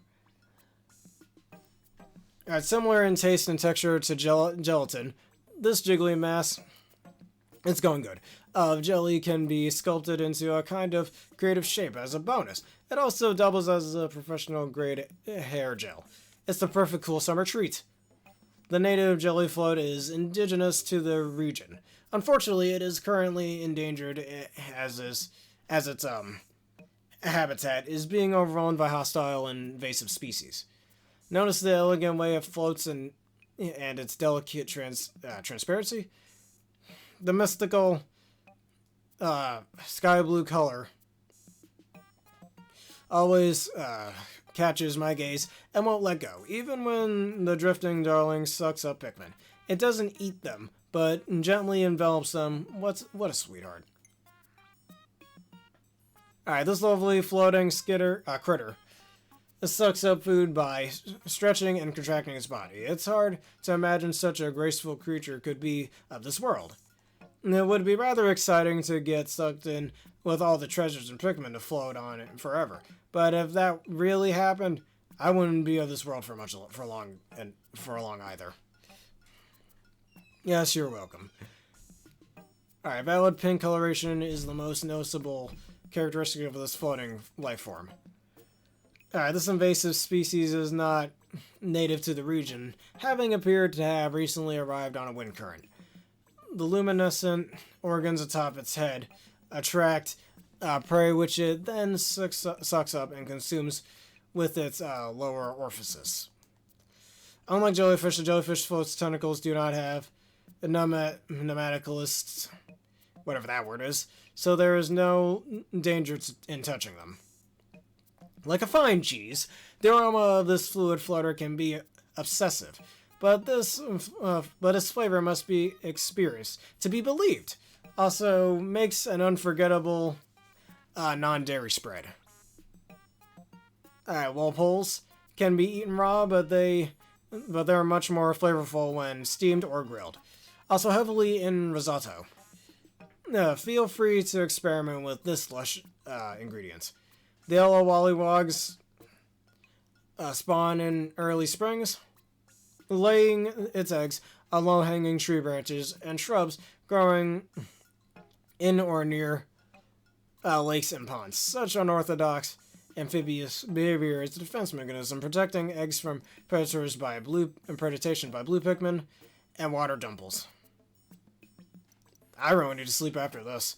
The wally hops wild hopping near the shoreline in early spring is thought to be a method of driving predators away from the walpole eggs. While watching it swim to and fro, fatigue and time just melts away. I'm able to relax this much, even on an unknown planet at the end of the universe, because observing this aquatic beastie takes me back to the waterfront in my hometown when I was a child. Yeah, it too relates for me right now. Don't think of it as unexciting. It's this critter is a simplicity is quite refreshing. Should you raise one from a walpole, you would certainly learn to adore it. The adults of the species can be a bit standoffish, though. Alright, this magnificent species has remarkably bright coloration compared to the rest of the amphituber families. My favorite people to watch the amphitubers, as well as 3 lateral spots. The species seems to have lost some swimming proficiency with evolutionary adaptation that granted it greater jumping abilities. Alright, we can raid them after this. Alright, the yellow wallywog, or wally hops. Why is it called wally hop? It was called wallywog before. Anyways, inhabits aquatic shallows and shows an instinctive drive to jump upon and squash smaller creatures. Coat in a thick batter and deep fry for a down-home flavor you won't soon forget. Oh, grand BDSP. Okay. Lollipops are best ground up. Shaped in a patty and flame broiled on a grill. Slapped on a tomato slice, lettuce, onions, and ketchup, then sliced the patty between a sesame seed bun for the ultimate beast burger experience. Oh my god, that sounds awesome. It is... What's Samarost? It is believed that the juvenile lollihops were once carried by underground currents into caverns where they thrive in the dark habitats. A troglodytic species of lollihops, this coloration results from generations of cave dwelling and lack of sunlight. Comparative differences between the size and shape of the lollipops and other species are thought to be the result of natural selection at work, choosing traits better suited for life in a subterranean environment. With a distinct pallor. Hey, congratulations to your Lego set. Whew. Almost like it was painted with white face paint, it gives off an air of a performing mime. This cutie can jump with quite refinement, never moving its plumage jowls at all. It's graceful and extensive in the most unexpected ways. It's slick and bulbous with a refreshingly frank face. That's one classy hopper. When it lands after jumping, it spits out cold air all around it. Mischievous and cool? The little fella needs to leave some personality for the rest of us. Alright, when squashing prey with its mighty leap, the chili hop secretes a bodily fluid made up of an ammonium nitrate, urea, and water. This causes an endothermic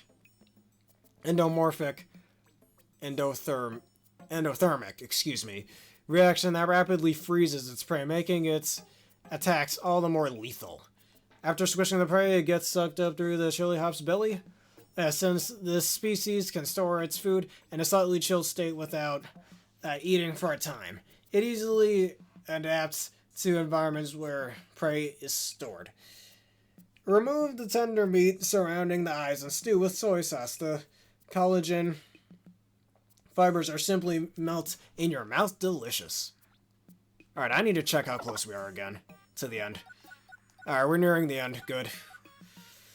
Oh, still a lot of reading to go. Alright, let me drink some water before I continue.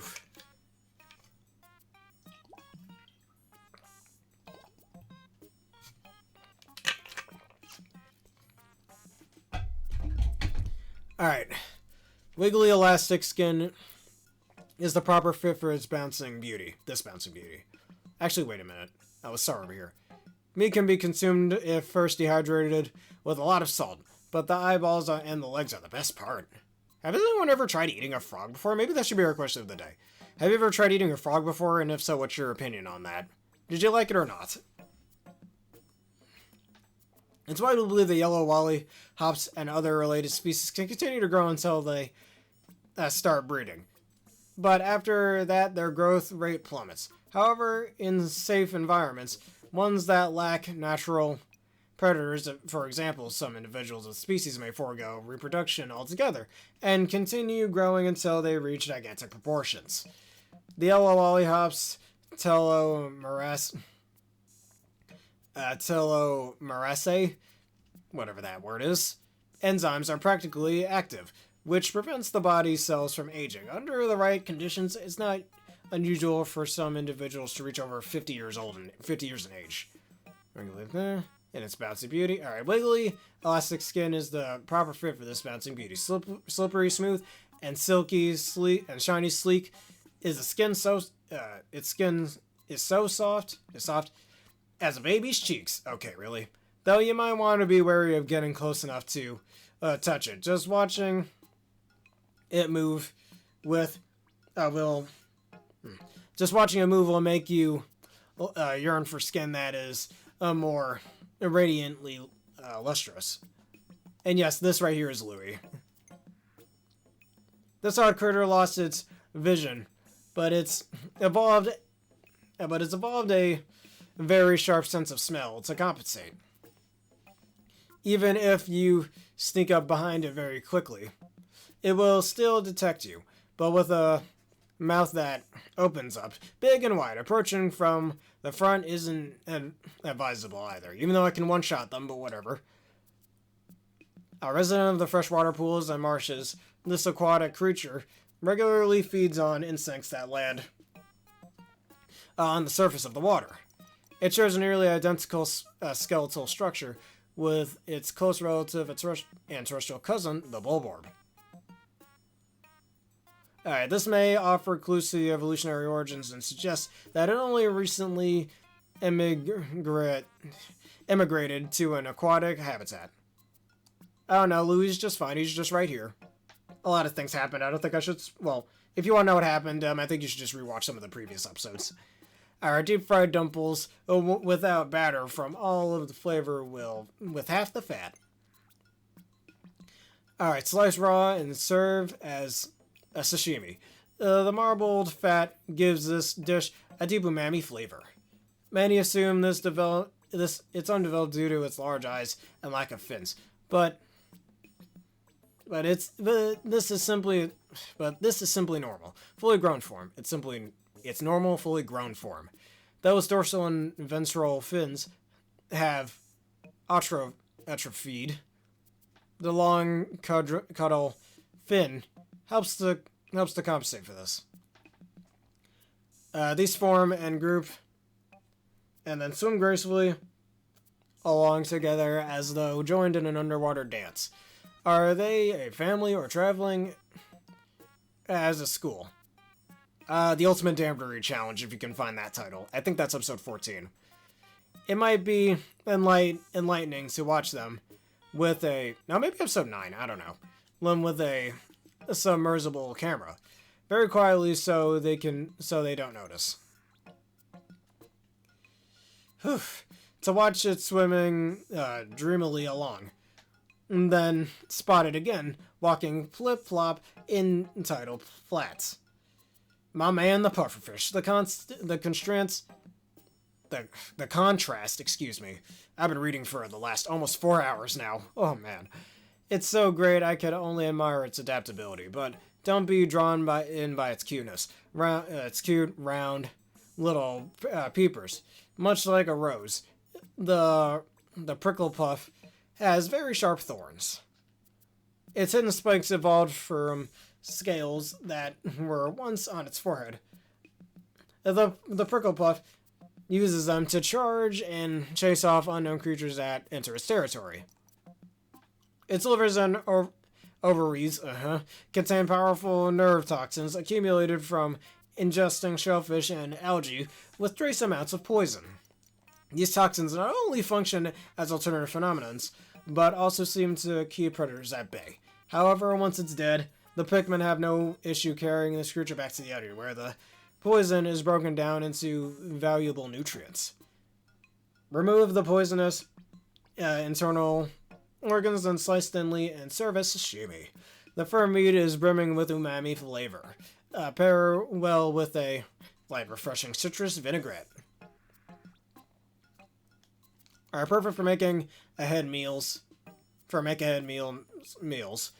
Marinate, then boil the meat in balsamic vinegar and chill for a few hours.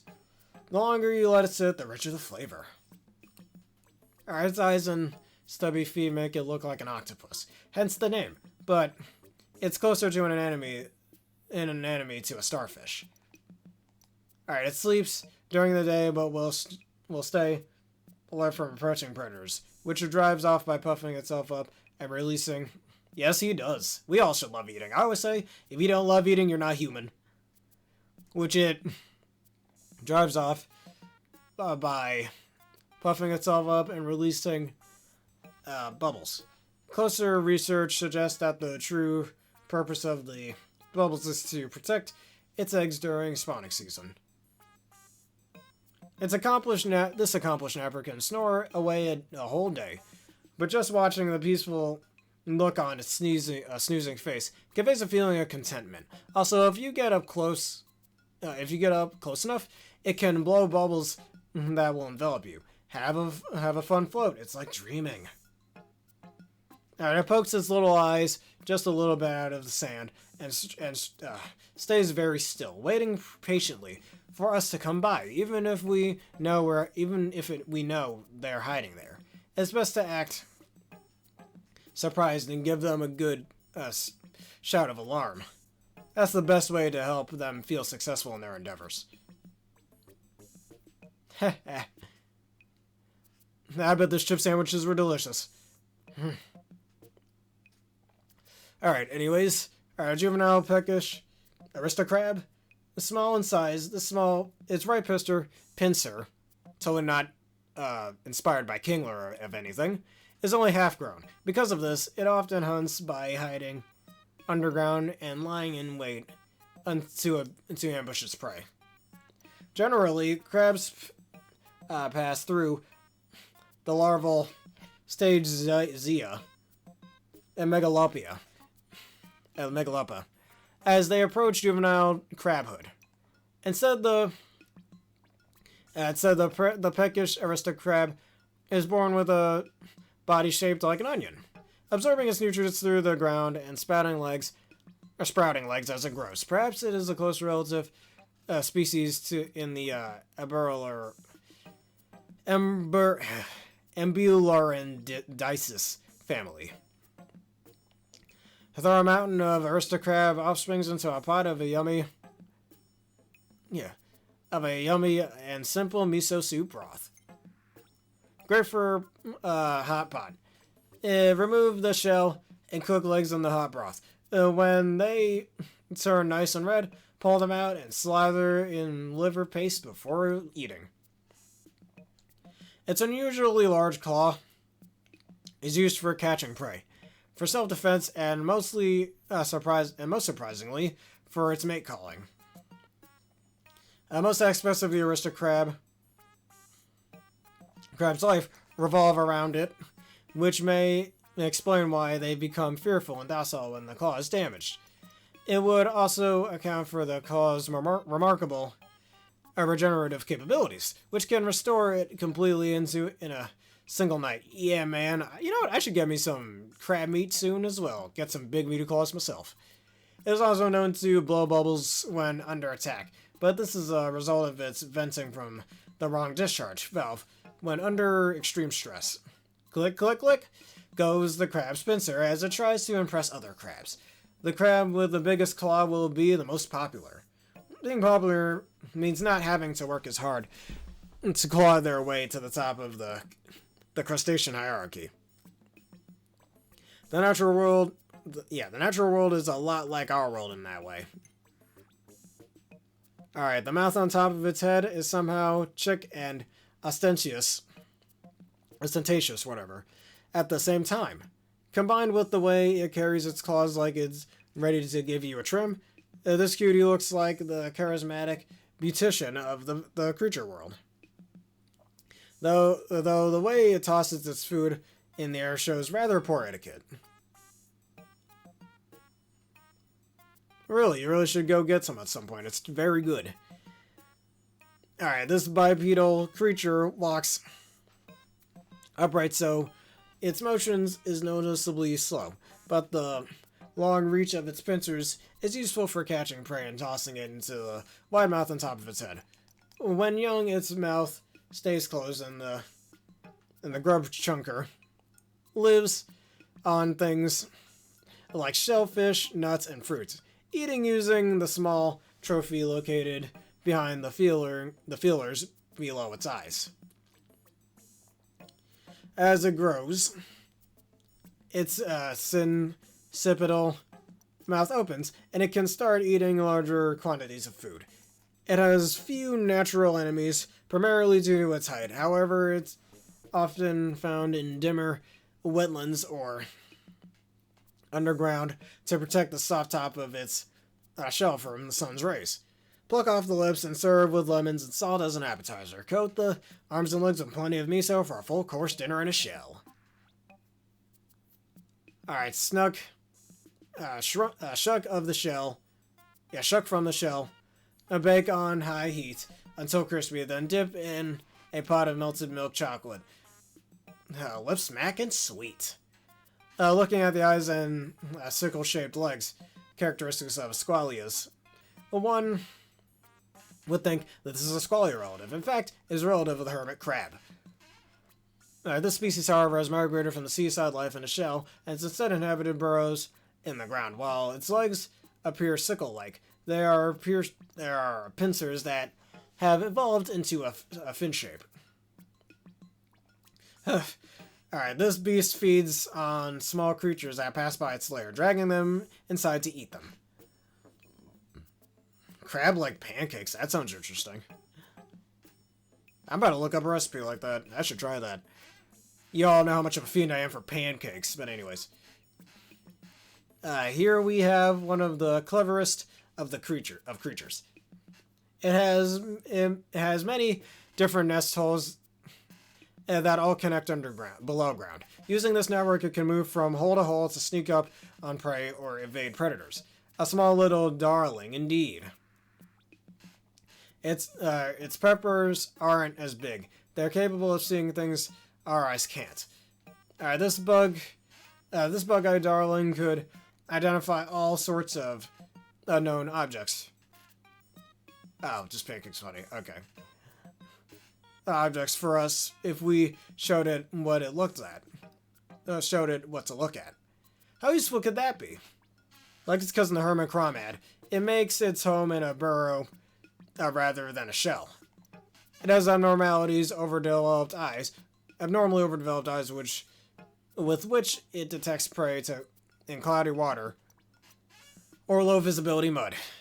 These enormous eyes can perceive circular polarized lights, as well as the ultraviolet and infrared spectrums. It is well protected from predators, allowing it to live from up to 50 years and grow in intense size by repeating edesis, whatever that is.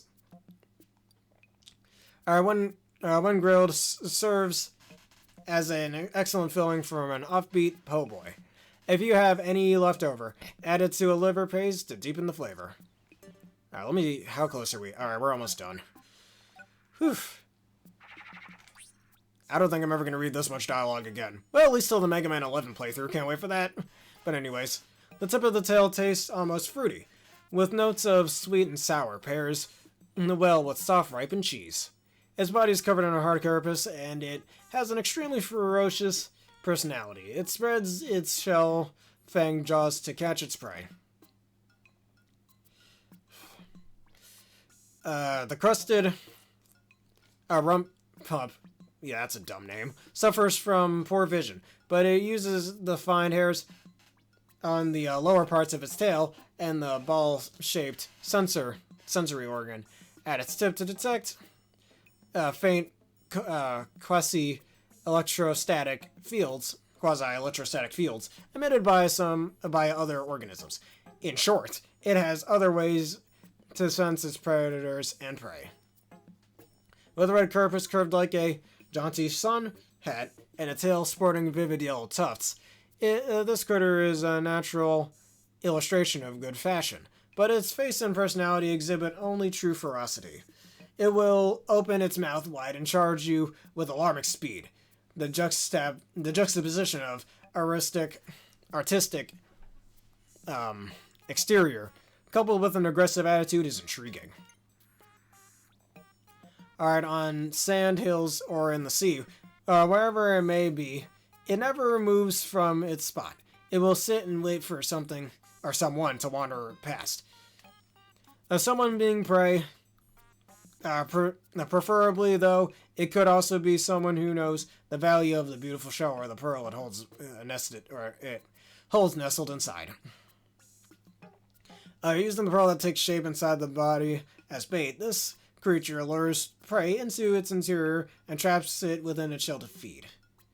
It's also worth noting that its pearl may just be an amalgamation of outside materials wrapped in a vicious gelatin exterior. On the frequent occasions when it cannot gather food for itself, this creature can also obtain nutrients when the symbiotic algae within its body photosynthesizes.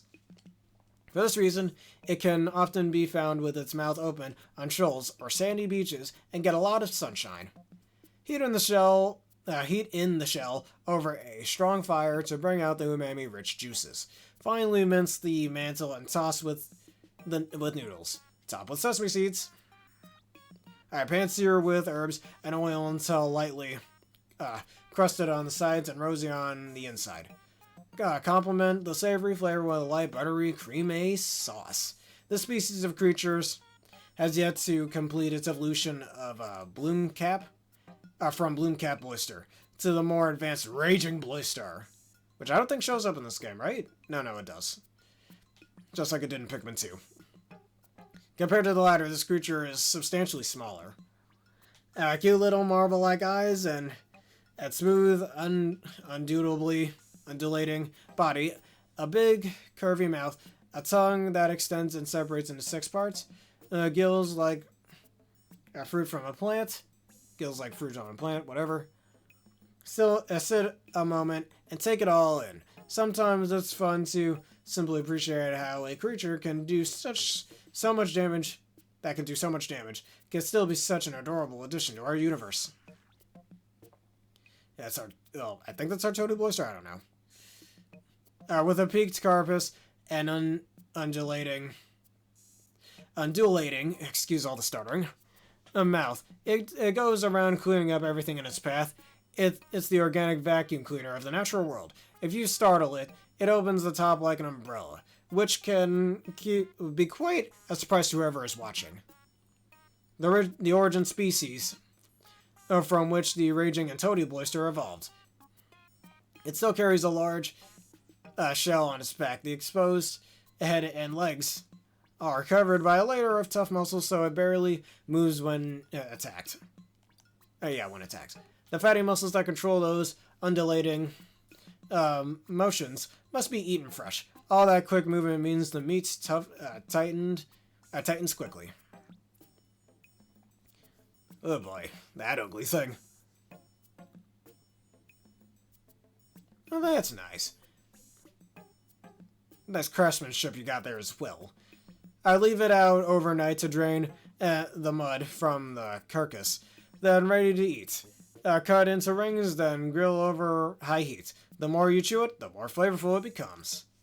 This species prefers to inhabit cloudy, stagnant waters, like that in swamps.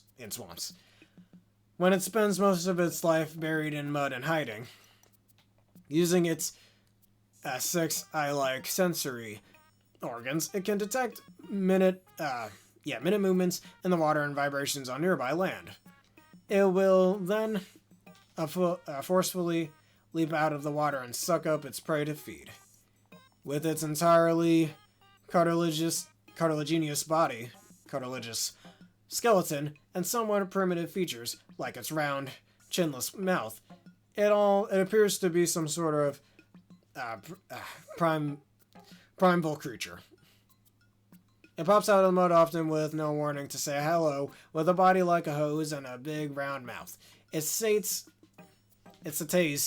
its appetite by feeding on the mud itself. The 6 bright eyes mean it's sure to see the fondness we have for it 6 times better.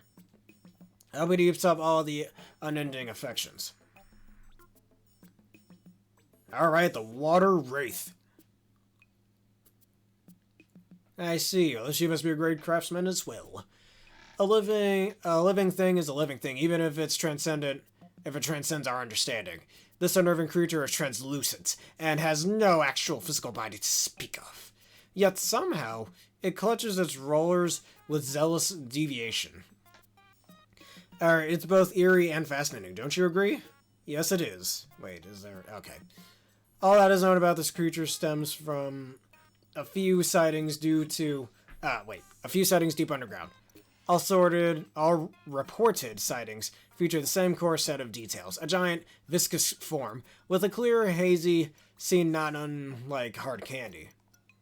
One theory holds that it may be the ectoplasmic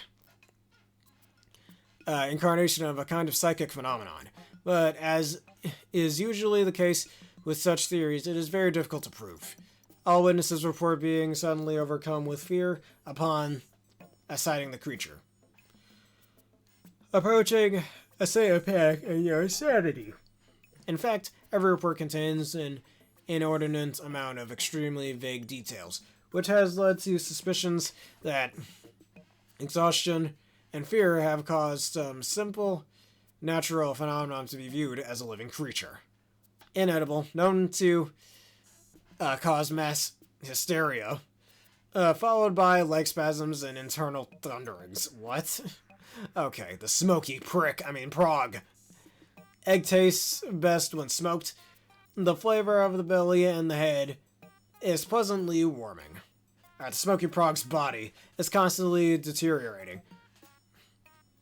So collecting a living sample has proven difficult, and research into this species has progressed at a glacial pace. However, by examining the genes adhered to the smoky prog's eggs, it has been confirmed that there are, in fact, Mamuta eggs. Really? Huh. Interesting. Alright, this discovery allows for the possibility that mutas that do not develop properly and hatch become smoky progs. That confirms a few things, actually. Pretty cool. If hypothetically a Mamuta were to remain underground at night and absorb glow sap, that might impact the nutrient level within the egg's yolk. That change could lead to the embryo's invaluability, or break down its enzymes. Then maybe. Alright, in the night above ground, or the dark passages below, you suddenly notice an egg. If you leave the egg alone, a being of terror is born out of it. A mysterious fiend dragging itself along, but I feel like it's misunderstood, dear. This misunderstood deer may be trying to communicate with us. Perhaps its tale is a sad one. Yeah, it one-shot your Pikmin. It really is misunderstood, dude. Alright, a coat that is dense and rough, and rough like a proverbial primeval forest. A stench like a wet canine, and a shockingly toasty body temperature. Clearly a dog in every sense. The long history of dogs being companions, we can rely on triggers and instinctive reaction through our entire bodies. Yes, it does. There's a reason why dogs are considered man's best friend, no matter how evil they may look. If I were left on this planet with this massive cutie, I'd be content. If we harvest mesenchymal stem cells from this gigantic canine creature and cultivate them with glow sap, the generated serum should return Ochi's leaf-eyed leafified tail to normal once administered. These results would indicate that 99.9% of the canine's creature's DNAs matches Ochi's, and that the only difference between Ochi and Moss may be the natural presence or what am I called, absence of a leaf tail. If these two theories prove to be true, it would suggest the possibility that ancient creatures is as common ancestor to two canine species from vastly remote star systems, and that perhaps there are even more hidden secrets out there that could hint at a fascinating yet inconceivable truth to the universe that has yet to reveal. That the universe has yet to reveal. The ultimate ride, plush and comfortable. I wish I could bring it home with me. Yeah, it is the creature, the final boss. Haha, mossy girl. Convenience for procuring ingredients. Compact with a tight turning radius. As far as I can tell, Moss has been a leafling pup since birth, and some of her DNA resembles that of the Pikmin. This is the one point in which she differs from Ochi. When Ochi transforms from a standard space dog into a leaf pup, I started to theorize that the Pikmin are in some capacity propagating their DNA into organisms. The phenomenon in which all these castaways, including myself, become leaflings. Yeah, I see your question. We're just reading all of these. Becomes a leafling was very likely caused by being absorbed into the onion. Perhaps that process was also some sort of Pikminification of the body. Pikminified organisms can't leave this planet, so the Pikmin may have been motivated to carry out the process in an effort to secure the permanent leader. Of course, this is all theory. And apparently there's also an iceberg theory that in Pikmin 2, when Olimar goes home to Agatate, he takes the purple and white Pikmin home with him, since in that game they're stored in the SS Dolphin. But whatever, nobody can truly confirm that. Ochi and Moss are two peas in a pod. It's quite unprecedented that a space dog should meet such a similar creature on a far-off, unknown planet. You could even call it miraculous.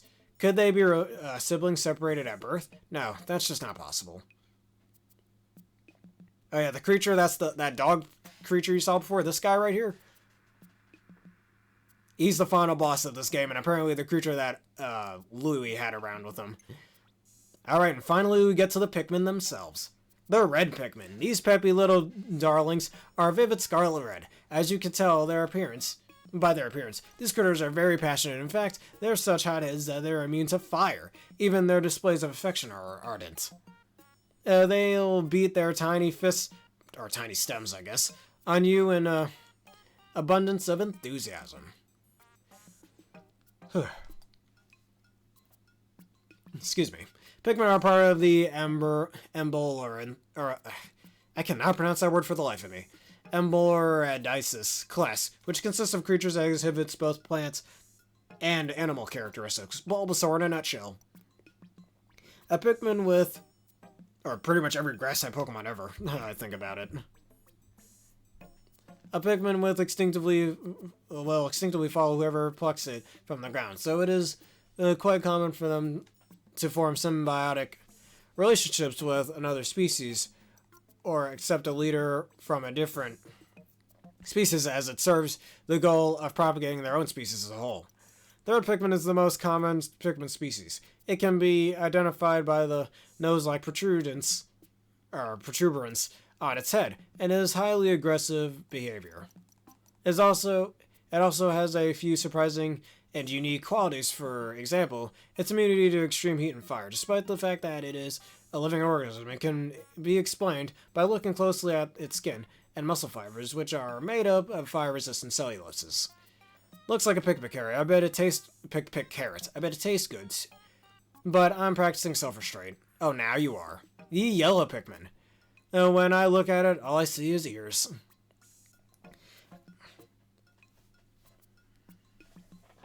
I don't know. I don't think that's ever truly explained other than just a game mechanic for tower defense. It's generally believed that the Pikmin's body was originally the root of a plant that has evolved over centuries, if not millennia, developing structures analogous to muscles, and neural networks similar to those of the brain, and more. However, yellow Pikmin possess a perfect resistance to electricity, and a force which actually possesses extreme danger to other organisms. Oddly enough, this species of Pikmin actually seems to enjoy electricity. Now, their flowers even bloom when they are exposed to an electric current. Now, that's pretty cool. I didn't know that. This fact would lead to beliefs that their neural transmission methods are quite different than our own. This species often uses its ear-like lamellas on its heads to soar to great heights and dig holes. Look at the extraordinarily big pointy ears on the adorable yellow Pikmin. I doubt you can whisper a secret with that they won't hear. Try throwing them. They can easily retrieve objects for you from places you can't reach. Also, electricity doesn't phase them at all. They're shockingly useful little guys. Get it? Shockingly? Okay. Maybe it could be a little tasty when you ingest it. The blue Pikmin. It wouldn't be overstated to say that watching these Pikmin navigate the waters with the grace of a fish is one of the most lovely things to behold on this whole planet. But if you really want to see them swimming, you need to offer them some live bait. I've accepted the theory that Pikmin evolved from terrestrial root vegetables, and so would be unable to breathe underwater and subsequently drown. Yet blue Pikmin possess a gill resembling a mouth on their head, which enables them to be active underwater, while on land they leaf and flower like other Pikmin species, and they breathe through the stomatas on their skin, indicating they must be naturally amphibious. Yeah, they swim. Only in Pikmin 3 and 4. Alright, Pikmin proteins on the surface of their bodies essentially perform the same photosynthetic process as cyanobacteria, for example, which is what gives them their striking color. I look at that mouth and want to put my hand in it, just to see what would happen. I think I broke a tooth on one of those. You guys have teeth since when? Actually, that's a dumb question. I've seen official arts with Olimar having teeth, so it makes sense that Louis has teeth. This species is definitely a member of the Pikmin genus, but its body, the rock Pikmin, but its body does not share any of the plant-like traits that Pikmin are known for. Instead, it's composed primarily of stone. The stone is actually the chosen host of a parasitic subset of Pikmin species named Hermikmin. Similar to how a seed can sprout and push through the cracks of a rock, the Pikmin sprouts stretch deep into the stone, storing its vital organs in an interior cavity that resembles a crystal geode. Because the species displays characteristics common to parasitisms.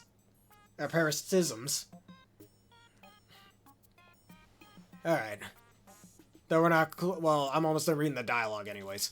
One could hypnotize hypothesize that the rock onion, and rock candy pop buds stockpile stone that would eventually host the rock Pikmin. The rock Pikmin may be rugged and craggy in appearance, but their well-polished skin is cool and smooth to the touch. Those dark, shiny stones bodies are built for defense, and they are capable attackers too. And did you notice those stubby little legs? Aren't they the cutest? The winged Pikmin. Alright, these peculiar little flyers look like they're wearing goggles. Don't be put off by their odd appearance, though. Places that seem like dead ends, such as tremendous roads, lakes, swamps, and sheer cliffs, are nothing to be for them when they are not carrying anything. Even when they are carrying anything, what do you mean? With a few flaps from their tiny wings, they flit through the air like fierce fairies. Alright, the wings on the back of these flying Pikmin species closely resemble the wings you would find on a flying creature. It's possible that the ancient winged onion somehow absorbed a flying creature's DNA, which then resulted in the precursor to the winged Pikmin transforming into the species we recognize today. If this theory is correct, then onions might also be serving the roles of messengers, transmitting new traits and characteristics to their Pikmin. I once had a dream that I was abducted by a winged specimen. That's it, Louis? Okay. The Ice Pikmin. A kitchen essential used for freezing ingredients and storing leftovers. Those wings are adorable, aren't they? Alright, Pikmin suddenly evolved from plants, yet there are also Pikmin species with bodies made of ice, known as Ice Pikmin. How is this possible? The answer to this question lies in the fact that Ice Pikmin are parasitic, just like the Rock Pikmin, by nature, and the ice serves as their host. Excuse me.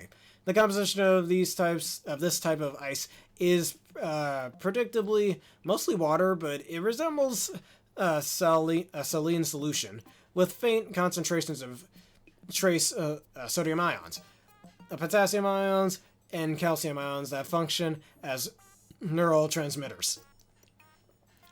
Interestingly, the ice exhibits no visual signs of melting or dripping when exposed to sunlight. This is due to its low temperature core, which continuously creates more ice in order to maintain a consistent size.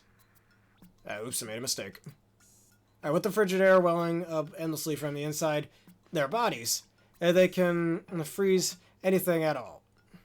If you throw enough of them in a pond, they'll freeze the surface so solidly that you can walk right across it. They're just like little ice wizards. The White Pikmin. These little white Pikmin can dart about quite swiftly. Their bold red eyes are as charming as they are startling. Like a flower that has sharp thorns, these cute little ones possess a potent poison. Such small critters need to be tough to survive. Oh, you'll see the purple Pikmin are the strongest ones. Do you remember when I had 100 purple Pikmin carrying that gold bar alongside Ochi? That's what makes them so strong.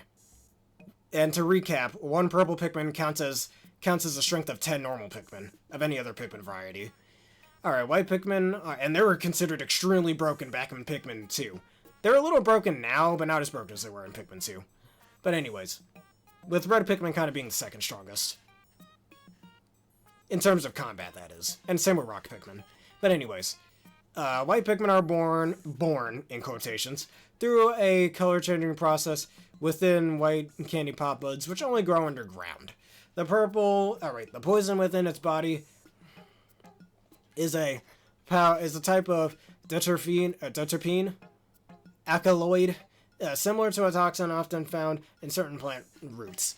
If ingested, it can lead to vomiting, respiratory distress, and complete organ failure. Oh my god. Ultimately resulting in death due to cardiac arrest. Oh my lord. That's metal. In a Nintendo game, again. Though strong, this poison also has medicinal uses, sometimes going by the name aconites. The Pikmin are amblorodices and evolved from plants, but it seems some species retain more of their plant-based evolutionary heritage than others. Oops, did it again. Alright, not meant to be ingested, best used as bait. Yeah, don't eat the thing that ate those, how about that? Alright, very heavy, tenderizing the meat would be way too difficult. I always thought that purple Pikmin would taste really meaty. I wonder. I already had a question of the day of what do you think each Pikmin type would taste like, but whatever. Slightly larger in size.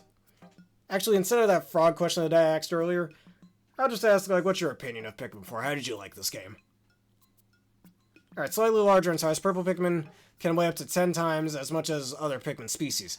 And when thrown in to the ground, their impact creates gravitational waves that can actually warp space-time, which is bullshit, but cool as hell at the same time. Purple Pikmin were always really cool. It's astonishing. But, the density of their muscle fibers is also much higher than that of other Pikmin, allowing them to transport 10 times as much weight as their average-sized counterparts. Their rich purple color is derived from strong polyphenol antioxidants. Wonder what that tastes like, really. Like white Pikmin, they are born from underground candy pop buds, and no related onions have been discovered so far. Yeah, until I just did the sage trials where I got both the white onion, and the purple onion. Originally, that was just a balancing thing where the purple and white Pikmin were exclusive to the underground in Pikmin 2, and that's why they weren't available in the main story of Pikmin 3 as well. Until this game, even though they're still primarily found underground, even the onions. But I think somewhere underground, deep along the relics of the past, a purple onion is waiting to be discovered. Same with the white onion. And we already discovered it. It's a profoundly heavy feeling, holding a living thing in your arms. It can be overwhelming to realize this thing is really alive. That said, these little ones have a density to them that makes them extremely heavy. To hold them at all is difficult. But don't worry, they're strong enough that they can hold you. Oh my god. Got the laugh of a villain. Always being a villain, I guess. Alright, the onion, or the Master Onion, and is known as it's known as in Hey Pikmin and Pikmin 3. Hey Pikmin being a spin-off Pikmin game on the 3DS. I'm thinking about playing that too, at some point. But anyways, the majesty of nature. The mystery of life. I feel that these stale cliches can't fully express the extraordinary, symbolic relationships between Pikmin and onions. Is there a connection here of an affectionate nature, perhaps? There's so much we still don't know. Sometimes it lies dormant, much like a bulb, but dig it up from the ground and provide it with the right stimulus. For example, a good, hard shake and it will activate, sprouting 3 root-like legs. It serves a similar role to a nest or an incubator of the Pikmin, or for the Pikmin, absorbing pellets or the bodies of dead creatures from the natural value, or for their natural value, and then propagating Pikmin the same color as itself. Our onions also seem to greedily attempt to replicate certain characteristics of matter that they absorb by combining with, or absorbing other onions, sometimes of the same type. It's been confirmed that just like Pikmin, an onion has muscle fibers in its body, and though it is unable to walk, it is capable of a small range of motion. However, when it breaks down the bacterial matter it has absorbed, a fuel similar to bioethanol is created. Onions spray this fuel out of the mouth of on their underbelly and are able to fly using their flower-like propellers for stabilization. Alright, if you look closely, you'll see its legs are sprouting a dense layer of hair. Why? What? Whatever. Also, the purple Pikmin, in case I forgot that part. The Floralix. I saute in oil to add a fragrant spice to your dish, but eat too much and you'll smell like it for days. That Wario reference. While it doesn't sprout or create Pikmin, this specimen is still a type of onion. A bulb like this one can be divided into 7 segments. It's highly nutrition dense and contains strong, energizing, and analeptic effects. The compound responsible for its characteristics smell resemble onions' growth hormones. When absorbed by an onion, it fulfills a critical role in Pikmin proliferations, by increasing the total number of Pikmin that can be withdrawn from the onion at a given time.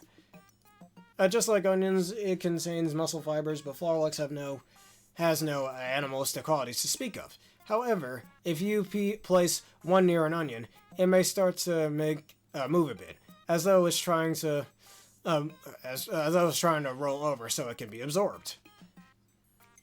Wait a second, what am I doing? Forgot that part. Alright, dice finely grate, saute in oil. I can barely stand the grumbling in my tummy right now. But when you see one of these shiver or twitch, you'll realize that this is a living thing. And we must treat it with consideration as such. And the candy pop buds. Of all different colors except for the, except for the glow one. which doesn't exist, but whatever. The longer I look at it, the more I feel a strange urge to throw something into it. Succumbing to the intensive thought, I threw a bomb into it. I once threw a bomb into one. When I did, patooey, it spit the bomb right back out. I can't help seeing some sort of lifelike response in that. Yeah, I already read that. Alright, well, it looks like the interior of a flower is actually an insectivorous leaf that's developed into an organ. This organ releases a sweet scent from its central pistil, luring small insects into its interior and trapping them. The DNA of those creatures, captured organisms, is directly absorbed into the plant cells, which might indicate that this species is attempting to evolve at an astonishing speed. But in most cases, the cells essentially self-destruct. The bud then releases Pikmin seeds from the same color, and the plant withers. Muscle fibers extremely similar to those of an onion were also found in this species, so one could hypothesize that a candy pop bud is an underdeveloped onion. Or undeveloped onion, However, there aren't enough details to confirm this theory either way.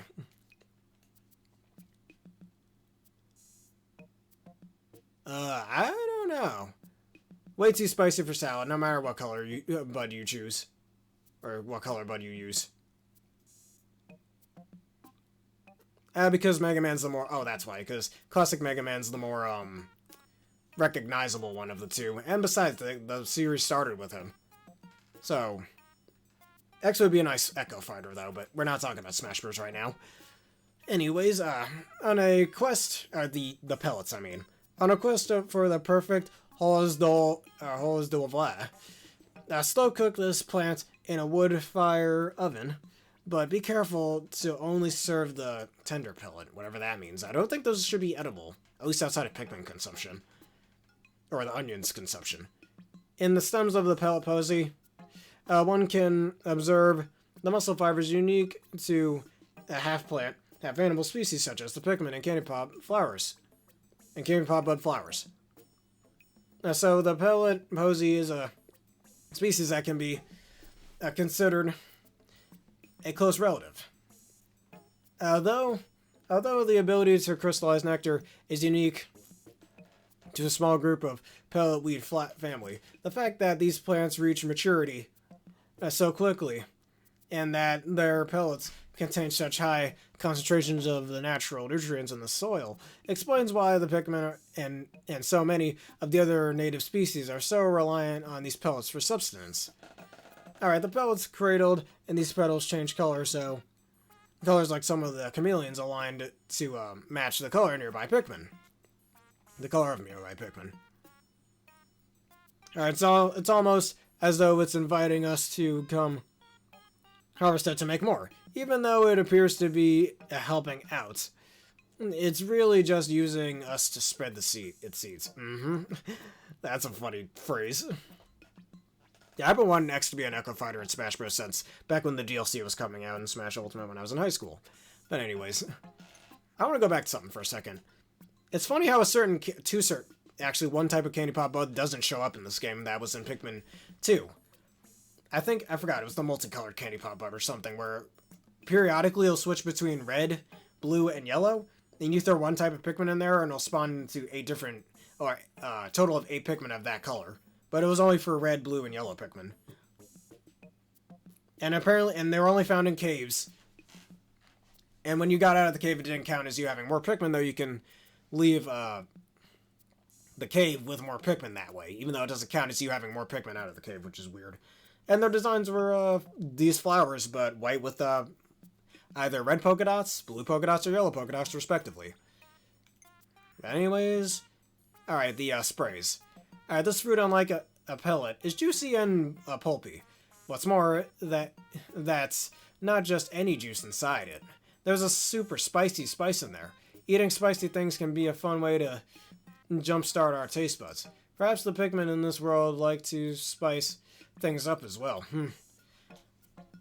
I like the pellet posy, while Nectar is, while nectar is its primary source of nutrients, this Burgonian,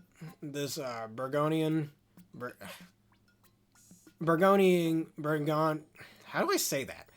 Burgeoning spiderwort produces fruits with high amounts of super spicy compounds.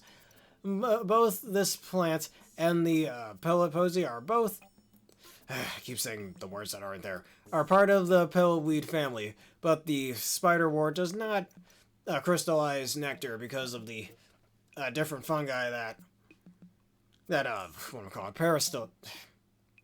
parasitizes its roots.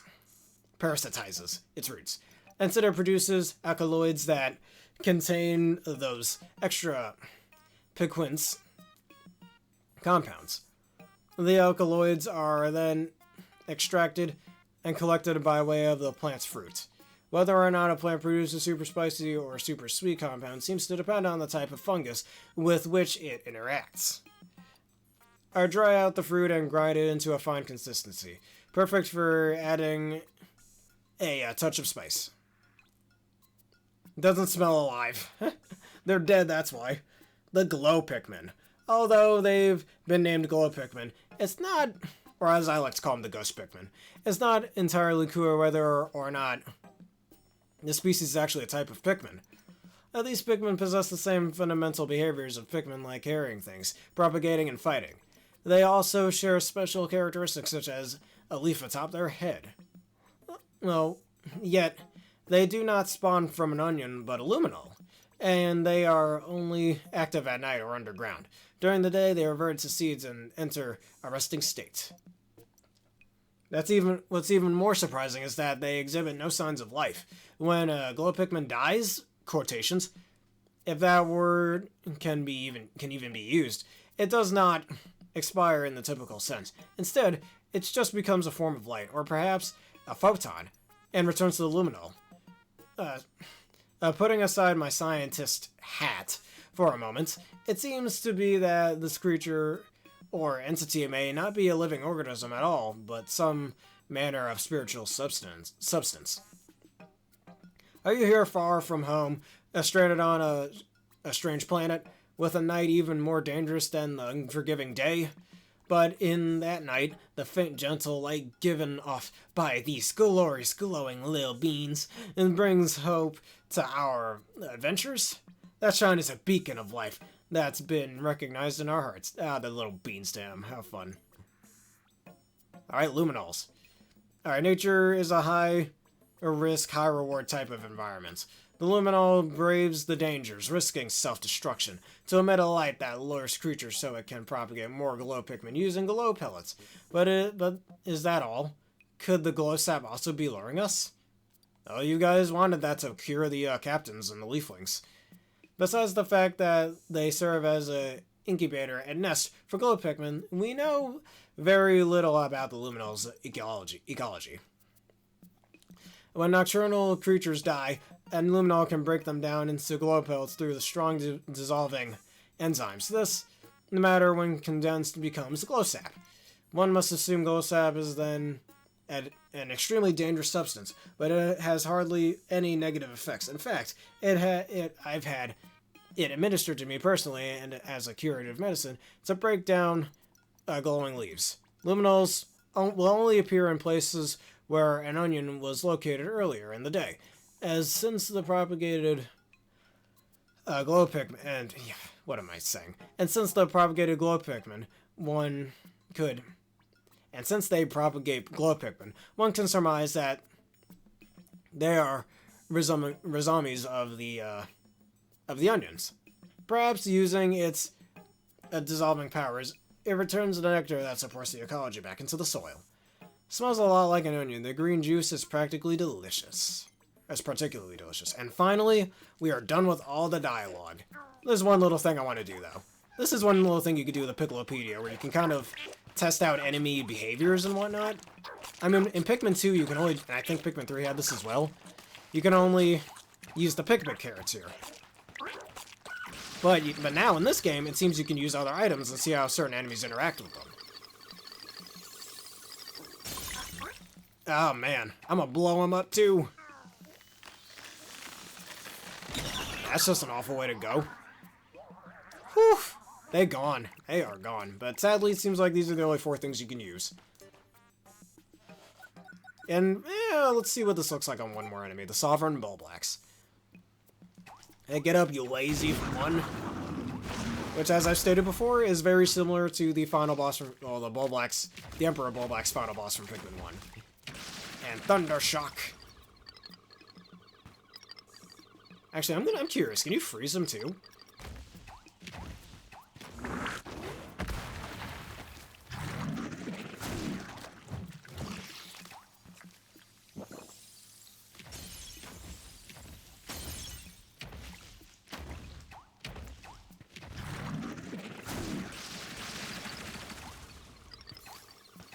Alright, I'm trying to get him to eat that.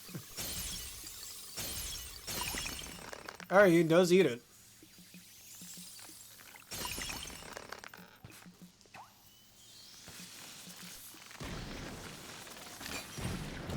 Whatever. I think that's enough of that. Oh my Jesus. He's a big boy indeed. How could you possibly pull yourself away from these charming creatures? Dude, I spent the last, like, nearly 5 hours reading all that dialogue along with the treasures. I don't want to hear that. Come see me when you're ready to take another look. Alright. Well, we are finally done with that. And how many Pikmin did we end up with in the end? I can't tell. So, you know what? Let me add how many Pikmin I have here. Of all the different Pikmin types. Alright, 256 reds. 247, or 243 yellows. 278 blues. 280 ices, which is funny how I have the most ice Pikmin of everything. I won't forget, don't worry. 98 rocks. 124 wings. 114 purples. And finally, 81 whites. So I have a total of 1,474.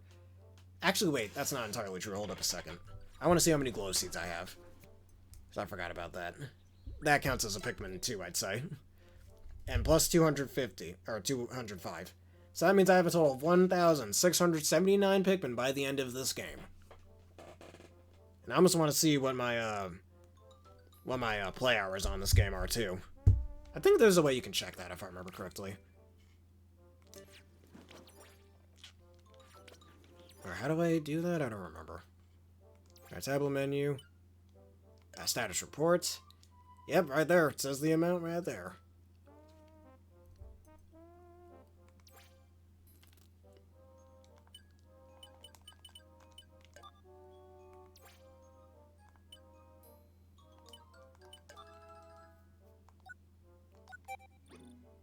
Yeah, we already read all these. I don't need to read those again. Alright, history and stats. That's how we look this up.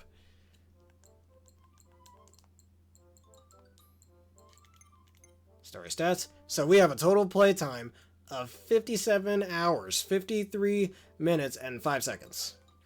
Okay. Well, I think to end off this series before we start a new series. Ah, shit. Damn it. Never mind. Never mind. Let's just pretend all 8 different Pikmin types plus the Glow Pikmin are here waving us off. But anyways, I think that'll be it for the Pikmin 4 playthrough. We'll be back literally later today at the time of me making this video. It's Friday, October 20th. So once this is out of the way, we're going to start us up a new playthrough. If you all enjoyed this and you want to see more, please leave a like, comment, subscribe, and follow. Hit one of the vids you see on screen right now and that bell button for more if you liked hearing me slog through all that dialogue. And may I give a special thank you to Aaron for joining me once again for a wonderful video, as well as hearing me constantly stutter over my words while I read dialogue.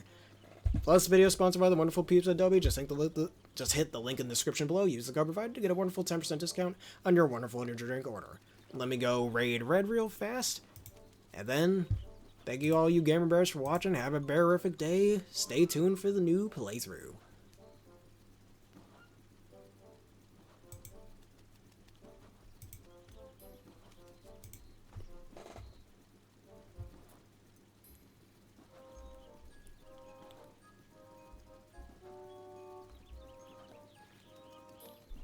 Alright, and now we'll be raiding red. Thank you everybody for watching, and have a bearific day.